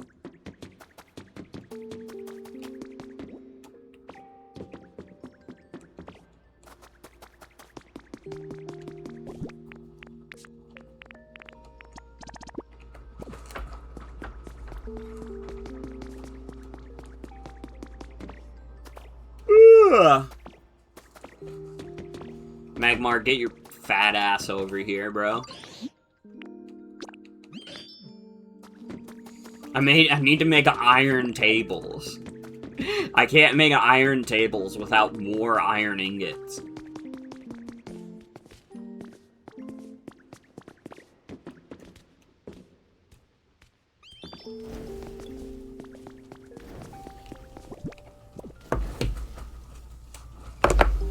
Alright, let's read more of Hypno's Lullaby. Preston grabbed his DS and rushed back to class with his classmates, though his thoughts remained on the playground. When the class moved on with the day, taking turns doing activities like drawing or playing math games, Preston snuck over to the window and stared off into the woods. There was nothing but the swaying trees. "Duh, Miss Hinson," the boy thought. She scared Hypno away. The thought made his eyes water, but he forced them back. He wouldn't cry. Preston blinked a few times, though when he opened his eyes again and focused them, just at the edge of the tree, he noticed Hypno standing with a slight stoop, swinging his pendulum back and forth. "You are such a fucking idiot!" Preston heard his mother through his bedroom walls. He turned up the volume on his bed. He turned up the volume on his game, laying on his bed and holding the console above his head. "Why? Because I want to leave this place," his dad said. Preston placed his DS aside and glanced over at the clock on his bedside table. The clock in the grip of a plastic Pikachu said 10:34 in glow-in-the-dark numbers. Music blared from the game, though he still heard his parents as though they were in the same room. So you want to take him away? The one place he's grown up in? You want to take him away from that? He's only 8 years old, for fuck's sake. Preston rolled off his Pokemon bread spread, allowing his eyes to adjust after playing his video game for close to 3 hours straight. Pokemon posters covered the walls. The only things that separated them were slivers of light blue wall. He thought of putting in a movie. Maybe that could be louder than the fighting. But then again, he was supposed to be sleeping. Maybe he could draw, but he would need light. Play with his action figures? Made too much noise and needed light. So he just sighed, hopped back into bed, and tucked himself back into bed. Preston held the DS over his head, the light of the game allowing him to see the cuffs of his fleece Pokemon pajamas. Tomorrow will be better, he thought.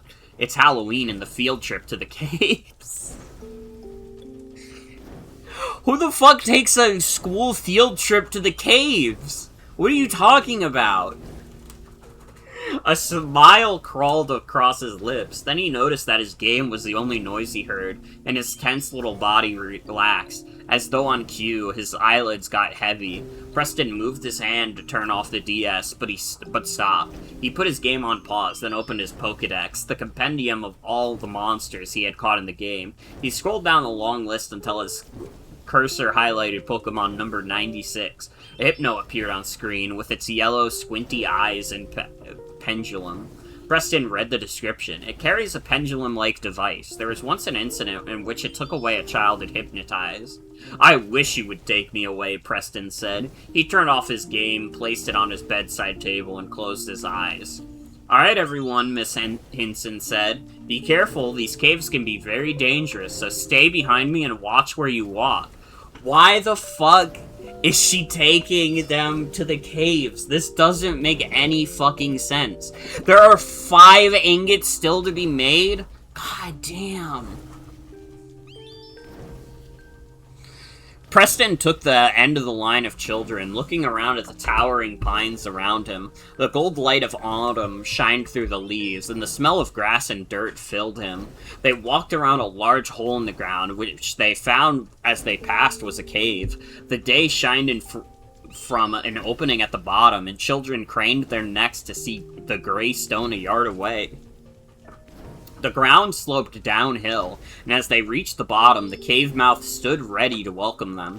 Miss Hinson entered with the others following her. All of them craned their necks up to see this huge hole that they had just passed. Preston smiled. He expected the caves to be more like they are in his game. Brown, geometric, and precise. Miss Hudson muttered something about noticing how they could see erosion wear the rock down. Preston didn't listen, though he gazed up and walked around. I thought she was named Miss Hinson. Why is she Miss Hudson now? His gaze fell to the cave opening. He thought he saw a flash of yellow in the woods.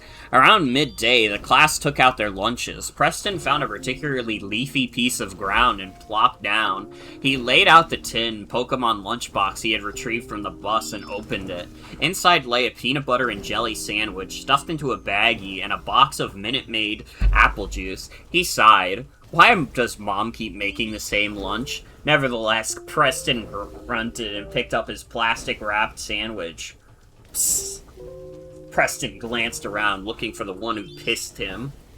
But everyone else paid him no mind. It couldn't have come from behind, he thought. There was nothing but woods behind him. Again, Preston sighed. Probably just for someone else. He felt a knot tighten in his chest. Preston looked up, envying all the children who talked or played together. It was times like this that he wished he had his Pokemon game. Psst. Half behind a tree and half hidden by green shrubbery stood Hypno! With his stooped posture and swinging his pendulum. Preston smiled, and after making sure no one was watching him, edged towards the shrubbery. Hello, little child, Hypno said, cocking his head to the left like a bird.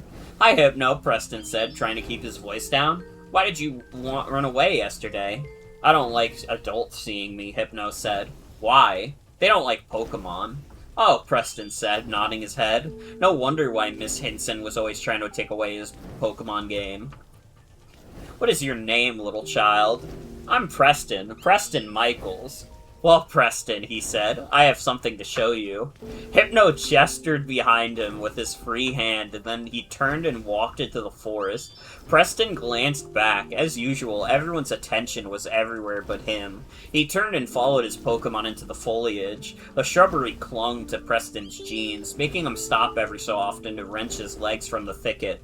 Hypno walked ahead, his right hand always held out, swinging his pendulum. The smell of wet root made Preston's nose wrinkle every time he broke a large weed.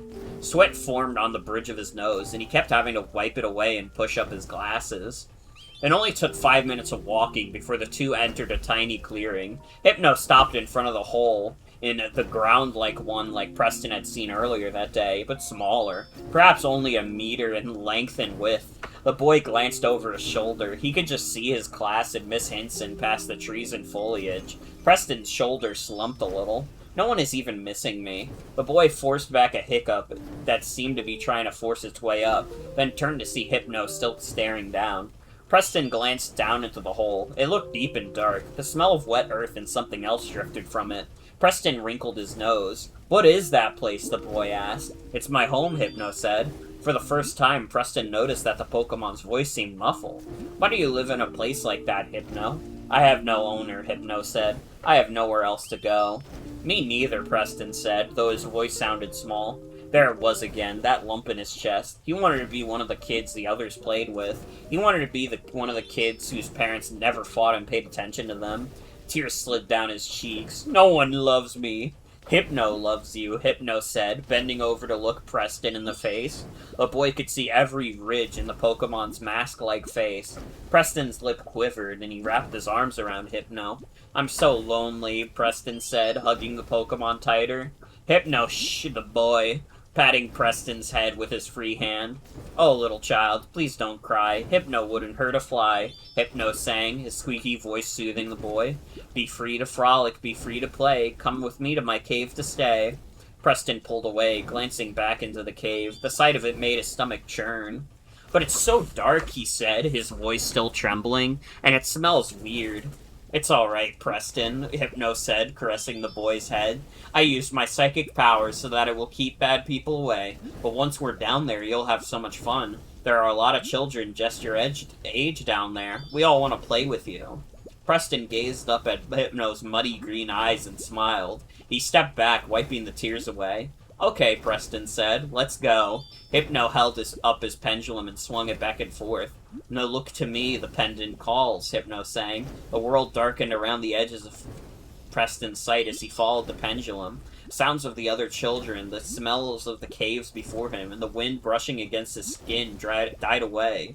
It was as though Preston and Hypno were the only two in the whole world. Back and forth, your eyelids fall. The boy's eyelids fell and he drifted to sleep. Preston tried to move his arms, but something held them to his sides. He grunted, moving his head back and forth. He tried moving his feet. They too were bound. Preston took a deep breath, but coughed. That bad smell, he thought. It's so strong. Then he remembered what the smell was. He remembered a time when he, his mother, and his father were happy together and went to the beach or theme parks or on picnics. Once they crossed a dead puppy, and Preston's father got out of the car and moved it to the side of the road. Preston had gotten out, but had to go back in. He remembered that smell, that sweet smell that made him grimace of decay. Preston coughed again. Hypno, he said, where are you? There was no answer. Warmth ran through Preston's body. The little hairs all over his body stood straight up. He knew he had to open his eyes, but with that smell and Hypno guy gone, what was he going to find? The boy shook and whimpered. He took a deep breath, forcing himself not to gag, and opened his eyes. Very little light lit the cave walls. Where the ones the boy had seen earlier that day looked gray, these looked black. Water dripped from the rocks, making a dip sound every time a drop fell. He tried moving again, though the ropes bit into his naked body. I don't like where this is going.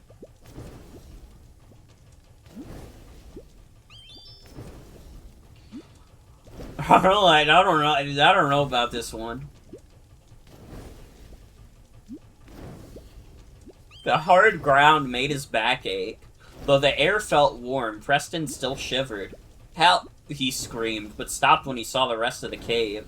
Bones and clothing littered the ground, a little girl's Barbie shirt, a little cap with Seminole stitched across it. I just want my mommy and daddy. I just want to go home. Tears flooded his eyes, and he struggled more and more. Help! He screamed. As he thrashed back and forth, the boy's gaze found Hypno. The Pokemon's stooped silhouette hunched over a lit lantern. I want to go home, Hypno, Preston said, his tears leaking into his mouth. Take me home. I don't like it here. Oh, little child, you cannot leave, Hypno said, his voice low but squeakier than before. His voice made the boy shiver even more. For you, your families will grieve. Mine's unraveling at the seams, allowing me to haunt their dreams. Please, Preston said. Hypno stood. He swung his pendulum back and forth, but it seemed to shine in the dim light. Each time it would hit the light, it made Preston squint. Hypno moved closer. Don't cry, Preston, Hypno said, speaking in the same low, squeaky voice. Preston tried to crawl back. Blood ran down his arms and legs. Do not wail and do not weep. It's time for you to go to sleep, Hypno sang. His voice heightened as he sang, making Preston scream louder. Hypno's eyes widened, though only a bit of them were visible through the eye slits. Little child, you were not clever. Now you'll stay with me forever. That's the end of the story.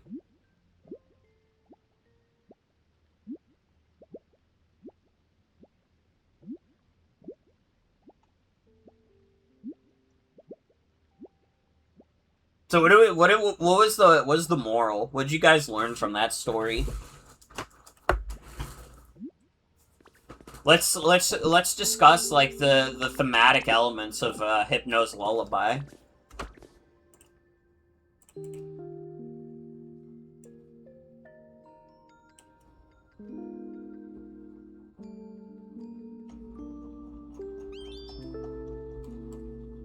Yeah, we could read Hell Bell after this.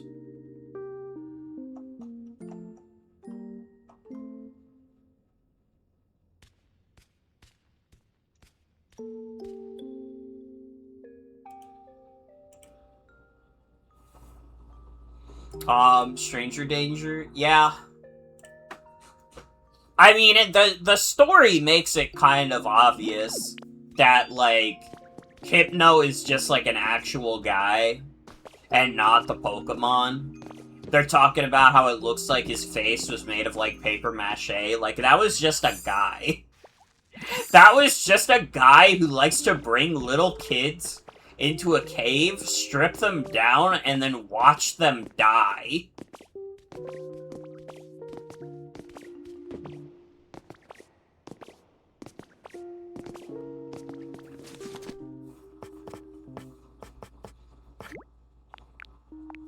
Damn, that's only enough for 3 tables? Do I have work tomorrow? No. Why do you ask? I've been having work later than usual anyways, so, like, staying up hasn't been a big deal for me. Like, I work at, like, 2 p.m. on Saturday, which is part of the reason I'm not streaming that day.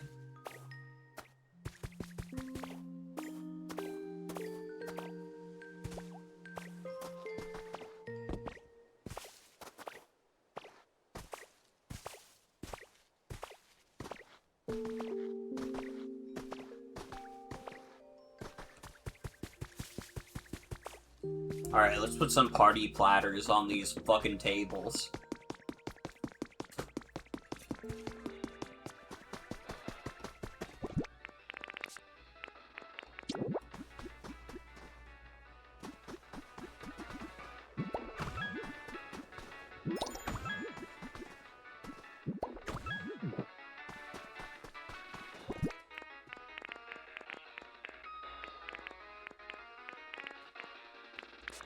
Where's my party platters? Oh.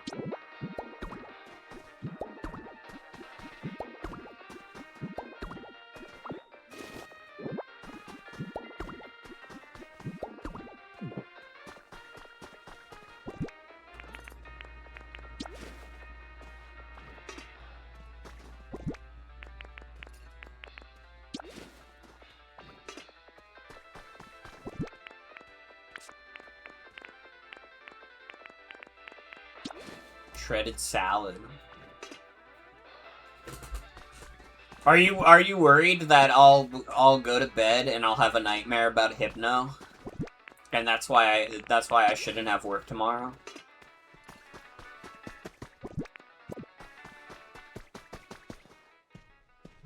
Oh, Morgan, you got all that food ready? Thank you so much, sweetie. That's a huge help. Do you think this has improved the mood a bit? It must have.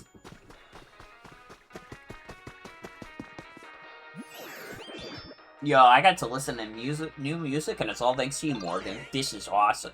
We're gonna need something else with the music to get the mood just right in the venue vibing. I'm thinking we need a Pokemon who's high-key down to party. One who can give us a primo dance performance. So I guess the next thing I'd like your help with is bringing a Pokemon over who can really hype a crowd. Bring him right next to me, yo. I'm sure they'll give us a sick performance as soon as they catch my musical vibes. Someone like, I bet Ludicolo would be a great hype Pokemon. Something about him just makes me think that, you know? Well, don't we have Kricketot? Doesn't Kricketot have hype? We don't need Ludicolo. Like, am I crazy? I'm trying to figure out what button is for the Pokedex. There we go. Where's Kricketot?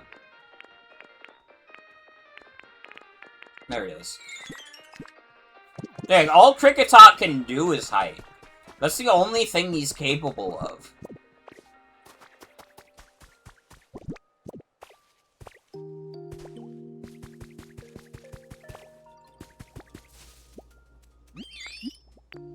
Follow me.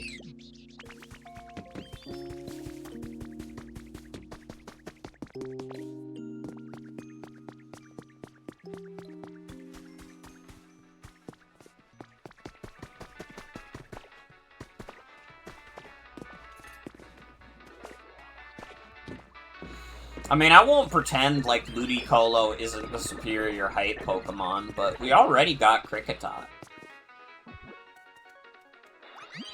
Yo, what a show! You're the best hype Pokemon there is. And thank you too, Morgan. The mood's getting pretty awesome. Now we just gotta get a bunch more Pokemon dancing so the vibes get even better. Mood's gotten pretty legit, huh? And it's all thanks to you, Morgan. Now we just need to keep working on making the mood so awesome it gets to 100. Morgan, you can do it, yo. I believe in you. How's the mood right now? Alright, you don't need to do a drum roll. 81?! Dude, I've barely done anything. Oh, we're almost there. Keep on making the mood as awesome as possible. Dude, this is like the shittiest party venue ever. And I'm at an 81%. We have 81% of a party going?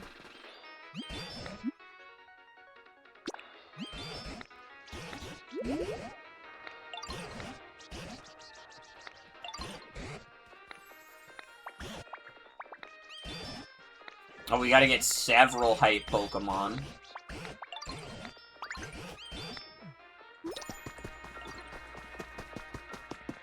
Get your camera ready. Oh no, Kricketot, you stay here. You were trapped at the tavern forever.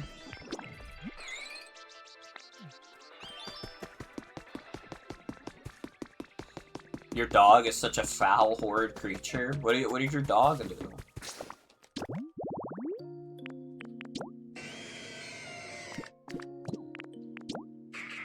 Uplifting duckweed. How do I make uplifting duckweed?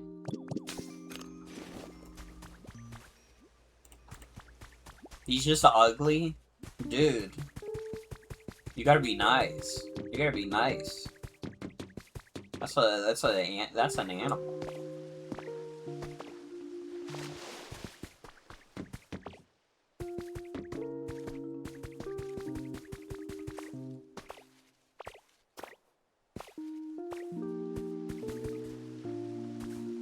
If I saw him, I'd agree.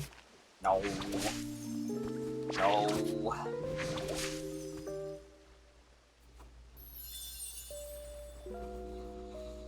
If I saw a puppy right now, I'd smile.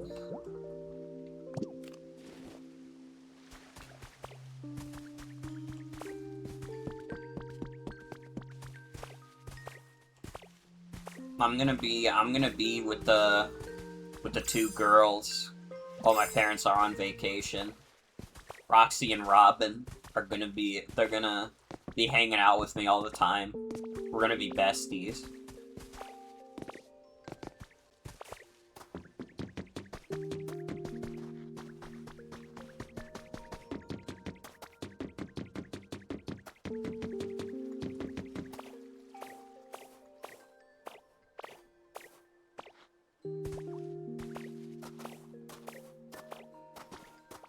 Dude, what am I doing? Oh, I'm just waiting for Ludicolo to spawn. It looks like it already has.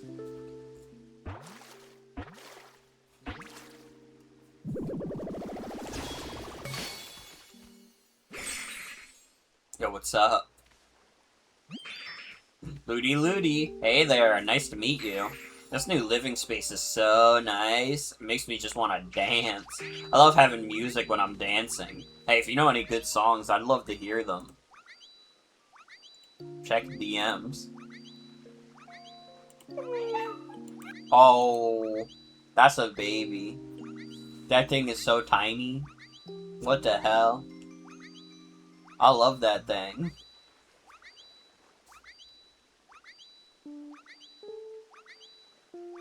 Dude, that's Puppy. That's freaking Doggy.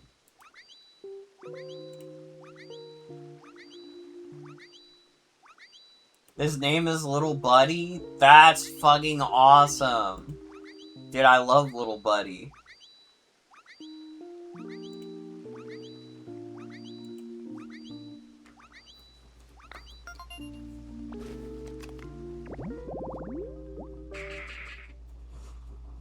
If it hears festive music, all its muscles fill with energy, it can't help breaking out into a dance.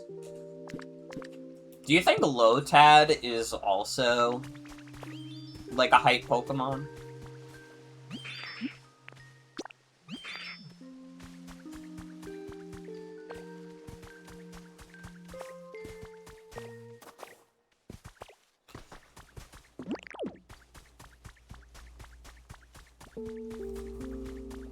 He's 87 years old? As in, like, he's 87 years old in dog years, or 87 years old in terms of he's like an old man in spirit.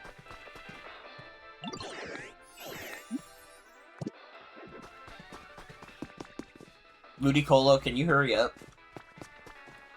Move your fat ass, bro.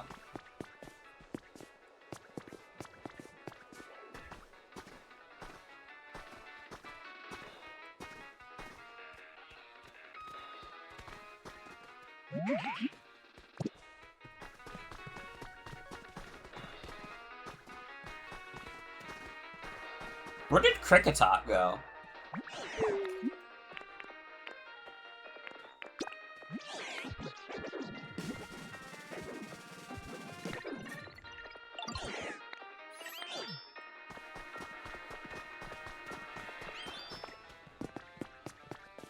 Ludicolo, there's literally a stereo in front of you. What are you doing?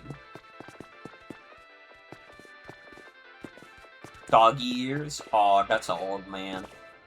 That's an old man.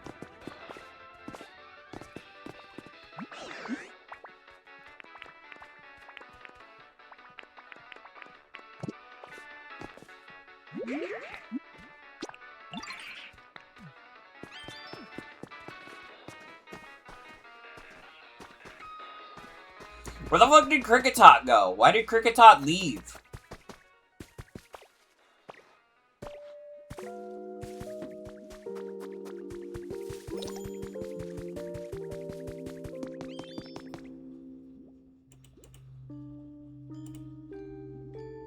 Dude, Ludicolo and Detective Pikachu is so funny.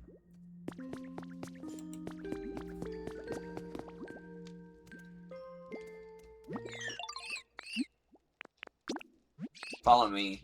Stop sleeping with your friend. We need to get the party going.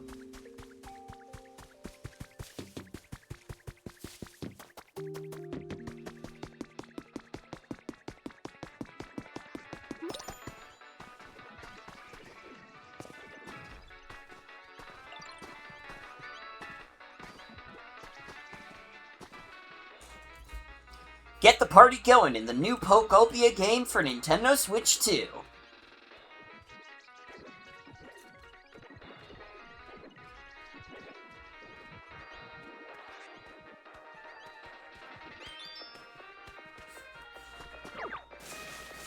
Not what I meant to do.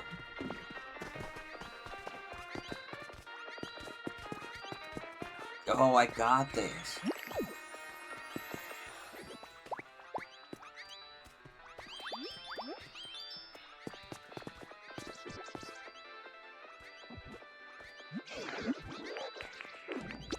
How's the mood now? You got 2 hype mons.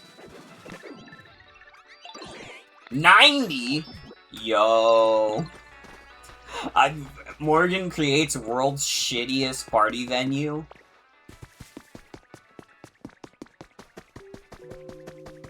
What do we need? What do we need? We could appraise stuff. We could find another hype Pokemon. Would Lotad be a hype Pokemon? That's what I'm still wondering.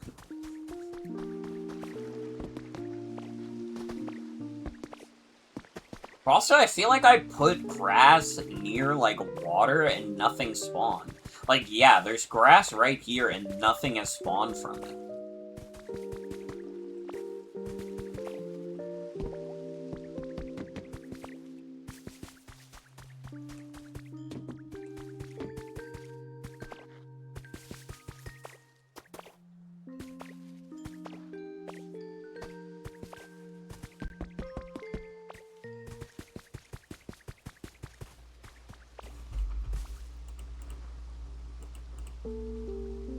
Oh, that's a little doggy. Basically, I like puppy dogs and kitty cats and stuff like that.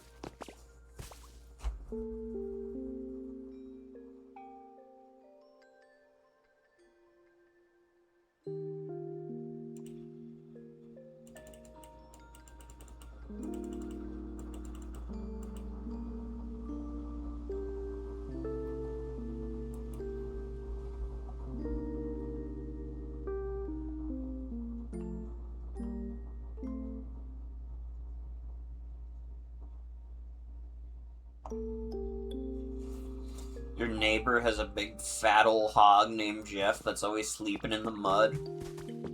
That's fucking awesome. Dude, I fucking love animals. Like that your cat's first instinct to seeing Flowery was to try to scratch him. Your cat Ralsei coded.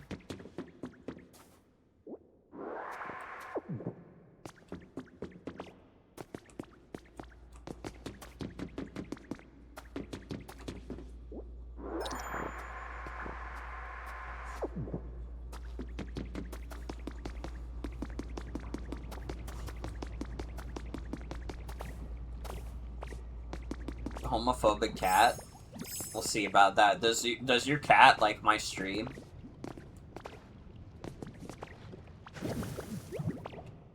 Does your cat enjoy watching Morgan will BRB? Yes? Let's go. There's no way this cat could be homophobic. It's too cool. I think I'm stuck. I think I got myself stuck.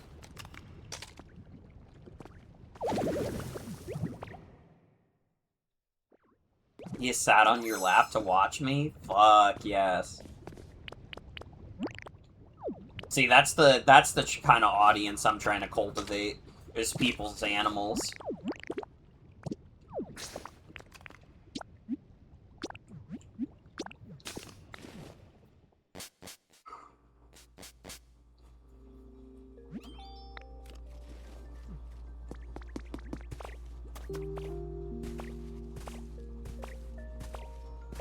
On your other monitor, you got a video of a guy cleaning cow hooves.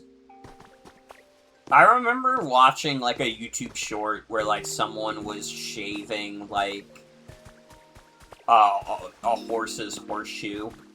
Like, its hoof.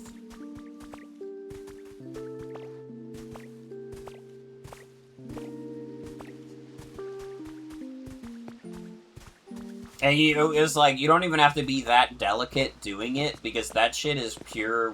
What's the material, like, our fingernails are made out of? It's the same exact material on the horse. So you don't have to be delicate with shaving the horseshoe.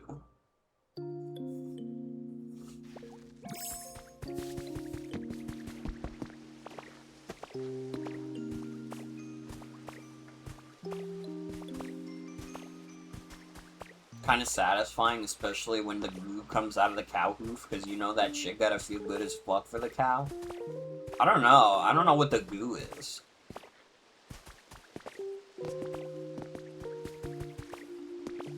I don't think I'm familiar with the cow goo.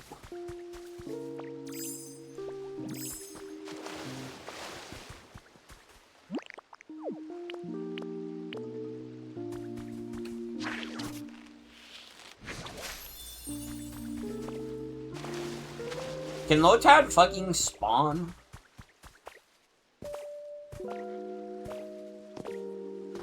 Packed up rocks and whatnot from multiple layers of hoof that grows? I see, I see.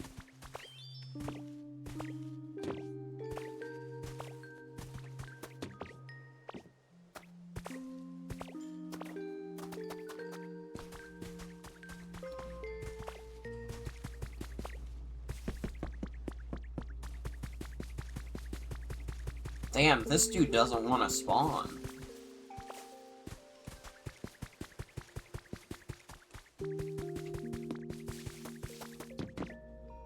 But we could search for more relics.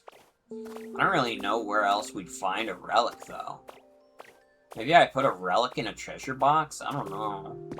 I don't know.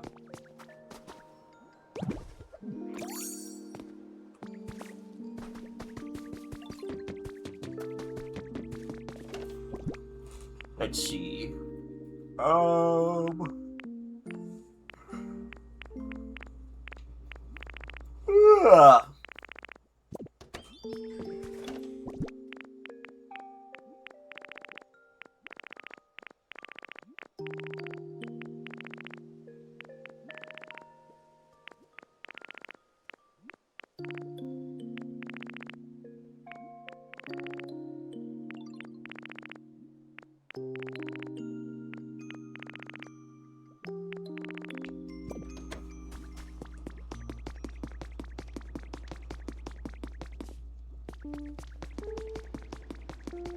Dude, I'm fucking tired.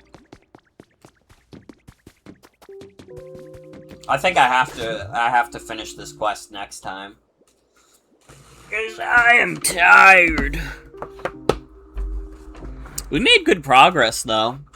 I think we're almost done with, like, this area. Although I haven't found, like, the next gate. Which is tripping me up. If we haven't found the next gate, I don't know when we're going to proceed to the next level. I guess we'll see. This game's a lot of fun. This game's a lot of fun. It's fun. It's chill. I am just tired, though.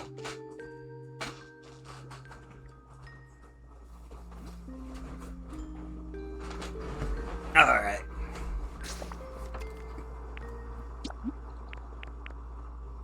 It is also nearly midnight. And I need to shower. I'm all shitty and stinky and gross. This is still the only picture I have is the Charmander. Alright, everybody. That is gonna be it for tonight's stream. I want to thank you all for coming. Hope you have a good night and take care. I'll be back tomorrow. We're gonna do Monster Hunter Rise. Potentially the finale of Monster Hunter Rise. We're gonna raid into Mario Smoking Weed the movie. But yeah, tomorrow, Monster Hunter Rise. Friday, more Pokopia. So look forward to it. Thank you all for coming. Hope you have a good night and take care. I'll see you all tomorrow for Monster Hunter Rise. Have a good night, everybody. Bye-bye. Bye-bye. There, don't smile because it happened.